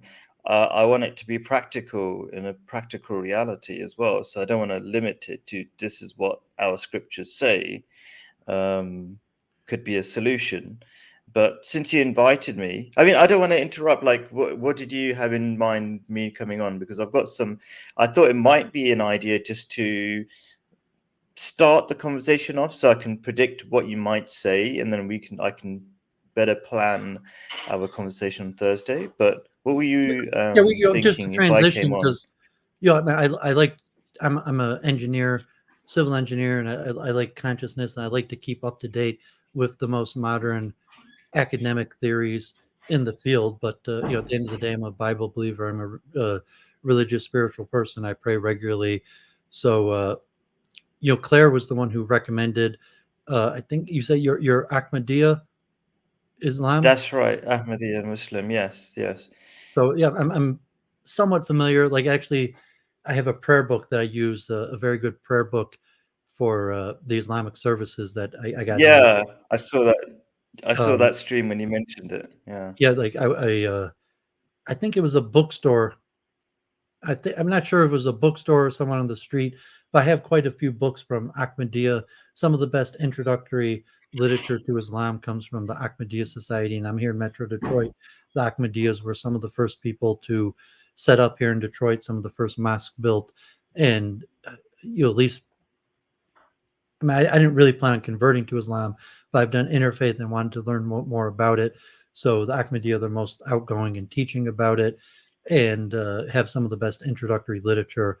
Although I also understand the Islamic sectarianism and like different schools of Islam and how they might view the Ahmadiyyas. But I'm not sure if you want to discuss that specific strand or you want to go. I guess you're the one who reached out to me. So what was your interest? Or did you want to say just a straight introduction to anyone in my audience who's never heard of you? If you just want to. Yeah, sure. So Ahmadiyya Muslims, we see ourselves as the followers of the second coming of Jesus. Everybody, all the Muslims are waiting for Jesus to return. We're also heavily persecuted in Muslim countries. I'm living in Jordan at the moment, hence my background. This is my garden at the moment. It's a lovely place in the village where I don't want to go into all the boring politics or something. Well, actually, I mean, basically, we're very peace-loving. We're very popular in Israel with the Jews because we don't believe in fighting. We believe in just understanding each other, peace, love, talking. And I think there are very practical and simple ways. It sounds crazy given the current crisis, but I think there are practical and very simple solutions that are already working from the Torah and the Quran. So, for example, the Quran refers to a prophecy, a well-known prophecy, I think, in the Torah, which is that the righteous will inherit the earth. Right? And what does that mean? It doesn't mean you will take the earth, you will get the earth. You will be given it. And you'll be saying, how does that apply to the current situation? I just want to toss this idea out and see what you think to begin with, and then we can develop it further. And because I don't like the idea of disrupting your train of thought currently, but it's something like this. Some people might realize or notice that Muslims are already taking over England. That might sound a bit of a weird idea, but we've already got the Mayor of London, I should have said the UK. We've also already got a Muslim who's in charge of Scotland. And people might think that's just accidental, but it's because of... You mean here in Metro Detroit? I mean, Rashida Tlaib is my congresswoman. And I'm not sure, she's Muslim by identification. I'm not sure how strongly Islamic she is, but even here in my area, my representative is, a Palestinian Muslim. Right. And they will be more confident in their Muslim identity as the number of Muslims grow. That's what I'm roughly linking it to. And why are Muslims growing in numbers while let's say, the indigenous population decreasing? Like Elon Musk has said that the greatest danger to humanity at the moment is population implosion. So there's a couple of things happening. And if I was to bring it together really quickly, it's something to do with, let's say, if you're righteous, i.e. follow the way of God, then you're more likely to go with the institution of marriage, and you're more likely to have children. And if you're atheistic, according to psychologists, let's bring psychology into it a little bit, you're more likely to be depressed. And increasingly, people don't see the point of marriage, and there's so many statistics going out there that relationships are breaking down. So all of these things combined give you the rough picture that if you're religious, you'll grow in numbers. And if you're not, you're going to decrease in numbers. We can see the degeneration of society, if you want to describe it that way. And there are so many other factors out there at the moment. For example, Palestinians are one of the main in many ways, the working class of Israel. People might not know that.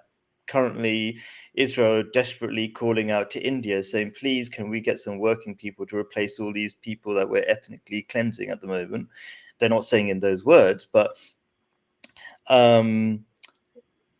they need the Palestinians more than they're letting out. And so if I was to give a really simple solution, and this might sound really crazy against all the common ideas, but let's say the Palestinians say, you know what, you don't want us, we're going to leave. Sounds crazy, right? In the same way Muslims are being brought in to England through, you can call it refugees or whatever you want to call it, but they are desperately needed, they will be called back. It sounds crazy. I've done a lot of talking. Disagree with me. I'm just intrigued about how you respond and how I'll build the case better maybe when we have a conversation on Thursday. Yeah, I'm just in line because right now I was focusing on modern psychology, and I mean Thursday we could focus more on like I don't want to interrupt. On the Bible, but in terms of the modern psychology, there's the question of group formation, how are groups formed, and how from an individual mind do you come to like larger rule-based order where you say, okay, well, there's a group based on something. It could be biological, tribal, but larger you have groups based on a common conception of a rules-based order. And that could be international law, or it could be religious law. So like as you could conceptualize Islam like, okay, it's a religion or a spiritual movement, but it's also a rules-based order, just like Judaism is a rules-based order, and then level of group identity and formation, and like Israel or competitive rules-based orders that like messianism would conceptualize basically all of humanity under one universal rules-based order, or possibly another conception where there would be like a meta structure of a rules-based order that would allow different smaller rules-based orders under it. But then you also have group conflict where you different group formation, exclusion of others, or duplicated rules-based orders, in groups, out groups that have different rules, or different societies with group orders that could be economic. And so it's like, okay, well, like it'll be very interesting actually to understand the psychology of what's keeping Israel together at the moment. There's so many different groups, for example, the liberals and then the ultra orthodox, and I think there's a lot of conflict between them. And then it'll be interesting to hear what your idea of what's it's only a loosely cohesive group identity. I mean, just like Islam, you say like, well, Ahmadiyya, like, okay, obviously, Ahmadiyyas were persecuted and expelled in Iran, like Pakistan. I think Ahmadiyya is not even considered legitimate Islam, but like here you are kind of like speaking on behalf of Islam, which I was talking earlier, like, here, like, like I did that big stream with Keith Woods this week, and like, the first reaction of half the people is that man's no rabbi. And because like there's not necessarily a group cohesive identity. I say, well, my identity is a Jew, and so if I'm called upon as a Jewish scholar, it makes me feel good or respected to be called rabbi. But at the same time, like I have no legitimate method to speak on behalf of Judaism other than someone who's largely dedicated my life to the study and practice of it. But I know enough about Judaism to know that I'm by no means a spokesman for the Jewish people, and I could even very easily recite for you, like I was said, they usually say, is Judaism what Jews do or what the religion teaches? And Islam is a little bit differently because I had that argument a few weeks ago with Zobita, if you've ran to her, about where she was insistent that once you believe in Islam, you're no longer Muslim.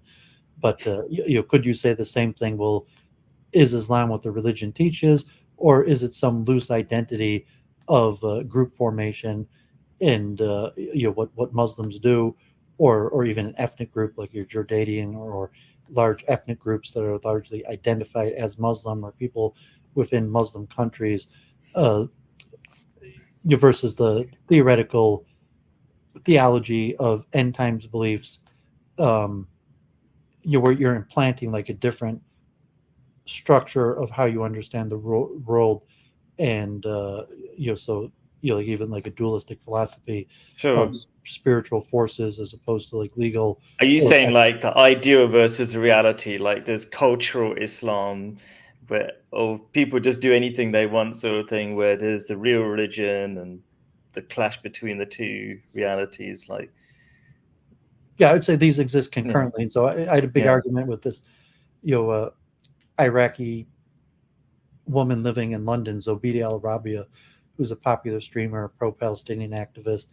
and like she was adamant that like there's no such thing, as you could be an atheist Jew, but you can't be an atheist Muslim. And I was talking like the big imams in my area, who most of are Shia, like, well, nah, they are kind of like big tent Muslims. Like they're not kicking people out of their family. Like if you have a family and one of your kids becomes an apostate, are you going to like disown them, or you're still going to invite, is the imam going to, like you still kind of be inclusive, or how you consider the group?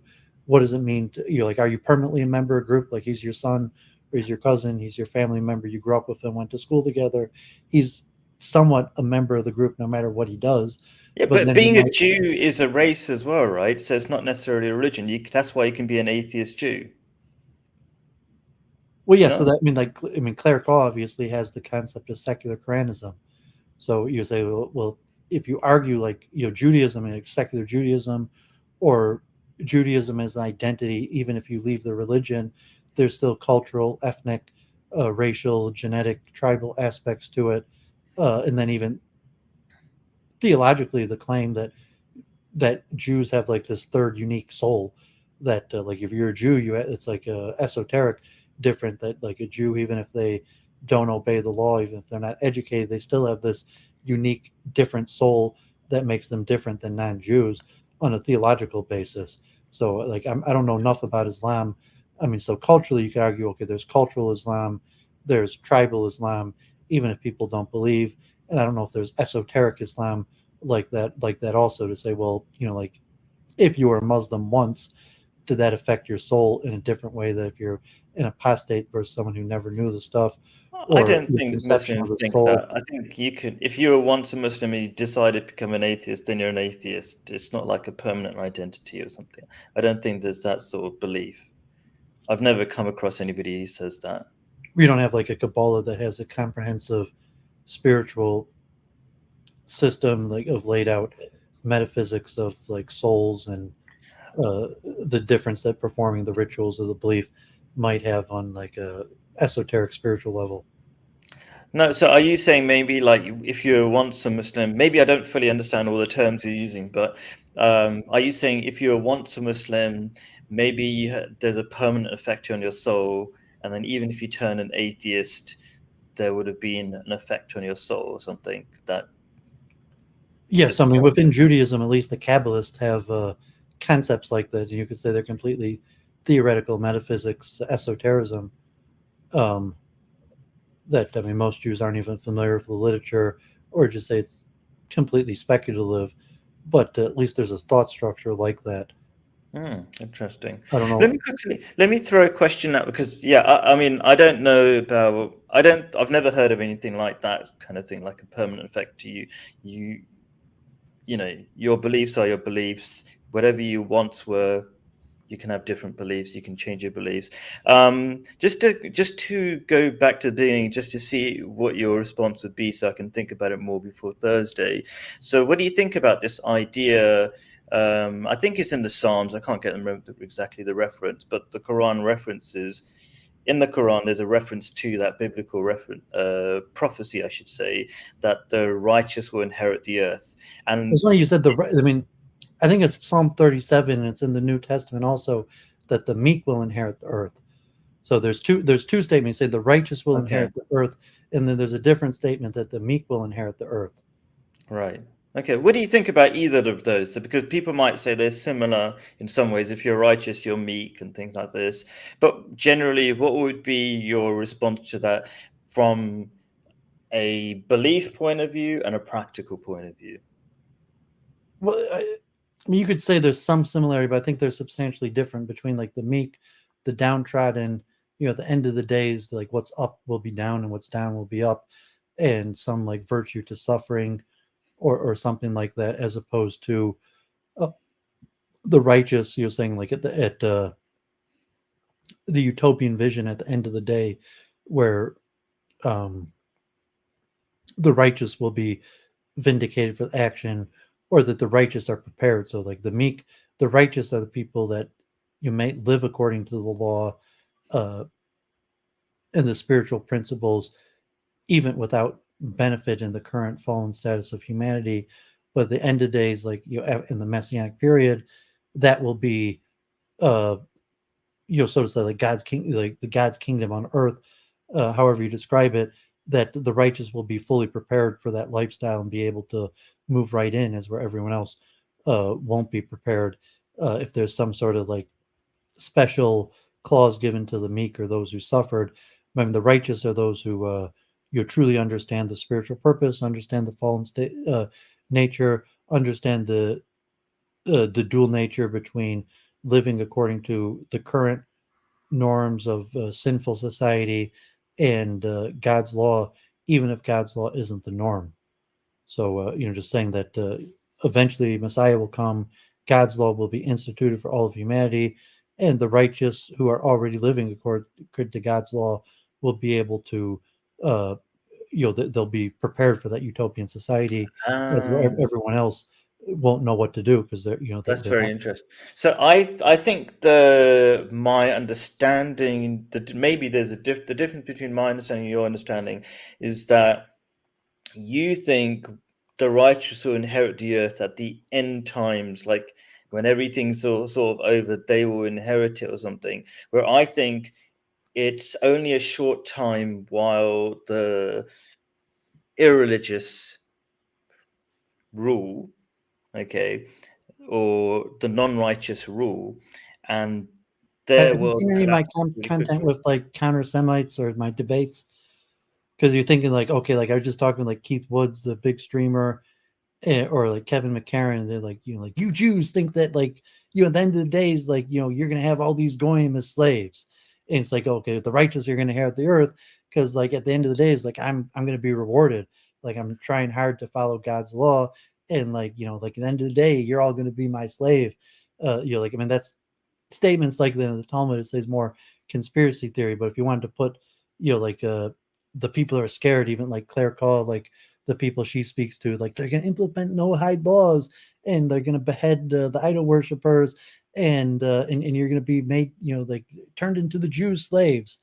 But there's at least the fear element of that is like, okay, the righteous will inherit the earth, meaning to say that they will be put in charge and the rest of humanity will Yeah. be reduced to the slaves or servant Oh of no, I didn't the expect righteous. it that So way. Yeah, that's yeah. not my vision of it, but if you've seen my I don't think content, that would be righteous like people behavior are to always enslave pushing me, people. like they think that's Yeah. what Jews really believe. You No. think at the end of days everyone's going to become your slave.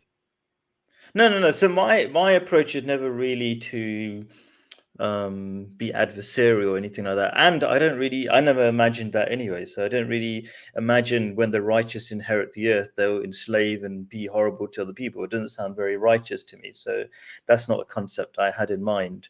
I'm just really intrigued. But what do you think about, so do you think, no, the reason why, so just to clarify, is it that, when do you think the righteous will inherit the earth, or am I misunderstanding some sort of fundamental thing? Because I think the righteous perpetually keep inheriting the earth. People become corrupt, and those societies break down, and the righteous who behave in a way that's in line with God is actually more productive, and they inherit the earth. They get given the earth when the non-righteous societies fall apart. I mean, does that make any sense to you, that idea, or is that foreign to you, or? Yeah, I mean, prophecy generally is understood to refer to the past, present, and future. So there'll be the ultimate fulfillment at the end of days and the messianic era, but it also simply refers to karmatic mechanisms that, like, if you do this, this will happen in your life. And it also explains what happened in the past. So you're just Maimonides' 13th principle, basic principle of the Bible and the Quran, that God works out the system, that the righteous get rewarded and the wicked get punished. You shouldn't expect reward, but the system works. If you do the right thing, generally you're going to get rewarded. If you do the wrong thing, you're going to get punished. In that sense, like, okay, like it might appear that, like, I should cheat and God forbid, cheat and steal and do these bad things so I could have a better life. But you say, like, no, like, do the right thing, follow God's law, and the reward will come to you. And at the same time, it might appear that wicked people are getting ahead, but you say, like, don't let your eyes deceive you. So just accept, like, as a principle, even if my eyes appear to tell me differently, that the righteous get rewarded and the wicked get punished. It might be complicated to understand. You could look at, like, the wealthy and powerful people and say, well, like, well, is wealth and power really reward? Is it that these people are righteous and being rewarded? Or is, say, like, well, wealth and power is not the real reward of the righteous. The real reward of the righteous is to be able to serve God unhindered, or even say maybe even being tested is a part of the system. But saying that the righteous will inherit the earth in the end of days, like, we'll say, okay, right now I would like to serve God, and I do get to serve God mostly, but also most of my life is being held back by tests and the fallen state of humanity. And the true reward will be just to be able to serve God without any of the hindrances we're currently facing. Yeah, I think I would describe that situation as a short-term view versus a long-term view. Like, if you think let's say the rich are succeeding, that's your short-term, or not even short-term, but not really looking at the reality. Let's think about Elon Musk. I think he's a generally nice guy. I keep using Elon Musk as a simple example everybody knows, but, like, sure, he's rich, but is he happy? He even says, you don't want to be me. He's also always constantly worried about situations, and look at his relationships all breaking down. So you can look at things on the surface, or you can look at things deeper. And I think the righteous always win in all situations. But I mean, that's how I would view it. We would say God is just, and reward is always proportional to hard work. So if you say Elon Musk, like, I read Walter Isaacson's biography and said, well, he's probably, okay, is he righteous? He's definitely a hard worker. I say his success and wealth is probably almost completely correlated to his hard work, his industrious, and his but that's like, okay, well, he's also produced a lot of offspring, but, like, his failed relations, his problems with his own family, in terms of like the reward of the righteous. So say, okay, the righteous person, he has a happy family. When he's there, his whole family is going to be at his deathbed. His kids honor and respect him, versus, like, having billions of dollars. So I'd say, like, in principle, you say, like, well, yeah, he probably earned his wealth. That the system, generally, people who have the wealth worked for it. That I don't think. I mean, people might steal or be dishonest, but I don't think that's stable. And if Elon Musk's wealth is stable, that's because he worked hard for it. But that doesn't mean he's righteous. That just means he worked hard and he came up and did great things. And in terms of the righteousness, that's not correlated to wealth. Yeah. I think we agree on a lot of things. I don't want to take up too much of your stream, but I think this interaction was really told me a lot. I think I don't want to say we just agree. I think we do agree on a lot of things. We probably have to work through a lot of different ideas. But yeah, like, for the thing that you said about Elon Musk working hard, totally agree. I think God rewards people in whatever effort they produce. There's a term in Islam called Rahim, which means God gives you certain abilities, and if you use them, God rewards you for using those abilities. So Elon Musk is using his abilities of working hard, and he gets rewarded to that extent, but that's not the same sort of reward as a righteous person would get, which is inner peace, which I'm not sure if Elon Musk doesn't think he has inner peace. So yeah. What type of streaming do you do? I mean, I'm sure we could get theologically to, we could probably cut to the chase and get to the points we disagree about. Yeah. But I mean, it doesn't matter. It does just do. My streams are always about practical, not trying to seem intelligent. Is a simple sort of thing. So I try to boil the philosophy of all my streams into one word, which is happiness, which sounds a bit shallow, but actual real happiness, I mean long-term happiness. Self-help. I was saying you put yourself out there as a streamer, like as a guru, like to self-help, or just to find like-minded people or intellectual people to speak with, or saying like you put yourself out there as a self-help teacher. Yes, that's it. So also it is as non-denominational. You happen to be Ahmadiyya Muslim, or is it intertwined with your self-help philosophy? I always try to keep it really short and simple, but sometimes obviously needs more explanation. I'm a Muslim who teaches happiness truth based on Islam for non-Muslims. So you don't have to be a Muslim. You don't have to agree. You don't have to even know that I'm an Ahmadi Muslim. I think the source of my wisdom comes from being a follower of the modern day prophet who is supposed to guide humanity, and the reality of that, even if I don't mention that this is who I am, if that makes more sense than you hear from other people, that's evidence of enough of this prophet being true.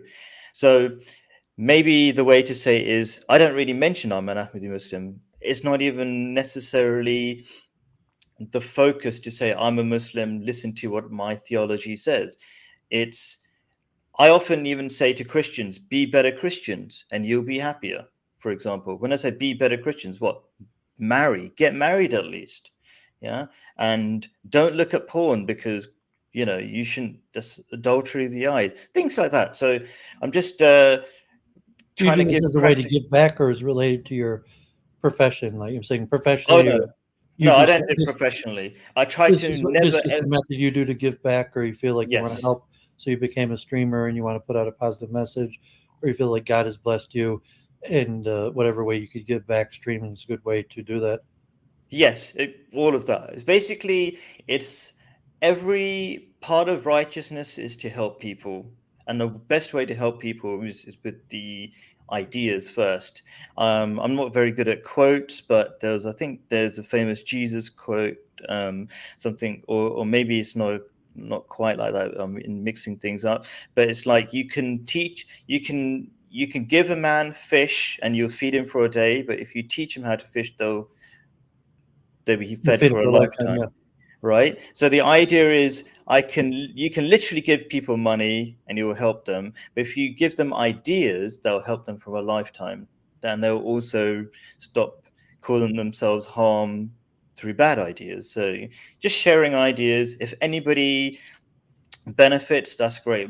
Again, from the Quran and the Torah, there's the Quran refers to something in the Torah, which is, if you save the life of one person, it's like saving all of humanity. So for me, if one person understands something and it benefits them, job done.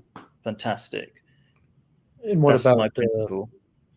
Your academic background in terms of like your modern academia? What's my job? What do I learn? Yeah, so we want to share that. If you don't want. Yeah, sure. So I'm an online civil engineer by profession. Yeah, I'm an online maths and computer science teacher, and I'm also I like to say things in funny ways. I'm like a mad scientist, so I make crazy apps. So I just made an app that kind of not mind reads you, but understands what you're trying to do. So when I'm doing online teaching, I use online whiteboards, and normally online whiteboards have lots of buttons. The board that I just invented has no buttons. It just understands what you're trying to do. And it does, like you're trying to draw a graph, it'll make a really nice graph for you. It'll just improve your graph that you drew. Is that on your channel, your educational content, or that's private? I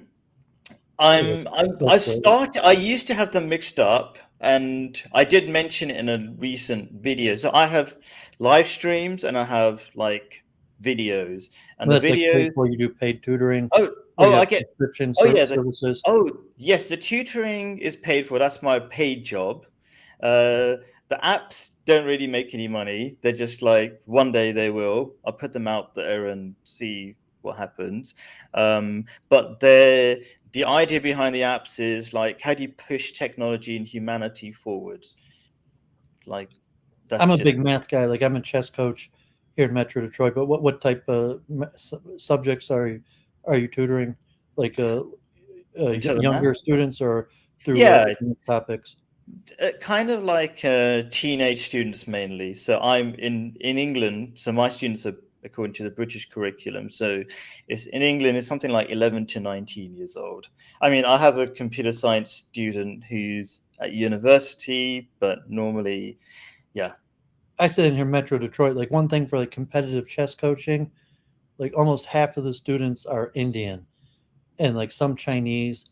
And there's a new thing like these special centers for like math enrichment, and they're almost all Asian. And like I Interesting. notice online, like a lot of these courses, like just trying to study something, you have like these huge YouTube channels, mostly in the Far East, sometimes like India or China, different places that really focus on youth education in math and science. And you mean like as a chess coach, I do as volunteer activity, but if you want to make money at it, um, it take a certain type of parent that would pay a chess coach, and whatever the reason is, like almost half of those, Indians are a decent population. Indians in my area are actually from the wealthiest people, Metro Detroit, automotive industry, engineering. You say the Indians are per capita even richer than the Jews in this area, and like if you're a competitive chess coach and you want to make good money at it, probably like half of your students are going to be Indian. And whatever that they would value their children's education and or to think like after school the parents would pay for them to do like math enrichment courses. And like I'm a nerd, I love that stuff, and I like advanced mathematics and academic subjects.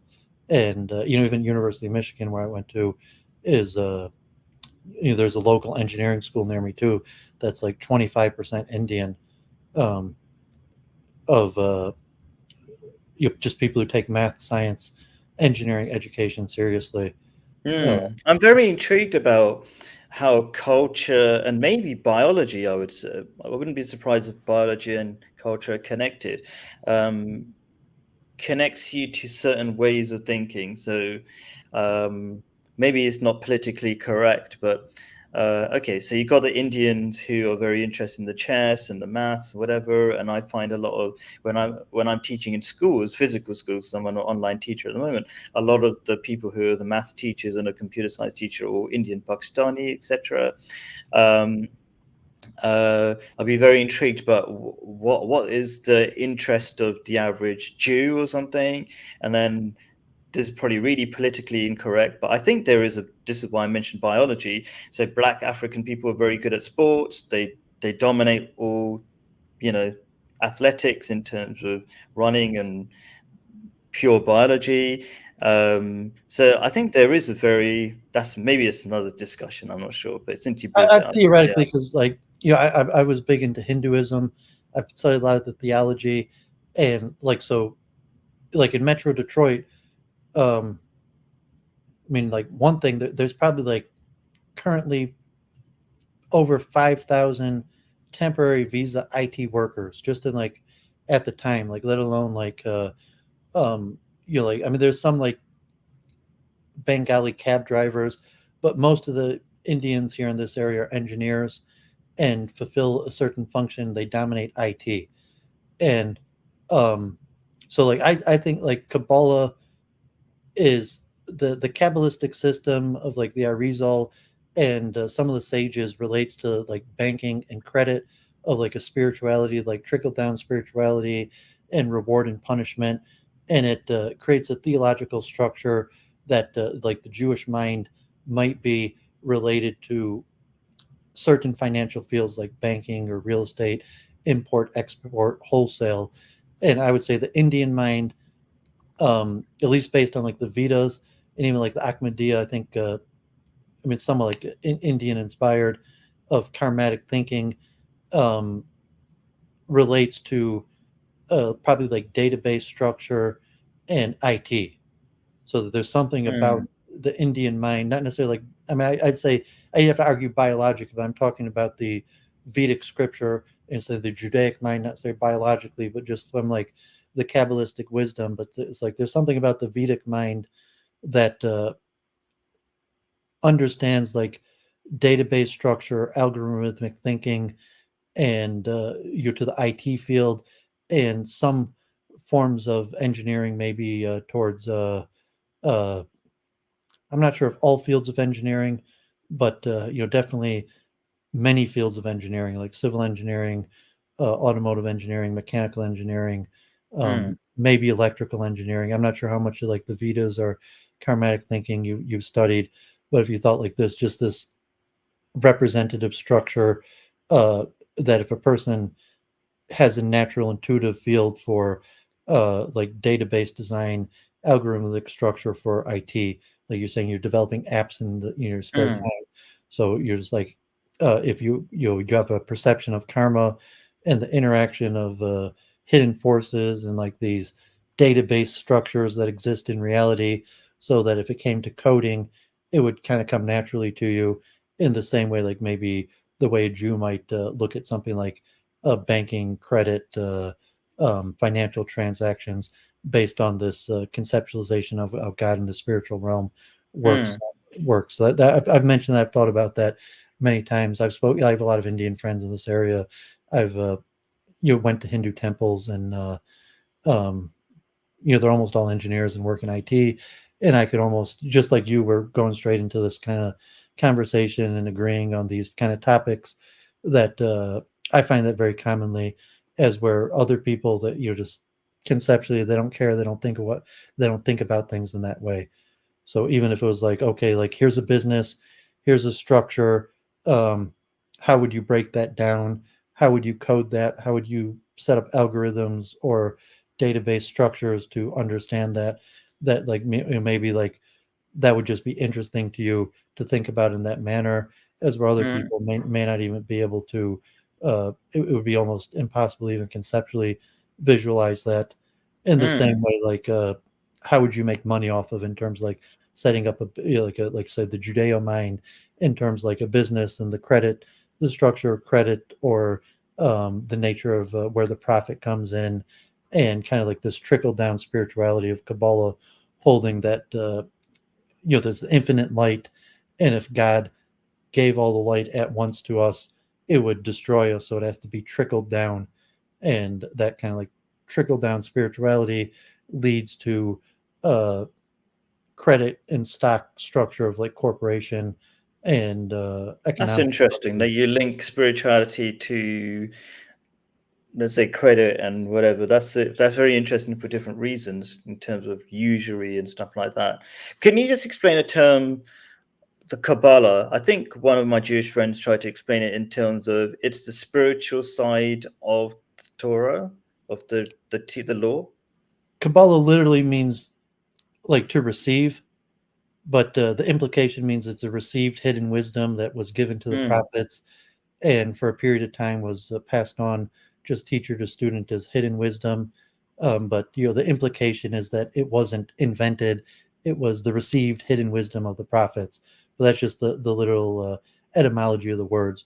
So Kabbalah generally means the esoteric, deeper spiritual meaning behind Judaism. Judaism is largely a legalistic religion. If you talk with Claire Koch, she'll point that out. Like, Hinduism generally, like Islam, like Judaism, is basically a legal centered religion. That's why you have secular cronyism as a basis for law, as opposed to Hinduism's not really a legally based religion. But Christianity is not also a very legalistically based religion. But to say that there's hidden spiritual teachings, and that goes along with the law of the Kabbalah. Yes. But the important thing is the law. So whether you understand the law or God's mission or purpose of the world, that doesn't matter. Like, the key thing is just know the law, follow the law, and whether you know why, the why doesn't matter. But the Kabbalah comes the received wisdom, you like the secret wisdom. That's the answer to the why. Like, so to say, Very from that side interesting. perspective. So you're really into the Kabbalah side. The law is essential, of course, but the Kabbalah is the wisdom to apply the law well, maybe. And I'm just sometimes saying they that call it the God's eye perspective, because the yes. Kabbalah isn't necessarily needed for the law. I mean, saying like, as humans, we don't need to know the God's eye. I want to know the God's eye perspective, and that's why I spend so much time thinking about it, talking about it, researching it. But I think it's useful as well, because a lot of people Be considered dangerous the also. law. We say it's useful, Okay. but it could be dangerous, and there's problem. That's why it's like Kabbalah, it's secret wisdom, it's dangerous wisdom, because it's the God's eye perspective, and to say what we're never. How do you combine? Sorry for interrupting, but how do you? Because I'm seeing a lot of affinity between what because you do mention the Kabbalah. Okay, let me put it this way. Do you know what Sufism is? Yeah, I'm not an expert in it, but yeah, it's kind of the mystical, spiritual understanding of the law. And I'm thinking maybe Kabbalah and Sufism are very similar.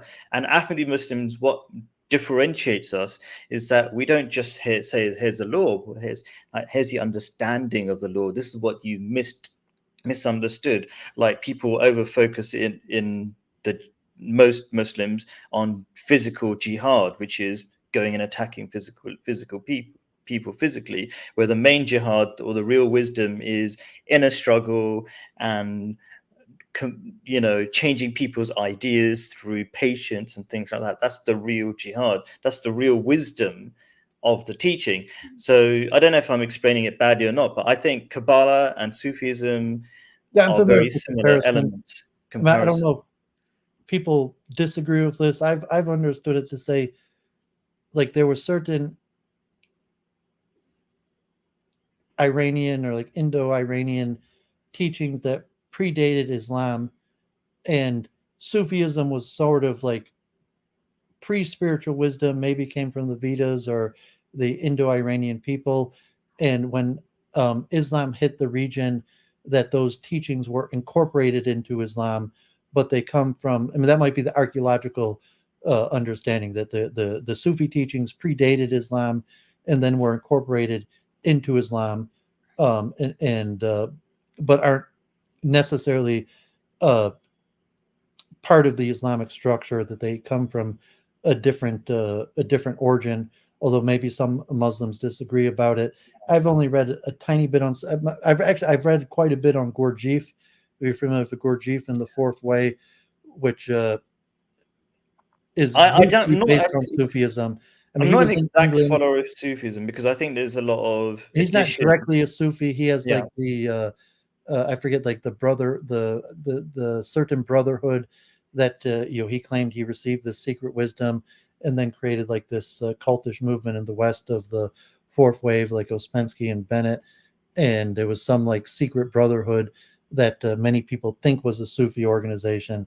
I've read quite a bit of the Gurdjieff literature, but it's not directly Sufi wisdom, and so I don't know much about Sufi. You see, like the dancing or the mysticism. Yeah, I don't believe in that, because for example, the spinning around of the dervishes, that's not something what Prophet Muhammad did. Therefore, I think that I call that an innovation, and innovations in Islam are not correct. I'm only interested in the wisdom of the teachings. I'm not sure to what extent that's something that interests you.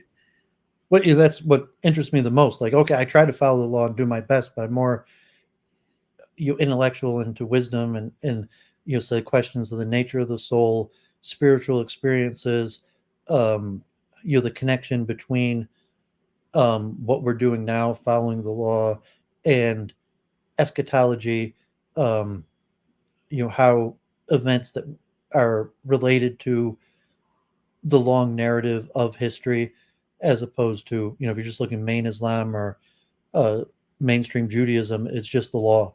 Like, how this relates to the end of the times, what's the meaning of the prophecies, what's the nature of the soul. You're saying that's not essential Judaism. Essential Judaism is just like, what's the law? Do your best to follow it. And I think Islam is very similar. So if you're saying Sufism has the answer to the why, the God's eye perspective, the relationship between the now and the past and the future. And it's not just theoretical. I think, for example, here's one major difference. I'm not a Sufi. I'm an Ahmadi Muslim, which means we have a strong Sufi element because it's about understanding. But let me give you a very practical difference between why the wisdom is essential, not like just a nice to have idea. So the massive difference between Sunni Muslims, which is the average Muslim, and let's say Ahmadi Muslims, is that we're famous for saying love for all, hatred for none. And Sunni Muslims are like shocked. How can you have love for Jews or Zionists or all these kind of different people that a lot of them hate, right? And I would say, well, if you go back to the Quran, Prophet Muhammad is told, you have not been sent except as a mercy for all creation. What does that mean? Does that not mean love for all, hatred for none? So what I mean to say is that they haven't really they read the text, but they don't really understand it. And you could call that wisdom to understand it, but I think it's essential, and they're not following it. The average Muslim, they understand some of the basics. Which I covered on my channel. One of the first things I did was this famous book written 1,000 years ago, actually in Arabic, called Duties of the Heart. It separates the most of the law is duties of the limbs, and there's some duties of the tongue in terms of speech, but there's a few explicit commandments that are duties of the heart, like to love God, to fear God, to believe in the unity of God, one God, to acknowledge God. Basically break down that there's 6 constant commandments that a person should have on their heart at all times.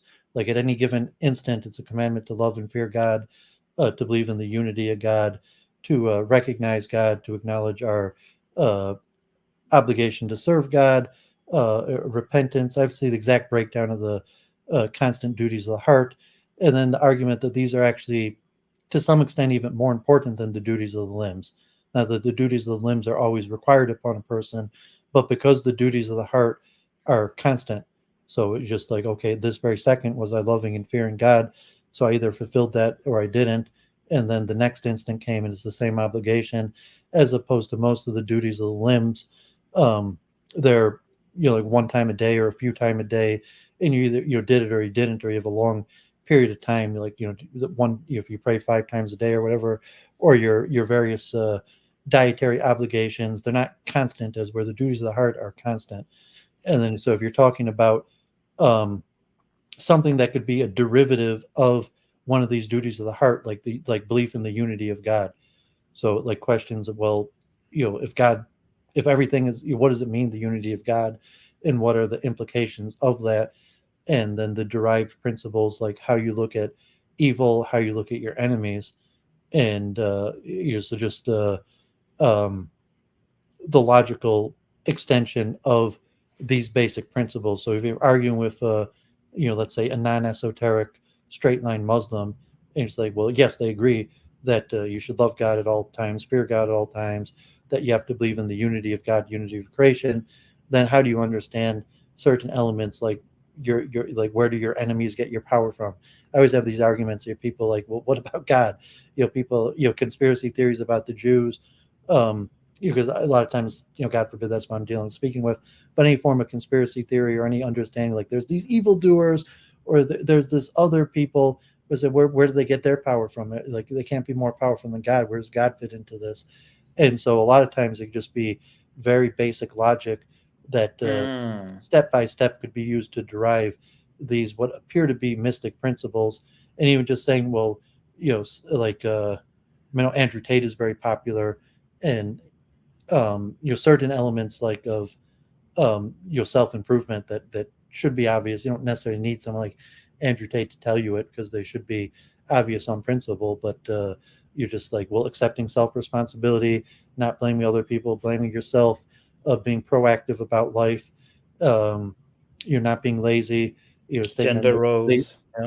Well, that's even like societal, but I was talking about internal self-improvement type thing. So not necessarily proscriptive about what other people should do. So he's saying, minus his preaching about what's wrong with society, but like the self-improvement level. So say if I'm talking about self-improvement, um, I'm not going to focus on the problems of society. Saying like you focus on yourself, and you change yourself. Don't worry about changing other people. Change yourself. And like so, laziness is your enemy. What other people are doing, like that's between them and God. Maybe you're going to have your circumstances where it might be applicable, but in most cases, like you're better off not judging people, and God will be their judge. You say, well, as far as I know, that's not approved action. I wouldn't recommend it. God runs the, God's merciful or whatever. God will judge them. I'm not their judge unless you're in a situation where you should be your judge. But I'm my own judge, and I know that laziness is my enemy, and I know that I should take personal responsibility for my shortcomings and not blame it on other people. And most of these could be logically derived from first principles.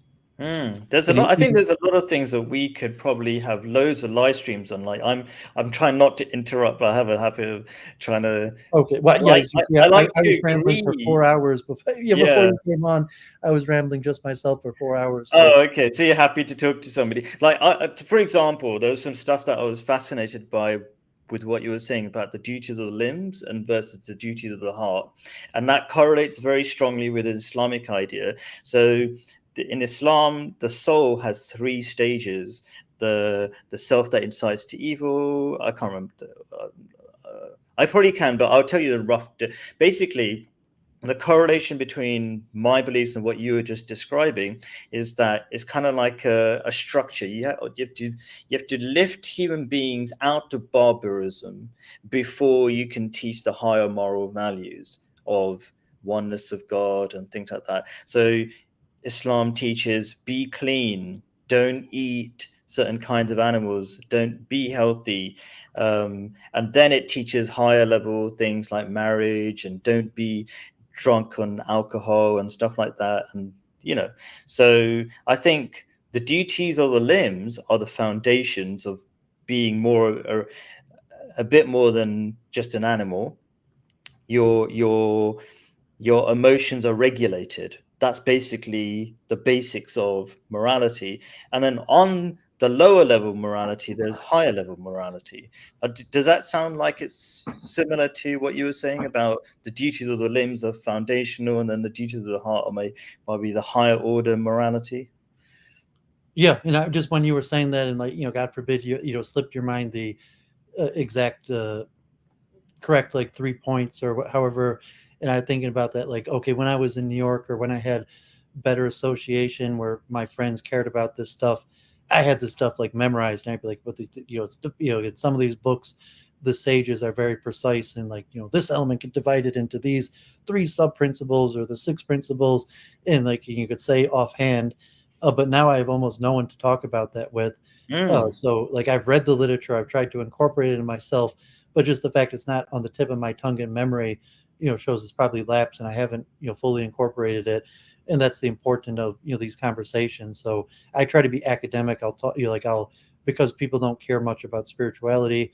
That's why I had to reach out in streaming just to hope I could find people, but more people are applicable to listen if you could put it in academic terms, in terms of psychology, and maybe you're the same, like you're talking like math and people don't really care about it, but as opposed if you were in like the seminary or with a crew of people that were working on self-improvement, it would have just like rolled off your tongue, like so that's very interesting. What's your reason for streaming? Why a multiplicity of reasons. So just reaching out for common interest, to give back, to share wisdom, to advance my research, just kind of just put it out there in the cosmos. I'm thinking about these topics. Is there anyone else thinking about these topics?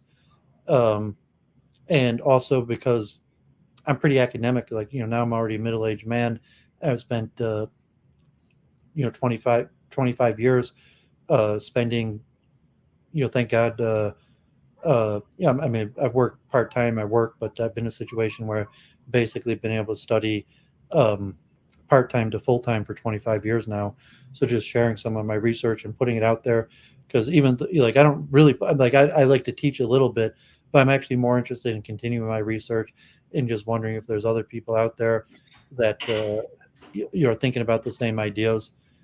And maybe it's the same in Islam. Like, okay, like, thank God, like, I've been through the Talmud. I was talking about the corpus of Jewish literature. I've, studied, I haven't mastered, but I've mastered a reasonable amount of the corpus of Jewish literature. But, so I could now teach kids, or like teach a class, in which I would if it was called upon me to. But at the same time, it's like, no, I'm just getting started. Like, I realize that I just know a tiny bit, and just like some of these ideas I was reading off Wikipedia, most of this like sociological or psychological, there's so much out there. So yeah, I stream to meet interesting people, and share my research, and I think you're going to be really interested. I'm going to send you a point I watch my stuff back, so it's an intellectual exercise. So I'll just like talk to the camera, whoever's listening gains from it, and then I'll watch it back myself as like to be my own study partner, to perfect my thought. Somebody said to me they like being a student of my classes, if you want to call it that. Well, I call them classes myself, but I said back, I'm a student of my own class. Like you're saying, I'm like, you can't. Well, I'm not sure if you're saying exactly the same way, but I'm always researching, I'm always learning. And then when people interact with me, I learn more. And if I'm, let's say, talking to you, I'm going to learn more. Do you know what I mean? Like, there's a whole wealth of understanding that I don't have. And when I talk to you and I talk to other people, and I'm kind of looking at the streams at the same time right now, I'm always going to be learning. I suppose my angle is that I start with a sense of responsibility that says, do the right thing, share ideas that help the world. And then the healthy byproduct of that is I learn a lot of stuff. It's like marriage. Like, some people don't fully understand the point of marriage, but when you get married, you get the benefit. I mean, I'm not sure if I'm explaining it very well, but anyway, I'm going to share by email or I think we were talking about, you just, I didn't know anything about you besides that, like, you've been set up by Claire, and like, God forbid, I've had mixed experience with people. I've been set up with Claire. Some who some who didn't even like her. It's like, or like, she'll set it up, and like, they're like, oh my, Claire's the one. But I mean, Claire's a smart woman, has a lot of interesting ideas, but also so I have mixed experience with the people she set me up to talk to. So I didn't even know what to expect. I said, okay, whatever. Generally, I take it as providence. I've basically said yes to everybody who's reached out to talk to me. Sure. But yeah, I'm glad you're intellectual, and you seem spiritual. So you say, and one last thing about the streaming, like, I like to just get things right. Like, I mean, not to pick on you in a certain way, but like, you said, like, oh, the 3 things, and like, it slipped your tongue, you couldn't say it right. Saying, well, it doesn't make you a bad guy or like a bad academic, but it was a personal failing. I would have been a better person. Like, I was thinking the 6 duties of the heart, and it's like, how could I not know it? Like, there's 6 duties of the heart commanded me at all time, and it's like slipping on me. Like, I can't even remember. Like, I was actually lacking. Certainly, I'm not fulfilling the 6 duties of the heart. I can't even remember and say it straight. So like, a lot of times it's just like, I just want to get it right for myself. And even like, like, okay, I've been studying, I can't even find people that are interested in these subjects, but just to put it out there, like, I want to get it right, at least for myself. And so it'd be kind of, in the streaming, to just put it out there that like, okay, I'm qualified to some extent to teach, but then I'm also struggling with ideas bigger than me, and that I just want to get right, and then to perfect, so these things should be on the tip of my tongue to internalize them, and for future reference, that just by reading these things out or saying them makes me a better person, makes me more knowledgeable, and you're more likely to, so to say, just to get it right. Yeah, I've just sent you in the private chat. I don't think I can send links. It's a free book. All the Ahmadiyya books you probably know I are free see anyway. That. Yeah. Do you want me to share that in the... Well, you can if you want. Basically, it's going to be talking about the 3 stages of development of the soul, and just generally, it's called the philosophy of the teachings of Islam. And so it might be interesting to you to compare the sort of, it's the reason behind, it's the philosophy or the reasoning behind the teachings of Islam. So you might be interested. And I think the 3 stages were, I'm just feeling not confident because sometimes I like to be, I'm not exact But yeah, that's it. The three stages are the self that incites to evil, the reproving self, and the soul at rest. But I was just not feeling confident saying it because I might not say the exact right word. But anyway, it's got a very long introduction, but if you look at the contents, you'll see where it really begins, sort of thing. Yeah. Yes, right. I remember the Ahmadiyya had really good, at least introductory literature. I'm not sure. Maybe there's good literature at all level. I'll give you a wrench in the chat so that you could share something. I just had to go up to add that. So you can see 3 pages, sections on pages 3, 5, and 6. So you got 3 is the self that incites to evil. That's basically regulating the animal side of human beings. And then number 5 on page 5 says the reproving self, where God kind of starts to honor you. You're more than just an animal. And then number 6 is soul at rest, is the ultimate aim that we're all aiming for, like to find inner peace, is a simple way of saying it, when you've overcome all your weaknesses. Is this Sufi or this is Ahmadiyya? This is Ahmadiyya. So this is written by. This is written in response to give the slight history. Is a part of a competition, or like some saint or some person in India about 100 years ago said, "Can we call all the different religions together? Can they answer these fundamental questions about spiritual development?" Let's just say, and our prophet Mirza Ghulam Ahmad, who's second coming of Jesus, and even the second coming of Krishna. So I understand you're a Hindu. Is that correct understanding? I'll call myself a Hindu in the terms that I accept many of the fundamental tenets of Hinduism as a philosophy. Sure. So I could, I mean, the same way, like I could call myself a Muslim. And if you say like, well, what does it mean to be a Muslim? And no, okay, like, so if you pin me down like on my belief in the prophecy of Muhammad, maybe I wouldn't be able to call myself a Muslim. Like, do I really accept Muhammad as a prophet? I'm not sure. But like, so Hinduism, like a general term, like the philosophy, the belief in karma, belief in reincarnation.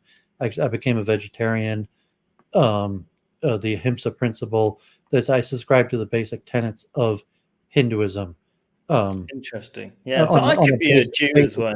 Basic terminology. Yeah. And I like the theology of karma, even the Sanskrit. Like, I mean, the Kabbalah, Judaism has a certain terminology for usually in terms of reward and punishment. But I think the karmatic system of Hinduism is maybe the most powerful one I've came across. And I know a lot of scholars would argue that even Sufi and Ahmadiyya actually derive from Hinduism. I mean, I know some people Ahmadiyyas would reject that. But I'm not sure if I would necessarily reject it. I would say, so Islam sees it itself as the evolution of religion, but not random evolution like the common understanding of evolution. It's like, let's say there was a caveman. What would you teach the caveman given their abilities and their understanding? Not much. And so as humanity developed, what it was capable of understanding and doing also developed. And so it was only really by the time you got to Islam that God said, no more alcohol. Like, you've got your, maybe alcohol was great in the past. This is just an interpretation, understanding why alcohol wasn't prohibited before. But maybe life was so difficult and whatever that just to get through, and you're sleeping outdoors or something, maybe alcohol had some uses. And even in the Quran, it says alcohol has its benefits and its harm, but its harm far outweighs its benefits, right? So what I'm trying to say is there's an evolution. I can understand. I believe in Hinduism, for example, the origins of Hinduism, but I think it was corrupted as well, right, over the millennia. I believe in Judaism, but I don't think all of it's totally correct either. So I suppose I would agree with the source or the fundamentals of all religions, because that's what Islam teaches, that they all came from God.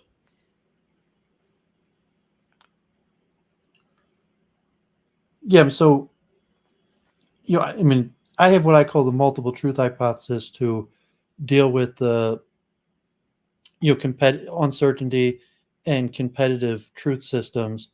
So if you have like a claim like, okay, there's young earth creationism, there's evolution, there's Hindu Vedic old earth creationism, there's anthropology, archaeology, and then there's the strict traditions of a given tradition of the order and progression of events. And so there's competitive claims, and then if you're going to evaluate them versus trying to have some sort of comprehensive truth that puts everything together, even though some might claim to be exclusivist or say this is the only truth, all truth derives from this system, or if it's true, it's only truth is a derivative of this system, versus just saying, well, that's the claim of this system that has some truth value versus of all the different systems.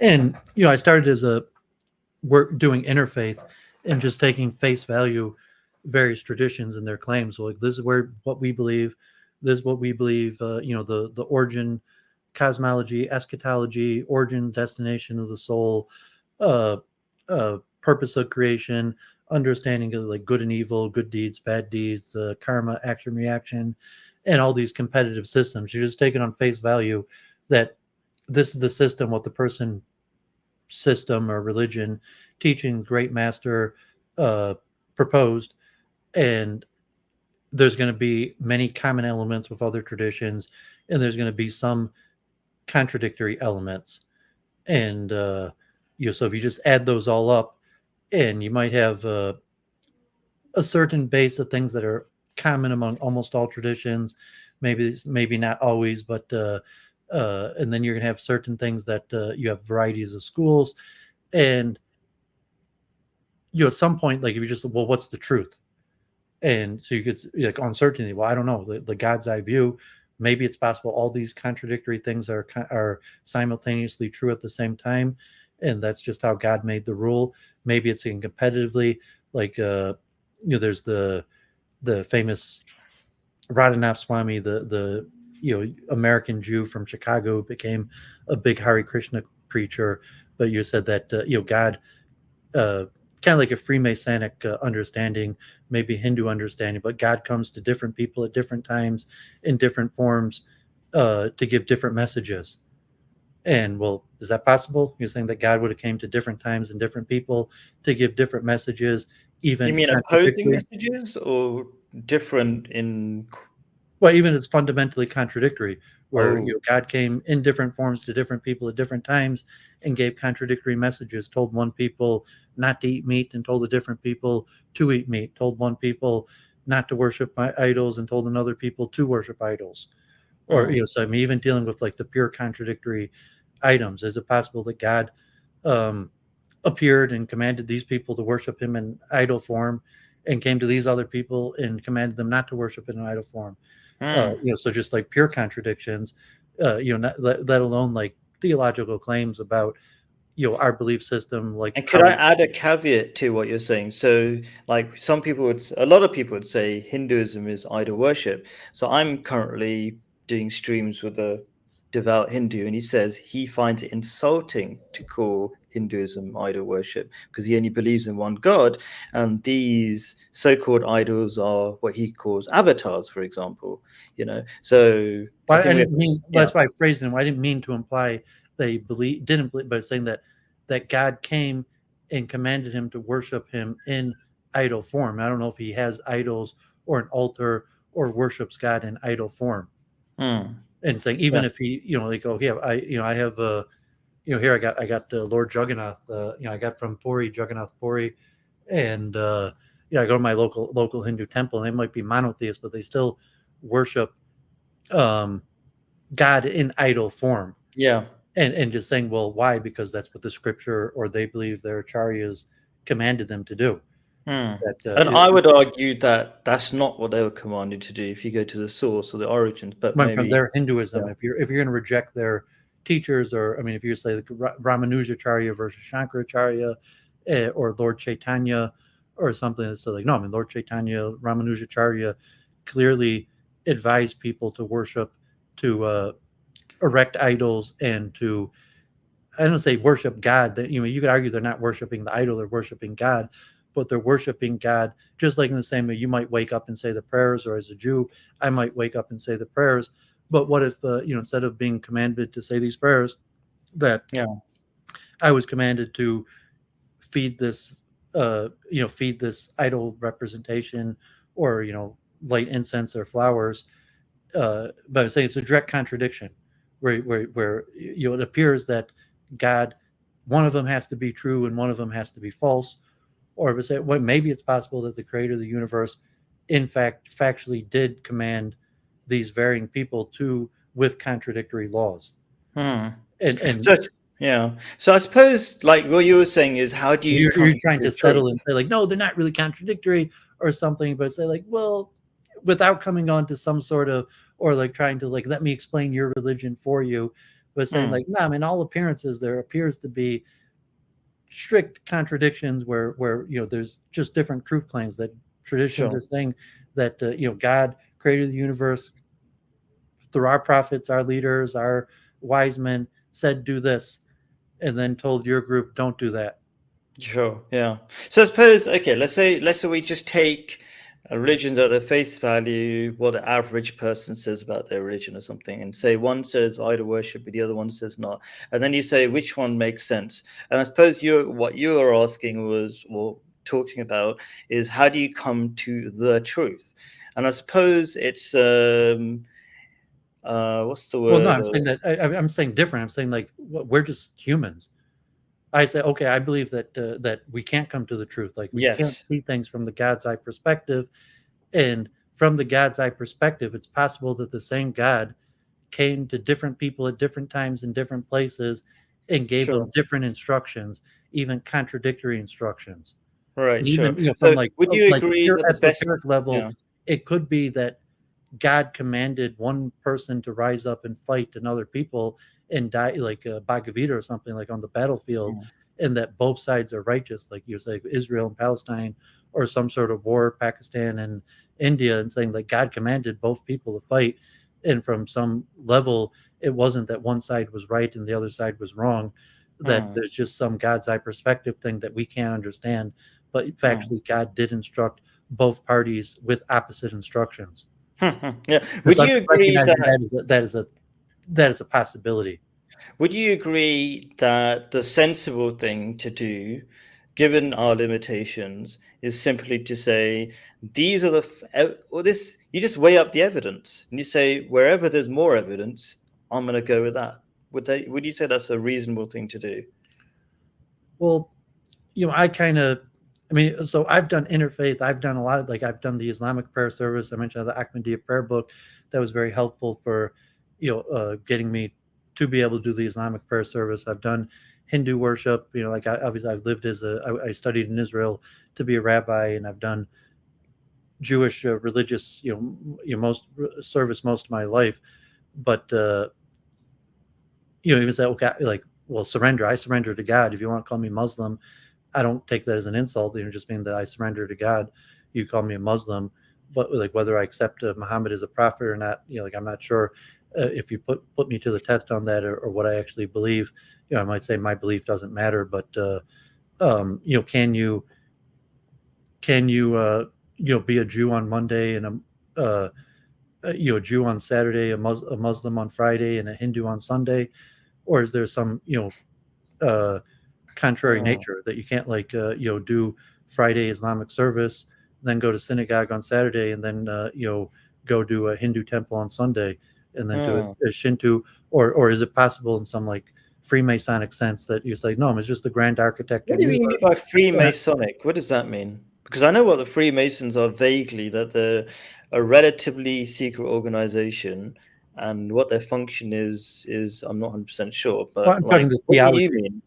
The theology of Freemasonry, that the grand architect of the universe and this great masters of wisdom, where we're saying where God gave God came and gave different messages to different people at different times. So I mean, Freemasons believe in God.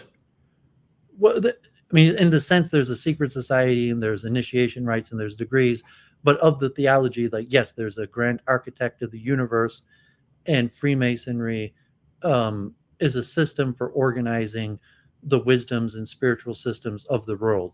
So theoretically, like, yes, as a Freemason, you could go to mosque on Friday, synagogue on Saturday, church on Sunday, the Hindu temple on Monday, and do all of them all in worship of the same grand architect of the universe, who shared these different wisdoms and practices with humanity. That's my interpretation of Freemasonry. Although, that's Freemasonry as a theological belief system, but obviously it's a secret society. I'm not officially a Freemason. I've just read some of the literature, and there's different interpretations of it. But just theoretically, where you have this universal grand architect of the universe that could one world religion, where one is not necessarily going to win out at the end of the days.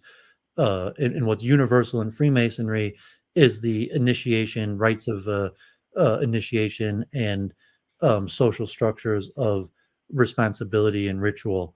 So so I have Freemasonic leanings, at least theoretically, in this sense of like the multiple truth hypothesis, where the statement I keep on saying that God came to different people at different times in different places with different messages, where maybe as a Muslim, you would say that's impossible, that God came to different people at different times with different, even contradictory messages.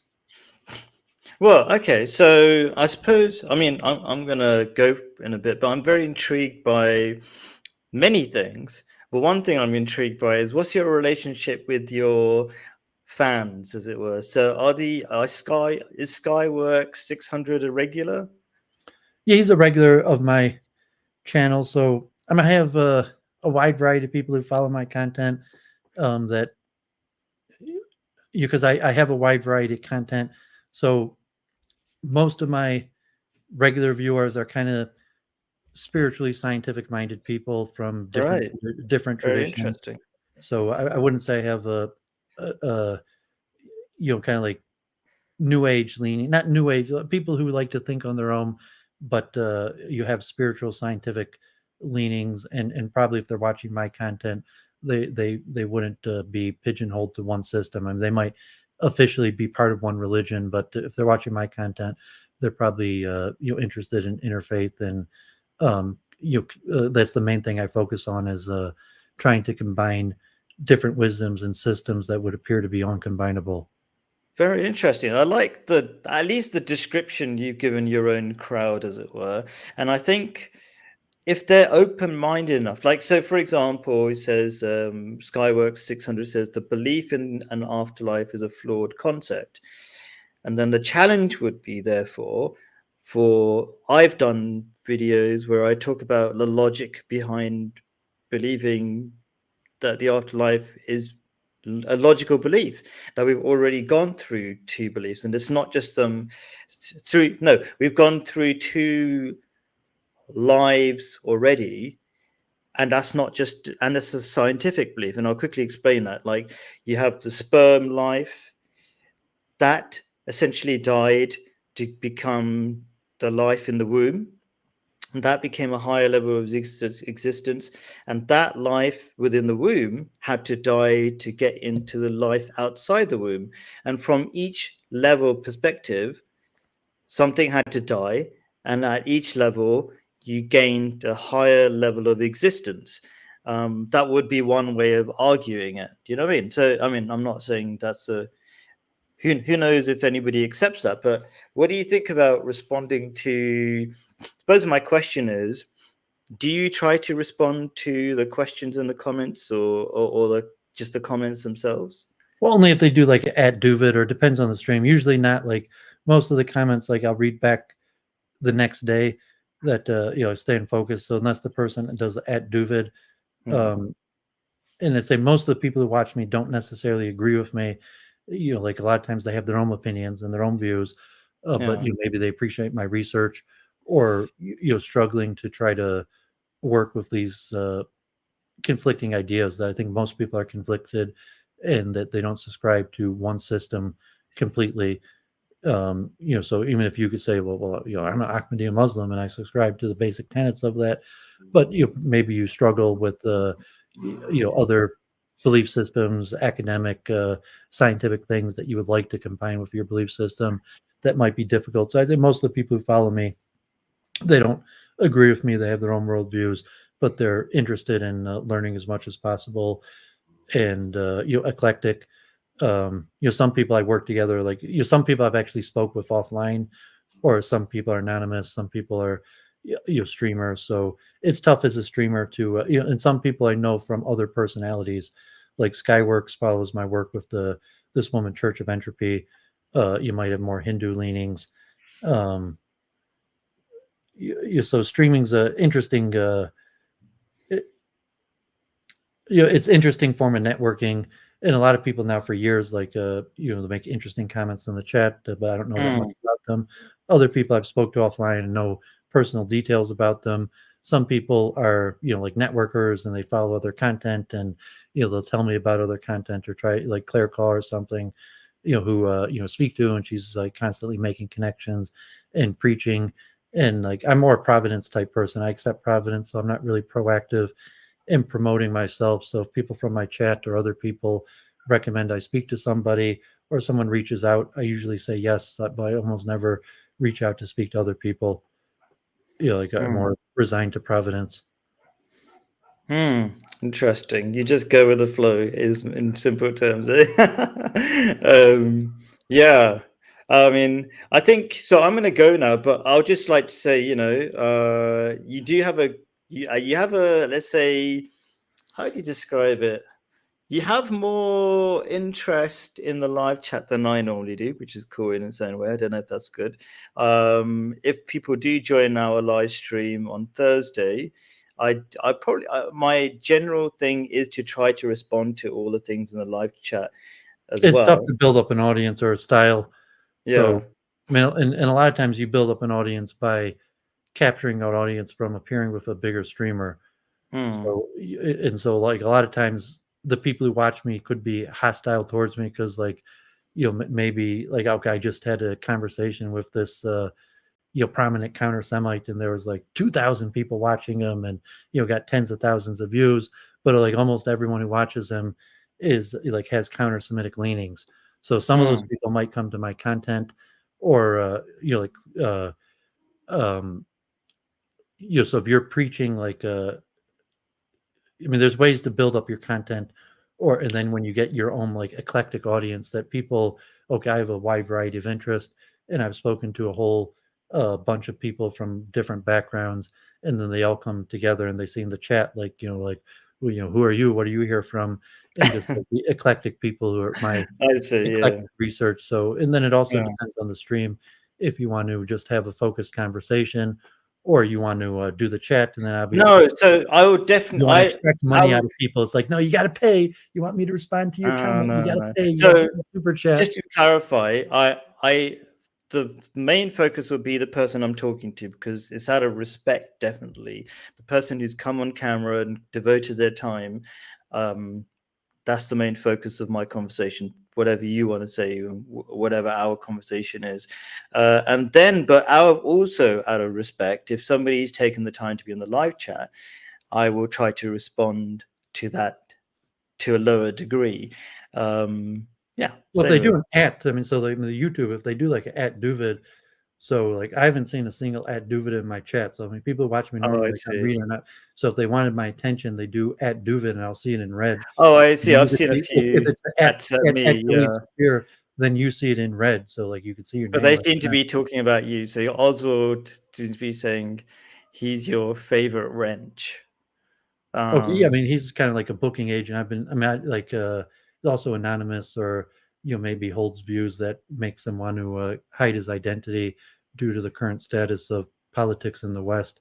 But I mean, he's been a booking agent or following my content for years. In fact, he's booked me with some of my bigger interviews. Oh, interesting. Wow. You could do the same for me, Oswald, maybe. You never know. But anyway, and then Skyworks is saying, what's my understanding of biology? I'm not a scientist, but, if somebody knows more than me, he can correct me. That's my simple simple way of discussion. But anyway, it's really been very interesting just talking to you, Doooovid. I'm looking forward to our focused discussion. I was looking at the email. Did we set a time for Thursday? Yeah, 7 p.m. UK time, which is, I think, I didn't say UK time to you. I think I set 2 p.m. I can't remember. I can check. Is there only one time zone in the UK? Yeah, there's only one time. But I think I sent you the time according to your Boston time. You're Boston, aren't you? No, Detroit. Detroit. But it's the same time. Boston and Detroit at the same time. I could quickly check what I sent you. Gmail. Oh, by the way, do you prefer being called in real life? Do you like being called David? It looks like or it's Doooovid? 5 hours, so it'll be 2 p.m. my time. Yeah, I think that's what I sent you. Doooovid and David is the same. Doooovid is the Yiddish version.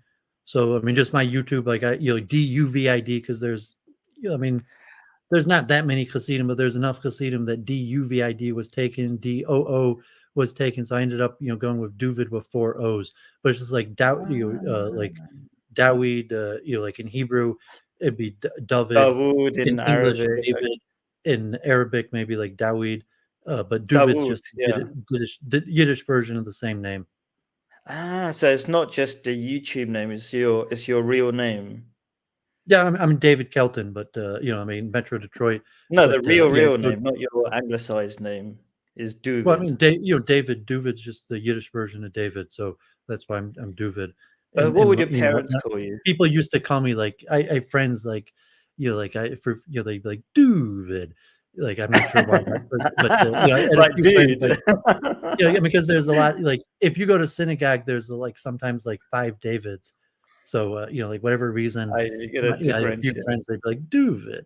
So that's. But what do your parents call you? I mean, they call me David. Oh, really? Oh, okay. I mean, my father's also David. I see. Interesting. Okay. Yeah, but it was. I just checked Israel and became Hasidic because I mean I'm a product of it. My father's not Jewish. I'm a product of mixed marriage. My mother was Jewish, and I went to Israel and went to Hasidic schools. So like I became born again. Like I was a secular Jew in America, and then after high school, 18, I went to Israel and became Hasidic. And like when I Hasidim, like there is no Davids. Like everybody, like no one pronounces the name David. That's the English pronunciation. It's Doovid. So and also like I created my YouTube channel because I like being Hasidic. So like generally no one cares about my spiritual ideas. So I put my YouTube channel to, like emphasize my Hasidic identity. Okay, I'm a civil engineer, or I do different functions. And even in my area, almost no one's Hasidic. So when I made my YouTube channel, I wanted to emphasize my Hasidic identity. Interesting. All right. Interesting. Well, very good talking to you. I'm going to pop off, but really looking forward to our conversation. You say you're in Jordan or you're in London? I'm in Jordan, yeah, and right next to the action in Israel right now. Okay, yeah, I spent 3 years in Israel. I think I once went to, I don't think it was, maybe it was in Jordan. Is Jericho in Jordan or is part of Jericho? I think that's Israel. I think it's in Israel. Someone once dragged me to the casino in Jericho. But it might have been like loose, somewhat connected with Jordan, or it's on the border there, or maybe it was just the Arab territories. But yeah, I mean, I guess God bless. But well, it doesn't matter to me. So talk wherever you're from. So look forward to Thursday. And, 2 p.m. I checked in the emails. Yeah, 2 p.m. your time. If you send me the link beforehand, I'm not sure if you pre-programmed it, I'll share it on my social media in advance. Cool, I'll do that. Yeah, I'll do that today. Okay, so whenever you email me that, I'll post it on my Twitter and my social media in advance. Excellent. So looking forward to for your live chat audience. Basically, we'll be talking about the solutions to the Palestine-Israel conflict, starting, I would say, I'm always inspired by the Quranic teachings, which actually in this case refer to the teaching of the Torah, but practically what's the reality as well? Like what's an actual solution? Anyway, so thank you very much for your time. Okay, yeah, great. So looking forward to Thursday. Bye. How do I leave? There we go. Okay. Okay, so yeah, nice meeting Khalid So thank God. Yeah, Claire set that up, and I think we had talked a while ago, and Claire had also just mentioned she'd been speaking with Khalid and was like recommended we speak, and I said yes. Like I've said yes to every single person Claire has recommended me talking to. A few of the times, like it worked out negatively, where like the person was like, like I don't even like Claire. Like why would I want to talk to you? Or even that other guy, I forget the name. Like it was actually the Jewish guy. Didn't work out well at all. Like he, like through Claire. But Claire recommended I talk to him, and then like he's doing a stream about like negatively about Claire, and so I'm like defending Claire. But Claire's also referred me to some interesting people, and I've been working together with Claire. Like I'd shown the Ask the Rabbi. She was on my number 2 Ask the Rabbi. Um, so thanks Claire for introducing me to Khalid. Seemed like a spiritually minded, educated person. So hopefully there'll be an interesting discussion, and broke up some of my research to talk about some more spiritually minded things, and hopefully important discussion about the war in Israel. I think the Ahmadiyas are somewhat like the Baha'i in Israel, where Ahmadiyas found refuge in Israel from Iran. So like there's some sort of, even though they're Muslims, generally they're considered pro-Israel relative to like Islamic politics, specifically due to like being persecuted in Iran and finding refuge in Israel. And it might be like the Baha'i, where the Ahmadiyya in Israel actually predate the state of Israel. So, I mean, if it doesn't matter, we didn't end up talking about that. If we talk about it Thursday, or I look into it, but I think the Ahmadiyya in Israel actually predate the state of Israel. And I knew Ahmadiyya in New York and here in Metro Detroit. I interfaith with Ahmadiyya, and I say like their introductory, the best thing about Ahmadiyya. I'm not saying like, I mean there's different aspects, but they're saying is their introductory literature on Islam. So like if you want like just basic introductory literature on Islam, the Ahmadiyya literature is some of the best. And like like my prayer book that I showed, like that's really good.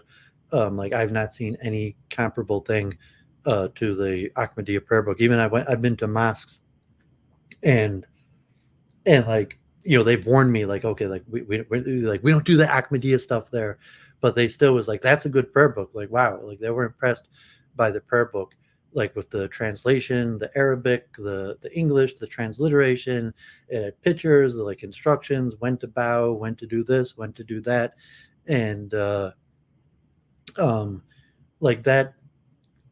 Like I've prayed with Muslims probably like 50 times. I even mentioned Sam Wool, where like I helped her get involved with is interfaith with the Muslims, but if it wasn't for the Ahmadiyya prayer book, I would have been like clueless in like how to get along in their prayer service, what to say, when to say it, when to bow, or the various things, and even some of the introductory literature just to get a basic grasp of Islam. Okay, so why don't I try to read a little bit more? And so if he shares that, emails me, I'll post that on Twitter for Thursday, and luckily it'll be 2:00, and we'll see.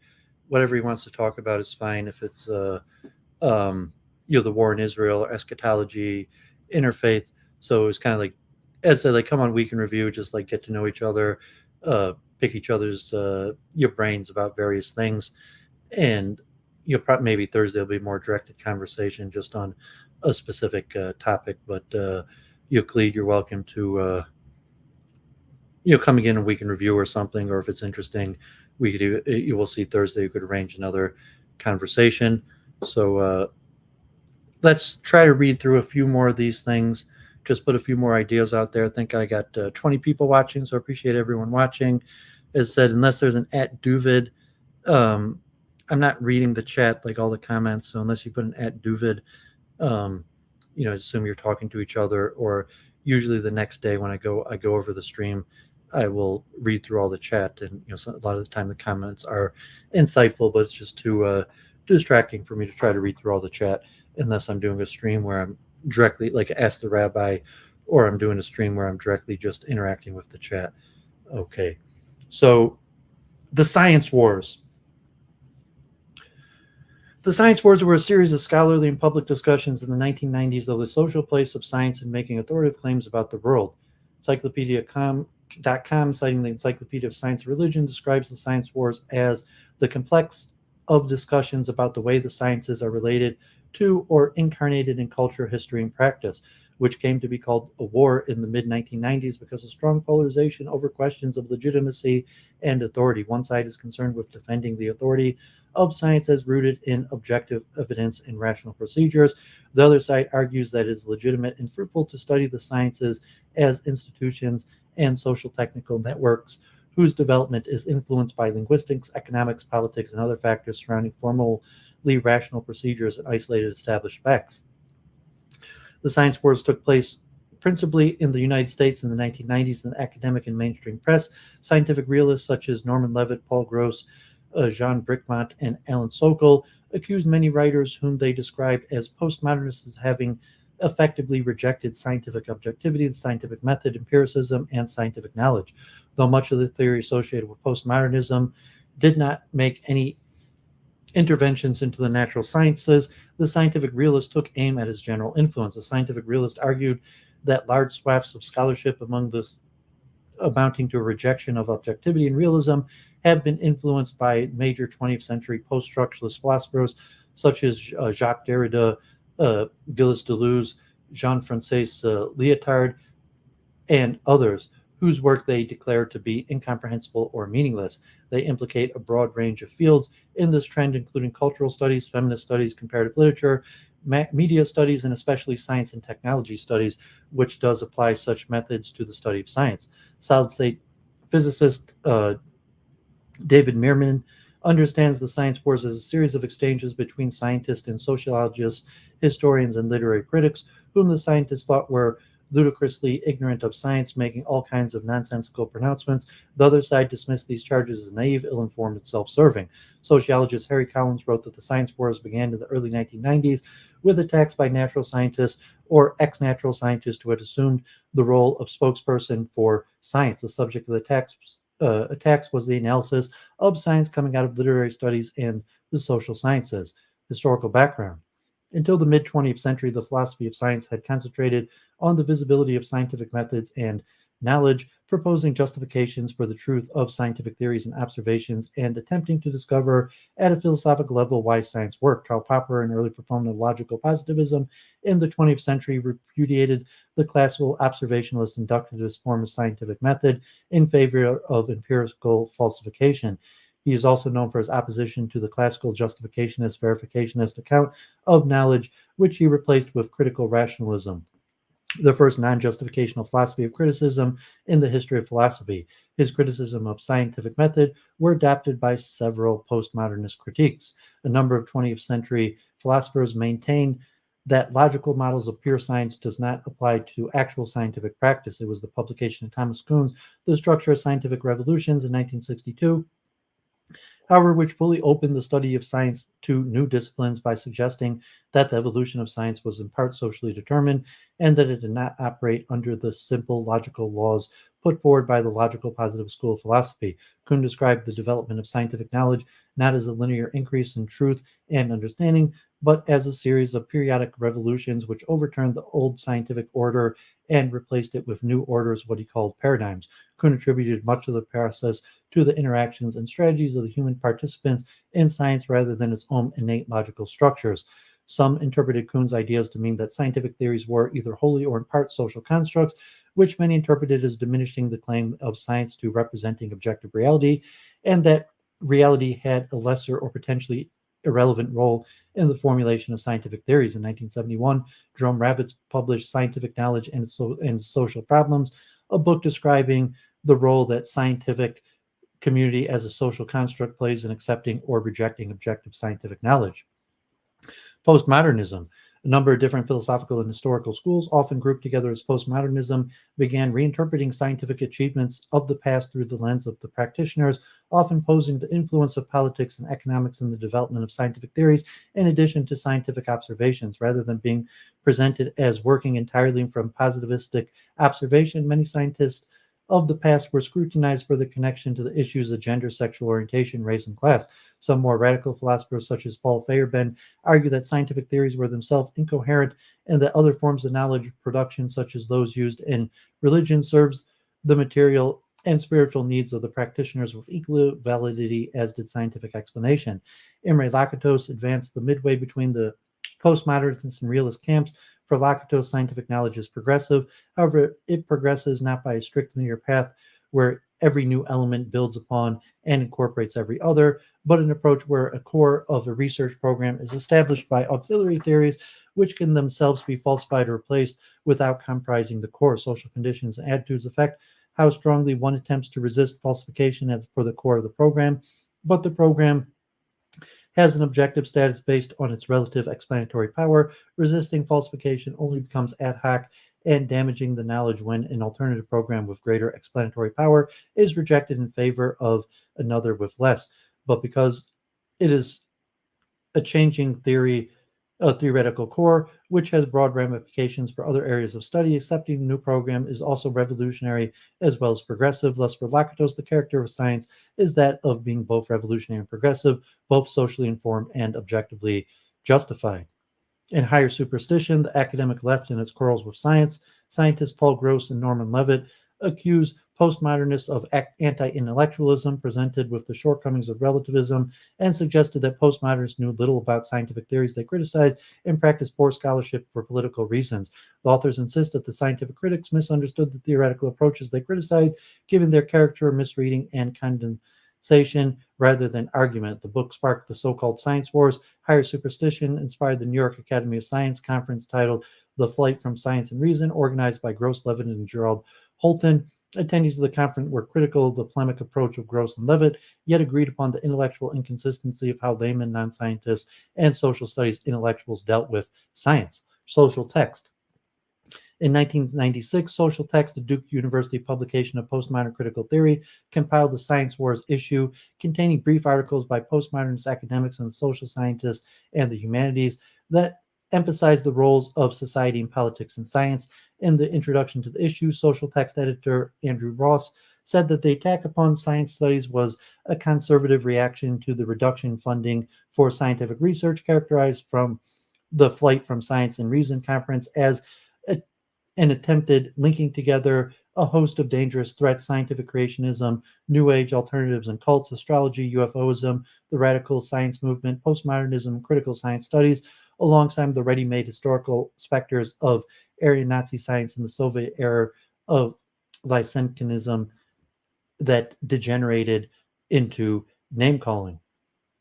The historian Dorothy Nelkin characterized Gross and Levitt's vigorous response as a call up to arms in response to the failed marriage of science and the state, in contrast to the scientists' historical tendency to avoid participating in perceived political threats such as creation science, the animal rights movements, the anti-abortionist attempt to curb fetal research. At the end of the Soviet-American Cold War, military funding of science declined, while funding agencies demanded accountability, and research became directed by private interests. Nelkin suggested that postmodernist critics were convenient scapegoats who diverted attention from the problems in science. Also in 1996, physicist Alan Sokal had submitted the article to Social Text titled Transgressing the Boundaries Towards Transformative Hermeneutics of Quantum Gravity, which proposed that quantum gravity is a linguistic and social construct that quantum physics supports postmodern criticism of scientific objectivity. After holding the article back from earlier issues due to Sokal's refusal to consider revisions, the staff published it in Science Wars issue as a relevant contributor. Later, in the May 1996 issue of Lingua Franca, in the article Physical Experiment with Cultural Studies, Sokal exposed his parody article Transgressing the Boundaries as an experiment testing the intellectual rigor of an academic journal that would publish an article liberally salted with nonsense if it sounded good and it flattered the editor's ideological preconceptions. The matter became known as the Sokal Affair and brought greater public attention to wider conflict. Jacques Derrida a frequent target of anti-relativist criticism. In the wake of the Sokol article, responded to the hoax in Sokol and Brickmont aren't serious.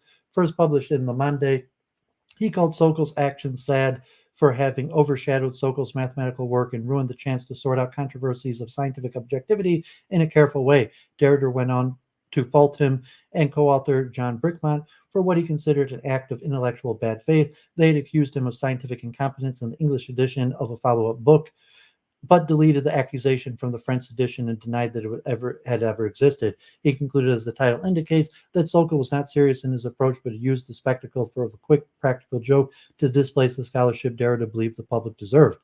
Continued conflict. In the first few years after the Science Wars edition of Social Text, the seriousness of the and volume of discussion increased significantly. Much of it focused on reconciling the warring camps of postmodernists and scientists. One significant event was the Science and Its Critics Conference in early 1997. It brought together scientists and scholars who study science and featured Alan Sokol and Steve Fuller as keynote speakers. The conference generated the final wave of substantial press coverage, though by no means resolved the fundamental issue of social construction and objectivity in science. Other attempts have been made to reconcile the two camps. Michael Nauenberg, a physicist at University of California, Santa Cruz, organized a small conference in May 1997 that was attended by scientists and sociologists of science alike, among them Alan Sokol, David Merriman, and Harry Collins. In the same year, Collins organized the Southampton Peace Workshop, which again brought together a broad range of scientists and sociologists. The Peace Workshop gave rise to an idea of a book that intended to map out some of the arguments between the disputing parties. The One Culture, a conversation about science, edited by chemist J. Labinger and sociologist Harry Collins, was eventually published in 2001. The book, of the title of which is a reference to C.P. Snow's The Two Cultures, contains contributions from authors such as Alan Sokol, John Brickmont, Stephen Weinberg, and Stephen Chapin. The other important publications related to the Science Wars includes Fashionable Nonsense by Sokol and John Brickmont, 1998, The Social Construction of What by Ian Hacken, 1999, and Who Rules in Science by James Robert Brown. The John Baez and Bogdanov Affair 2002 served as a bookend to the Sokol controversy. The review, acceptance, and publication of papers later alleged to be nonsense in peer-reviewed physics journals. Cornell physics professor Paul Ginsberg argued that the cases are not at all similar, and the fact that some journals and scientific institutions have low standards is hardly a revelation. The new editor-in-chief of the journal's Annals of Physics, who was appointed after the controversy along with a new editorial staff, had said that the standards of the journal had been poor leading up to the publication, since the previous editor had become sick and died. Interest in Science Wars has waned considerably in recent years. Though the events of the Science Wars are still occasionally mentioned in mainstream press, they have little effect on either the scientific community or the community of critical theorists. Both sides continue to maintain that the other does not understand their theories or mistakes constructive criticisms and scholarly investigations for attacks.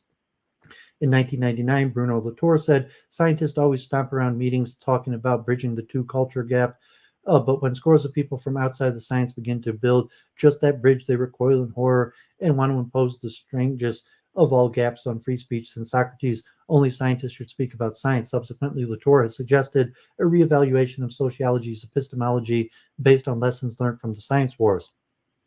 Scientists made us realize that there was not the slightest chance that the type of social forces we use as a cause could have objective facts as their effects. Reviewing Sokol's Beyond the Hoax, Merriman stated that as a sign that the Science Wars are over, I cite the 2008 election of Bruno Latour to foreign honorary membership in that bastion of the establishment, the American Academy of Arts and Sciences, and opined that we are not only beyond Sokol's hoax, but beyond the Science Wars themselves. However, more recently, some of the leading critical theorists have recognized that the critiques have at times been counterproductive and are providing intellectual ammunition for reactionary interest. Writing about these developments in the context of global warming, Latour noted that dangerous extremists are using the very same arguments of social construction to destroy hard-won evidence that could save our lives. Was I wrong to participate in the invention of this field known as science studies? It is enough to say that we did not really mean what we said. Kendrick Frazier noted that Latour is interesting in helping to rebuild trust in science, and Latour said that some of the authority of science needs to be regained. In 2016, Sean Lawrence Otto, in his book The War on Science, Who's Waging It, Why It Matters, and What Can We Do About It, said that the winners of the war on science will chart the future of power, democracy, and freedom itself.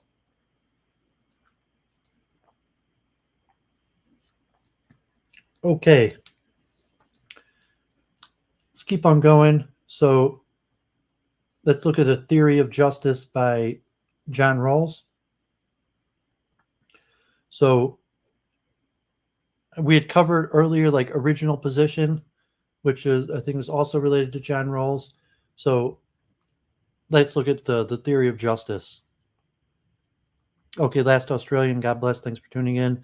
Mr. Boston, Skyworks, Oscar, people active in the chat, appreciate that.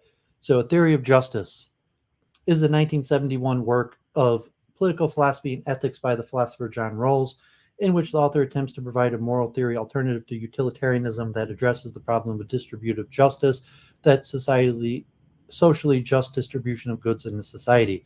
The theory uses an updated form of Kantian philosophy as a variant from the conventional social contract theory. Rawls' theory of justice is fully a political theory of justice, as opposed to other forms of justice discussed in other disciplines and contexts. The resultant theory was challenged and refined several times in the decades following the original publication in 1971.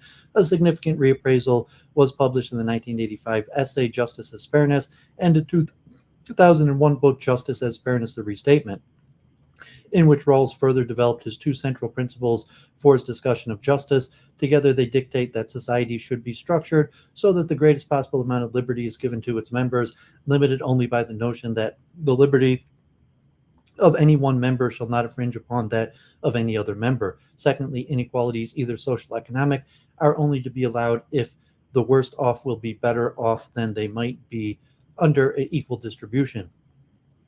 Finally, if there is such a beneficial inequality, the inequality should not make it harder for those without resources to occupy positions of power, for instance, public office. Objective. In the theory of justice, Rawls argues for a principle of reconciliation of liberty and equality that is meant to apply the basic structure of well-ordered society.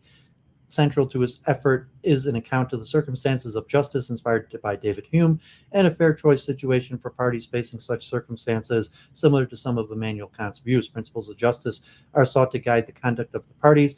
These parties are recognized to face moderate scarcity, and they are neither naturally altruistic nor purely egoistic. They have ends which they seek to advance, but prefer to advance them through cooperation with others on mutually acceptable terms. Rawls offers a model of a fair choice situation, the original position, with its veil of ignorance, within which parties would hypothetically choose mutual acceptable principles of justice. Under such constraints, Rawls believes that these parties would find his favorite principle of justice to be especially attractive, winning out other over varied alternatives, including utilitarian, right-wing, libertarian accounts. So I talked about the original position before. The principle of justice. Rawls modifies and develops the principle of justice throughout his book. In chapter 46, Rawls makes his final clarification on the two principles of justice. Each person is to have an equal right to the most extensive total system of equal basic liberties compatible with a system of liberty for all. Social and economic inequalities are to be arranged so that they are both to the greatest benefit of the least advantage, consistent with the just saving principle, and attached to the offices and positions open to all under conditions of fair equality and opportunity. The first principle is often called the greatest equal liberty principle. Part A of the second principle is referred to as the difference principle, or Part B is referred to as equal opportunity principle. Rawls orders the principles of justice lexically, follows 1, 2b, and 2a. The greatest equal liberty principle takes priority, followed by the equal opportunity principle, and finally the difference principle. The first principle must be satisfied before the equal opportunity principle must be satisfied before the difference principles. Rawls states the principle does not come into play until those previous to it are either fully met or do not apply. Therefore, the basic liberties protected in the first principle cannot be traded or sacrificed for greater social advantage or greater economic advantage. The greatest equal liberty principle. Each person is to have an equal right to the most extensive total system of equal basic liberties compatible with similar system of liberty for all. The greatest equal liberty principle is mainly concerned with the distribution of rights and liberties. Rawls identifies the following equal basic liberties: political liberty, the right to vote and hold public office, and freedom of speech and assembly; liberty of consciousness and freedom of thought; freedom of the person, which includes freedom for psychological oppression and physical assault and dismemberment, integrity of the person, and the right to hold personal property, and freedom from arbitrary arrest and seizure as defined by the concept of the rule of law. It is a matter of some debate whether freedom of contract can be inferred to be included in these basic liberties. Liberties not on the list, for example, the right to own certain kinds of property, and the freedom of contract is understood by the doctrine of laissez-faire, not basic, and so they are not protected by the priority of the first principle, the difference principle. Society and economic inequalities are to be arranged so that they are to the greatest benefit of the least advantaged members of society, consistent with the just saving principle. Rawls' claim is that departures from equality of a list of what he calls primary goods, things which rational man wants, whatever else he wants, are justified only to the extent that they improve the lot of those who are worst off under the distribution in comparison to the previous equal distribution. His position is at least in some sense egalitarian, with a provision that inequalities are allowed when they benefit the least advantage. An important consequence of Rawls' view is that inequalities can actually be just as long as they are to the benefit of the least well off. His argument for the position rests heavily on the claim that morality, arbitrary factors, should not determine one's life chances or opportunities. Rawls is also oriented to an intuition that a person does not morally deserve their inborn talents, thus that one is not entitled to all the benefits they could possibly receive for them. Hence, at least one of the criteria which could provide an alternative to equality is asserting the justice distribution is eliminated. Further, the just savings principle requires that some sort of material respect is left for future generations. Although Rawls is ambiguous about what this means, is generally understood as a contribution to those coming later. The equal opportunity principle. Social and economic inequalities are to be arranged so that they are attached to offices and positions open to all under conditions of fair equality of opportunity. The stipulation of the latter is lexically prior towards the prior. This is because equal opportunity requires not merely that offices and positions are distributed on the basis of merit, but that all have reasonable opportunity to acquire the skills on the basis of which merit is assessed, even if one might not have the necessary material resources due to a beneficial inequality stemming from the difference principle. It may be therefore thought that this stipulation and even the first principle of justice may require greater equality than the difference principle.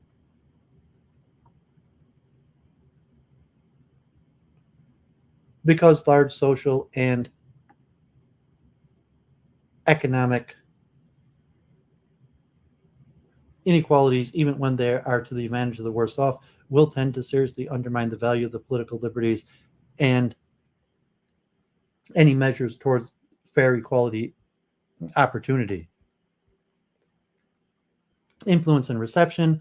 1972, A Theory of Justice was reviewed in the New York Times Book Review by Marshall Cohn, who described the work as magisterial and suggested that Rawls used the techniques of analytical philosophy, made the book the most formidable defense of the social contract tradition to date. He credited Rawls with showing that the widespread claim that systematic moral and political philosophy are dead is mistaken, and with providing a bold and rigorous account of the principle to which our public life is committed. Though he suggested that it might take years before satisfactory appraisal of the work could be made, he noted that Rawls' accomplishments had been compared by scholars to those of John Stuart Mill and Immanuel Kant.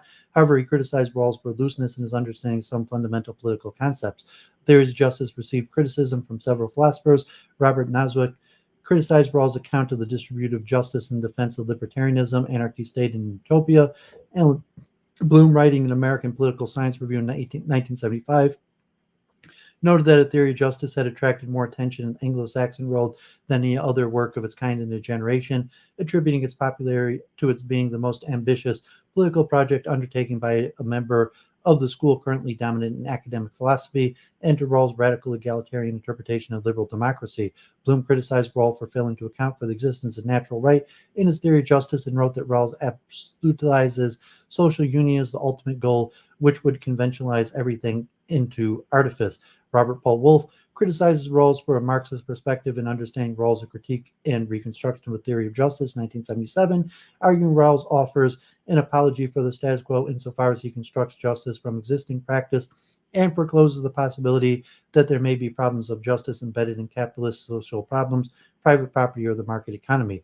Michael Sandel criticized Rawls and liberalism and the limits of justice in 1982, arguing that Rawls encourages people to think about justice while divorced from the values and aspirations that define who they are as persons and that allow people to determine what justice is. Susan Moeller-Oken wrote in Justice, Gender, and the Family in 1989 that Rawls has provided the most influential of all 20th century theories of justice, but criticized them for failing to account for the injustices and hierarchies embedded in the familiar relationships.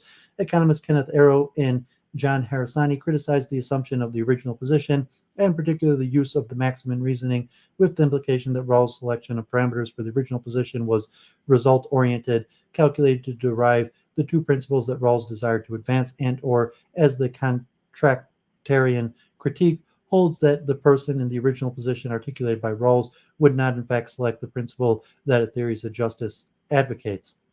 In reply, Rawls emphasized the role of the original position as the device of representation for making sense of the idea of a fair choice situation for free and equal citizens, and that the relative modest role that the maximum plays in his argument, it is a useful heuristic rule of thumb given the curious features of choice beyond the veil of ignorance.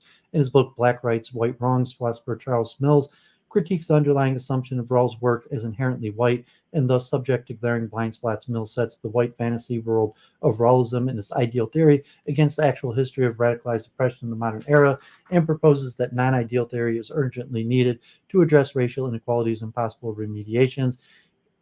Here's a huge body of work Mills writes on Rawls' output, focused on questions of social justice, seemingly the natural place to look for guidance on normative issues related to race, which has nothing to say about racial justice, the distinctive injustice of the modern world. Mills documents a pattern of silence in Rawls' work, and through the lens of radical black Kantianism situates that within a broader tradition of white political philosophers either being explicitly racist or ignoring race in discussions of justice.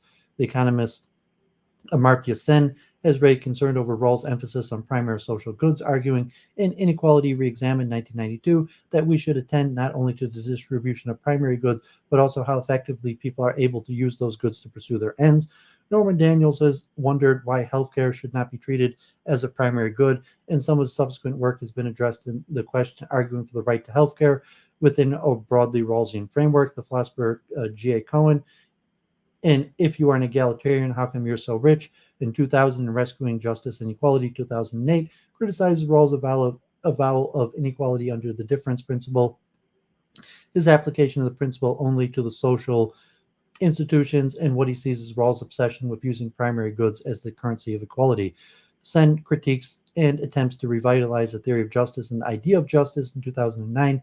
He credits Rawls for revitalizing the interest in the ideas of what justice means and the stress put on fairness, objectivity, equality of opportunity, removal of poverty and freedom. However, Sen, as part of his general critique of the contractarian tradition, states that the idea about a perfectly just world do not help redress actual existing inequality. Sen faults Rawls for overemphasizing institutions as guarantors of justice and not considering the effects of human behavior on the institution's ability to maintain a just society. Sen believes Rawls underestimates the difficulty in getting everyone in society to adhere to the norms of a just society. He also claims that Rawls' position that there be only one position outcome of the reflected equilibrium behind the veil of ignorance is misguided. In contrast to Rawls, Sen believes that multiple conflicting yet just principles may arise, and that this undermining the multi-step process that Rawls laid out as leading to a perfect just society.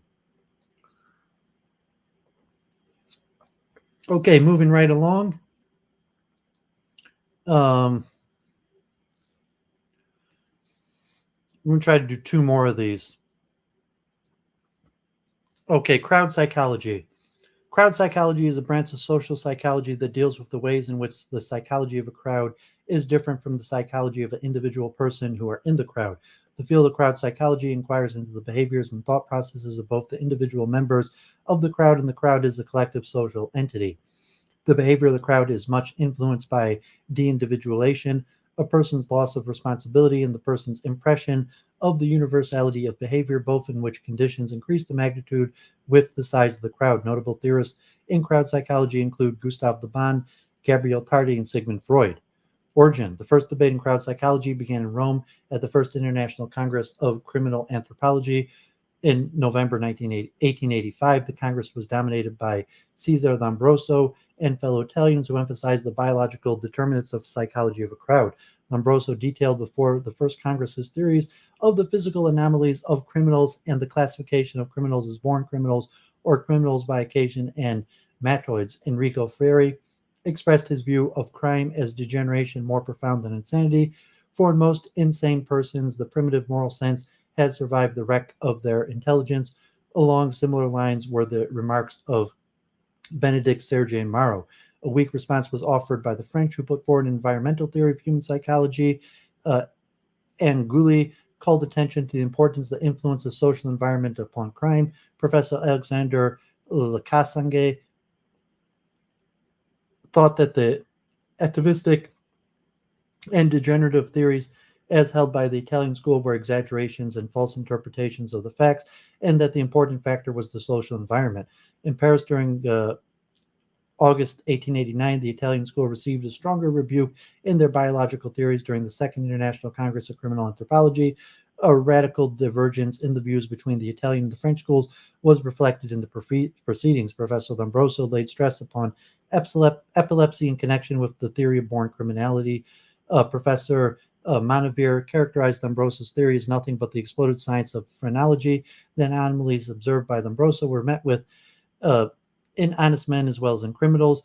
Nova claimed that there is no physical difference between them. Baron Raphael Garofalo, Drill, Alexander Lacassagne, and Benedict opposed Lombroso's theory in whole and in part. Pugliese found that the cause of crime in the failure of the criminal to adapt himself to social surroundings, and Benedict, with whom Tarde agreed, held that physical defects were not marks of the criminal, quote, criminal. It is in this context that you have a debate between Scipio Sighelli, an Italian lawyer, and Gabriel Tarde, a French magistrate, on how to determine criminal responsibility in the crowd and hence who to arrest. Both thinkers had published early studies on the matter. In the criminal crowd, earlier literature on crowds and crowd behavior had appeared as early as 1841 with the publication of Charles Mackay's book, Extraordinary Popular Delusions and the Madness of Crowds. The attitude towards crowds underwent an adjustment to the publication of Hippolyte Taine's sixth volume, The Origins of Contemporary France, 1875. In particular, Taine's work helped to change the opinions of his contemporaries on the action taken by the crowds in the 1789 revolution. Many Europeans had held him in great esteem. While it is difficult to directly link his work to crowd behavior, it may be said that his thoughts stimulated further study of crowd behavior. However, it was not until the latter half of the 19th century that scientific interest in the field gained momentum. French physician and anthropologist Gustave Le Bon became the most influential theorist. Types of crowds. There's a limited research into the types of crowds and crowd membership, and there has been no consensus as to the classification of the types of crowds. Two recent scholars, Monboise in 1967 and Berlanga in 1995, focused upon purpose of existence to differentiate among crowd. Monboise developed a system of four types: casual, conventional, expressive, and aggressive. Berlanga classified crowds as spectator, demonstrator, or escaping to correlate the purpose for gathering. Another approach to classifying crowds is sociologist Herbert Blumer's system of emotional intensity. He distinguishes four types of crowds: causal, casual, conventional, expressive, and acting. His system is dynamic in nature. That is, a crowd changes its level of emotional intensity over time and therefore can be classed in any one of the four types. Generally, researchers in crowd psychology have focused on the negative aspects of crowds, but not all crowds are volatile or negative in nature. For example, in the beginning of the socialist movement, crowds were asked to put on their Sunday dress and march silently down the street. A more modern example involves the sit-ins during the civil rights movement. Crowds can reflect and challenge the held ideologies of their social cultural environment. They can also serve integrative social functions, creating temporary communities. Crowds can be active mobs or passive audiences. Active crowds can be further divided into aggressive, escapist, acquisitive, or expressive mobs. Aggressive mobs are often violent and outwardly focused. Examples are football riots and the Los Angeles riots in 1992. Escapist mobs are characterized by a large number of panicked people trying to get out of a dangerous situation. Acquisitive mobs occur when a large number of peoples are fighting for limited resources. An expressive mob is any other large group of people gathering for an active purpose. Civil disobedience, rock concerts, and religious revivals all fall under this category. Theoretical perspectives. Le Bon. Gustave Le Bon held that crowds existed in three stages: submergence, contagion, and suggestion. During submergence, the individuals in the crowd lose their sense of individual self and personal responsibility. This is quite heavily induced by the anonymity of the crowd. Contagion refers to the propensity for individuals in the crowd to unquestioningly follow the predominant ideals and emotions of the crowd. In Le Bon's view, the effect of the is capable of spreading between submerged individuals like a disease. Suggestion refers to the period in which the ideas and emotions of the crowd are primarily drawn from shared unconscious ideology. Crowd members become susceptible to any passing ideal or emotion. This behavior comes from archaic, shared, unconscious, and is therefore uncivilized in nature. It is limited by the moral and cognitive abilities of the least capable members. Le Bon believed that crowds could be a powerful force only for destruction. Additionally, Le Bon and others have indicated that crowd members feel a lessened sense of legal culpability due to the difficulty in prosecuting individual members of a mob. In short, the individual submerged in the crowd loses self-control as the collective mind takes over and makes the crowd members capable of violating personal or social norms. Le Bon's idea that crowds foster anonymity and generate emotion has been contested by some critics. Clark McPhail points out studies which show that the madding crowd does not take on a life of its own apart from the thoughts and intentions of its members. Norris Johnson, after investigating Panic at the 1979 Who concert, concluded that the crowd was composed of many small groups of people, mostly trying to help each other. Additionally, Le Bon's theory ignores the social cultural context of the crowd, which some theorists argue can disempower social change. Brown disputes the assumption that crowds are homogeneous, suggesting instead that participants exist on a continuum, differing in their ability to deviate from the social norm. Freudian theory. Sigmund Freud's crowd behavior theory primarily consists of the idea that becoming a member of a crowd serves to unlock the unconscious mind. This occurs because the superego or moral center of consciousness is displaced by the larger crowd to be replaced by the charismatic crowd leader. McDougall argues similar to Freud, saying that the simplistic emotions are widespread and complex emotions are rare in a crowd. The overall shared emotion experience reverts to the least common denominator, leading to primitive levels of emotional expression. This organizational structure is that of the primal horde, pre-civilized society, and Freud states that one must rebel against the leader, reinstate the individual morality in order to escape from it. Theodore Adorno criticized the belief in the spontaneity of the masses. According to him, the masses were an artificial product of administered modern life. The ego of the bourgeois subject dissolves itself, giving way to the id and the psychologized subject. Furthermore, Adorno stated the bond linking the masses to the leader through the spectacle is fame. When the leader becomes conscious of mass psychology and takes it into their own hands, it ceases to exist in a certain sense. Just as little as people believe in the depth of their hearts that the Jews are the devil, do they completely believe in their leader. They do not really identify themselves with him, but act this identification, perform their own enthusiasm, and thus participate in their leader's performance. It is possible the suspicion of the fictitiousness of their own group psychology, which makes fascist crowds so merciless and unapproachable. If they would stop to reason for a second, the whole performance would go to pieces, and they would be left to panic. De-individuation theory. De-individuation theory is largely based on the ideas of Gustave Le Bon and argues that in typical crowd situation, factors such as anonymity, group unity, and arousal can weaken personal controls, guilt, shame, self-evaluating behavior by distancing people from their personal identities and reducing their concern for social evaluation. This lack of restraint increases individual sensitivity to the environment and lessens rational forethought, which can lead to antisocial behavior. More recent theories have stated that de-individuation hinges upon a person being unable due to situation to have strong awareness of their sense of as an object of attention. This lack of attention frees the individual from the necessary normal social behavior. American social psychologist Leon Festinger and colleagues first elaborated the concept of de-individuation in 1952. It was further refined by American psychologist Philip Zimbardo, who detailed why mental input and output became blurred by such factors in anonymity, lack of social constraints, and sensory overload. Zimbardo's infamous Stanford prison experiment is a strong argument for the power of de-individuation. Further experimentation has a mixed result when it comes to aggressive behaviors and has instead shown that normative expectations surrounding the situations of de-individuation influences behavior. A further distinction has been proposed between public and private de-individuation. When private aspects of self are weakened, one becomes more subject to crowd impulses, but not necessarily in a negative way. It is when one no longer attends to the public reaction and judgment of individual behavior that antisocial behavior is elicited. Philip Zimbardo also did not view de-individuation exclusively as a group phenomenon and applied the concept to suicide, murder, and interpersonal hostility. Convergence theory. Convergence theory holds that crowd behavior is not a product of the crowd, but rather the crowd is a product of the coming together of like-minded individuals. Floyd Alpert argued that an individual in a crowd behaves just as he would behave alone, only more so. Convergence theory holds that crowds form from people of similar dispositions whose actions are then reinforced and intensified by the crowd.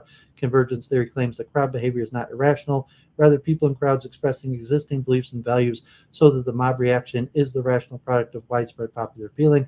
However, this theory is questioned by certain researchers who found that people involved in the 1970s riots were less likely than non-participant peers to have previous convictions.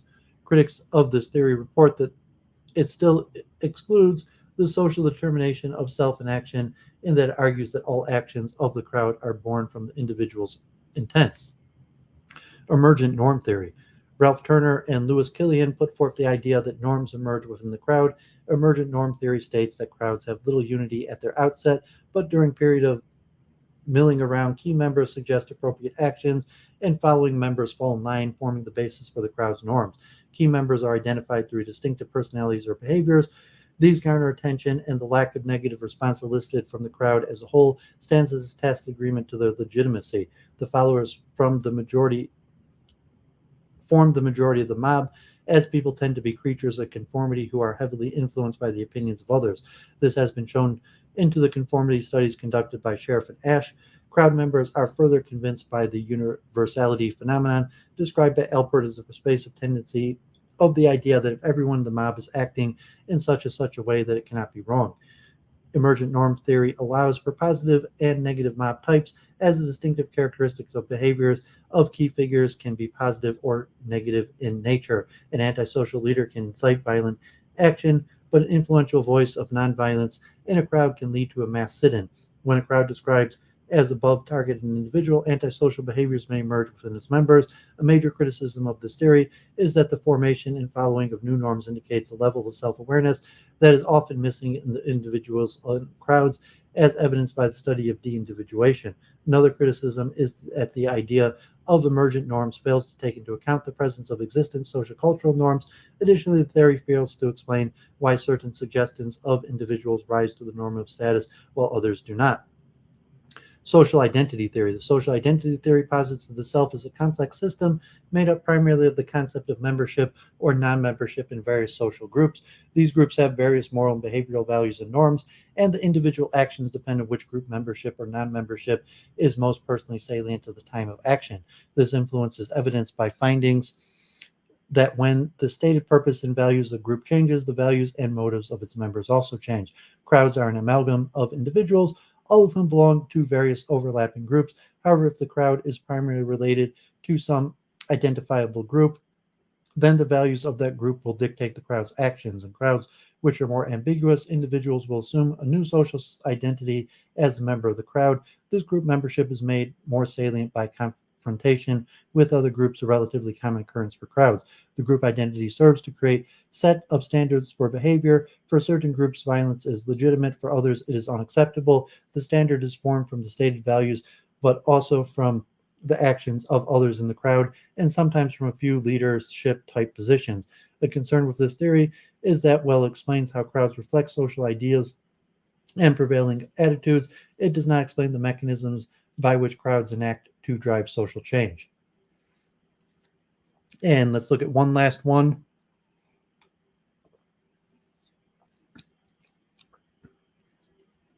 Collective intelligence. Collective intelligence is shared or group intelligence that emerges from the collaboration, collective efforts, and competition of many individuals and appears in consensus decision-making. The term appears in social biology, political science, in context of mass peer review, and crowdsourcing applications may involve consensus, social capital, and formalisms such as voting systems, social media, and other means of quantifying mass activity. Collective IQ is a measure of collective intelligence, although it is often characterized interchangeably with the term collective intelligence. Collective intelligence has also been attributed to bacteria and animals. It can be understood as an emergent property from the synergies among data, information, knowledge, software, hardware, individuals, those with new insights, as well as recognized authorities that continue to learn from feedback to produce just-in-time knowledge for better decisions than these three elements acting alone. Or it can be more narrowly understood as the emergent property between people and ways of processing information. This notion of collective intelligence is referred to as symbiotic intelligence by Norman Lee Johnson.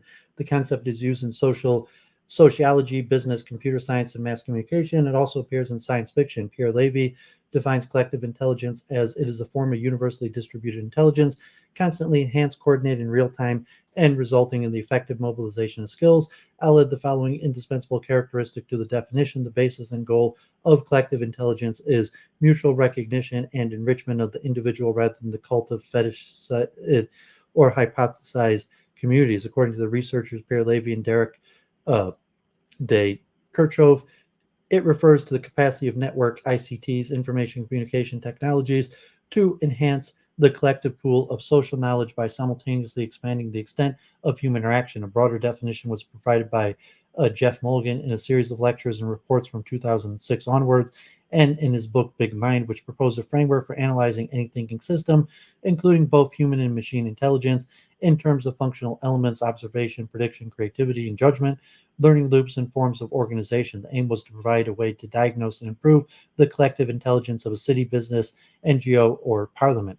Collective intelligence strongly contributes to the shift of knowledge and power from the individual to the collective, according to Eric Raymond in 1998 and Hers in 2005. Open source intelligence will eventually generate superior outcomes to knowledge generated by appropriate proprietary software developed within corporations. Media theorist Henry Jenkins sees collective intelligence as an alternative source of media power related to convergence culture. He draws attention to the education and the ways people are learning to participate in knowledge cultures outside formal learning settings.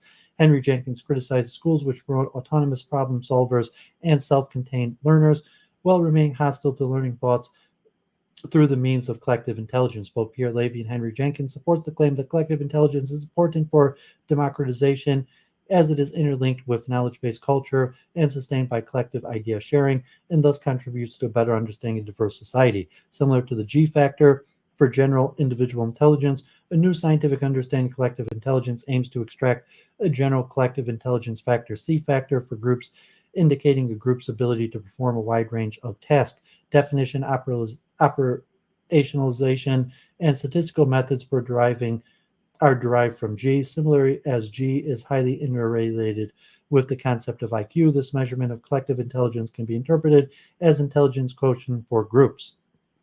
Even though the score is not a quotient per se, causes per se and predictability are investigated as well.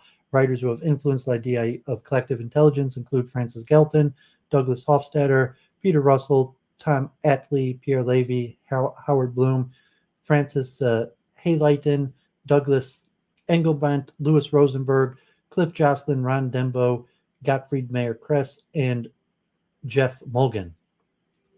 History.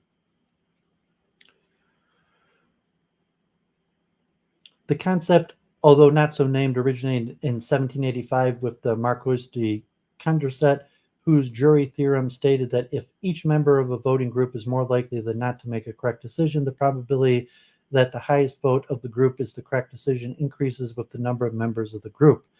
Many theorists have interpreted Aristotle's statement in the Politics that a feast to which many contribute is better than a dinner provided out of a single purse, to mean that just as many may bring different dishes to the table, so in a deliberation many may contribute different pieces of information to generate a better decision.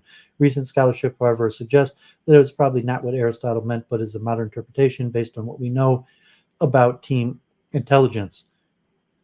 A precursor to the concept is found in entomologist William Morton Wheeler's observation in 1910 that seemingly independent individuals can cooperate so closely as to become indistinguishable from a single organism. Wheeler saw this collaborative process in his work in ants that acted like the cells of a single beast he called a superorganism. In 1912, Emil Durkheim identified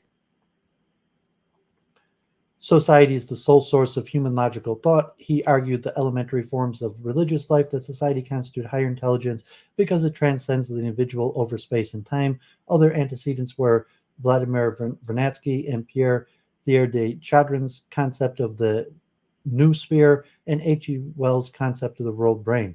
Peter Russell, Elizabeth Sartoris, and Barbara Marx Hubbard originated the term conscious evolution, are inspired by the visions of a noosphere, a transcendent, rapidly evolving collective intelligence and informational cortex of the planet.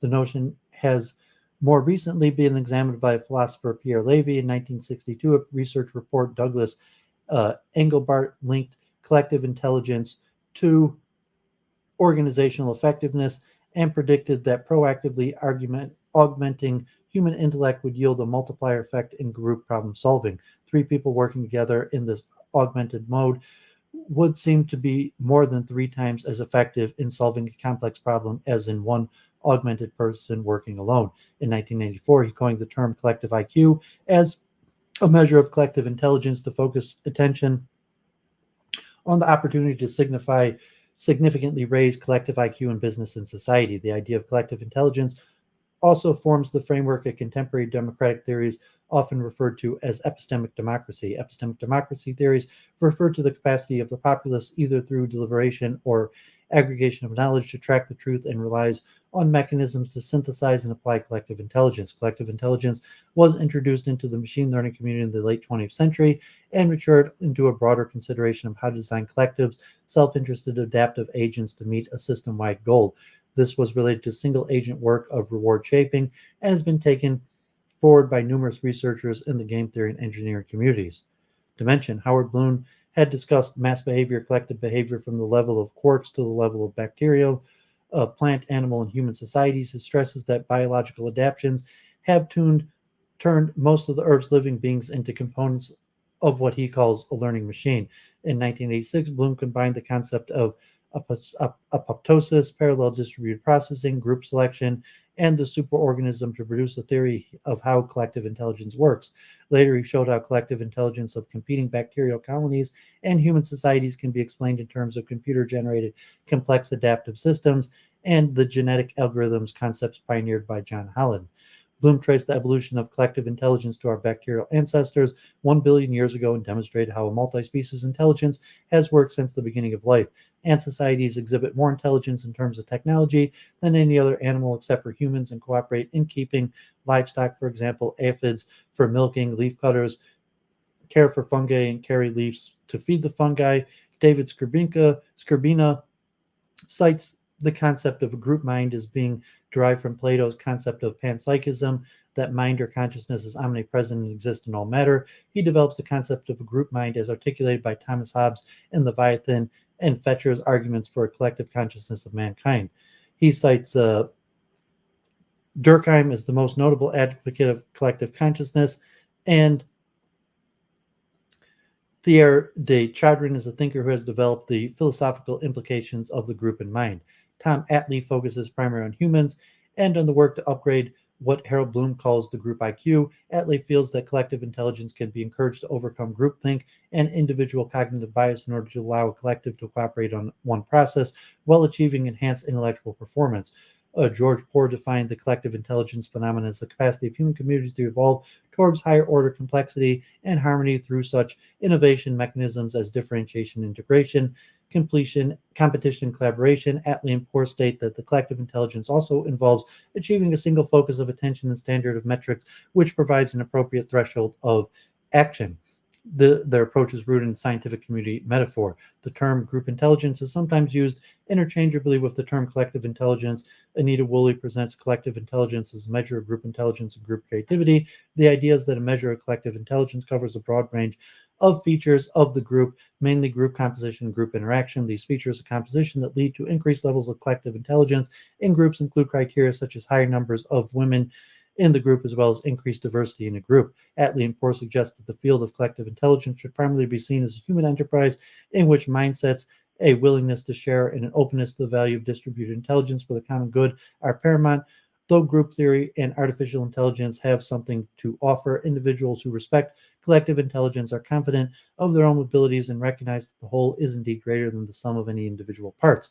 Maximizing collective intelligence relies on the ability of an organization to accept and develop the golden suggestion, which is any potentially useful input for any member. Groupthink often hampers collective intelligence by limiting input to a select few individuals or filtering potential golden suggestions without fully developing them into implementation.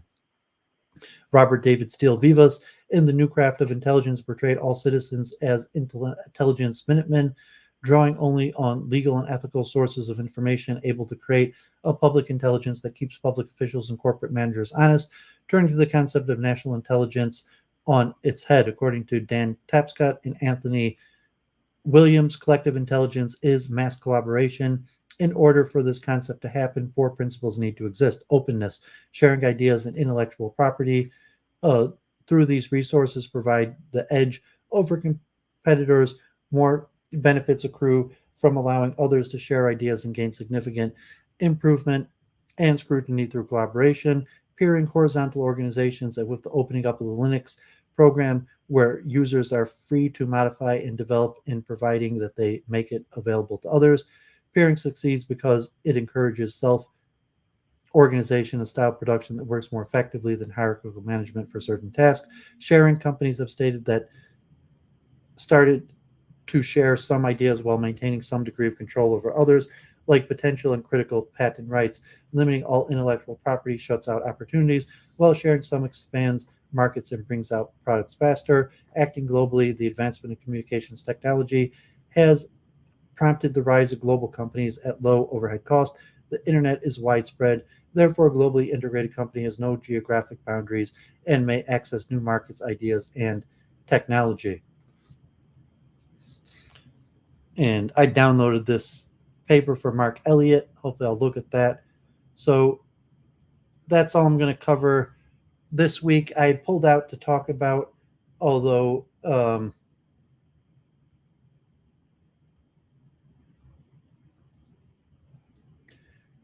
you'll try to cover for next week, social comparison theory of Leon Festinger, symbolic interactionism. It's pretty interesting. Role-taking theory. Some of these, get closer to identity theory. Back to some of my previous research and paper. Hopefully, I'll start bringing some of this stuff together. Dramaturgy, sociological perspective commonly used in micro-sociological accounts of social interaction in everyday life. And group dynamics. A lot of information in all of these. So, yeah, God bless. Thanks for tuning in, everybody. You may pull myself together for some concluding thoughts. And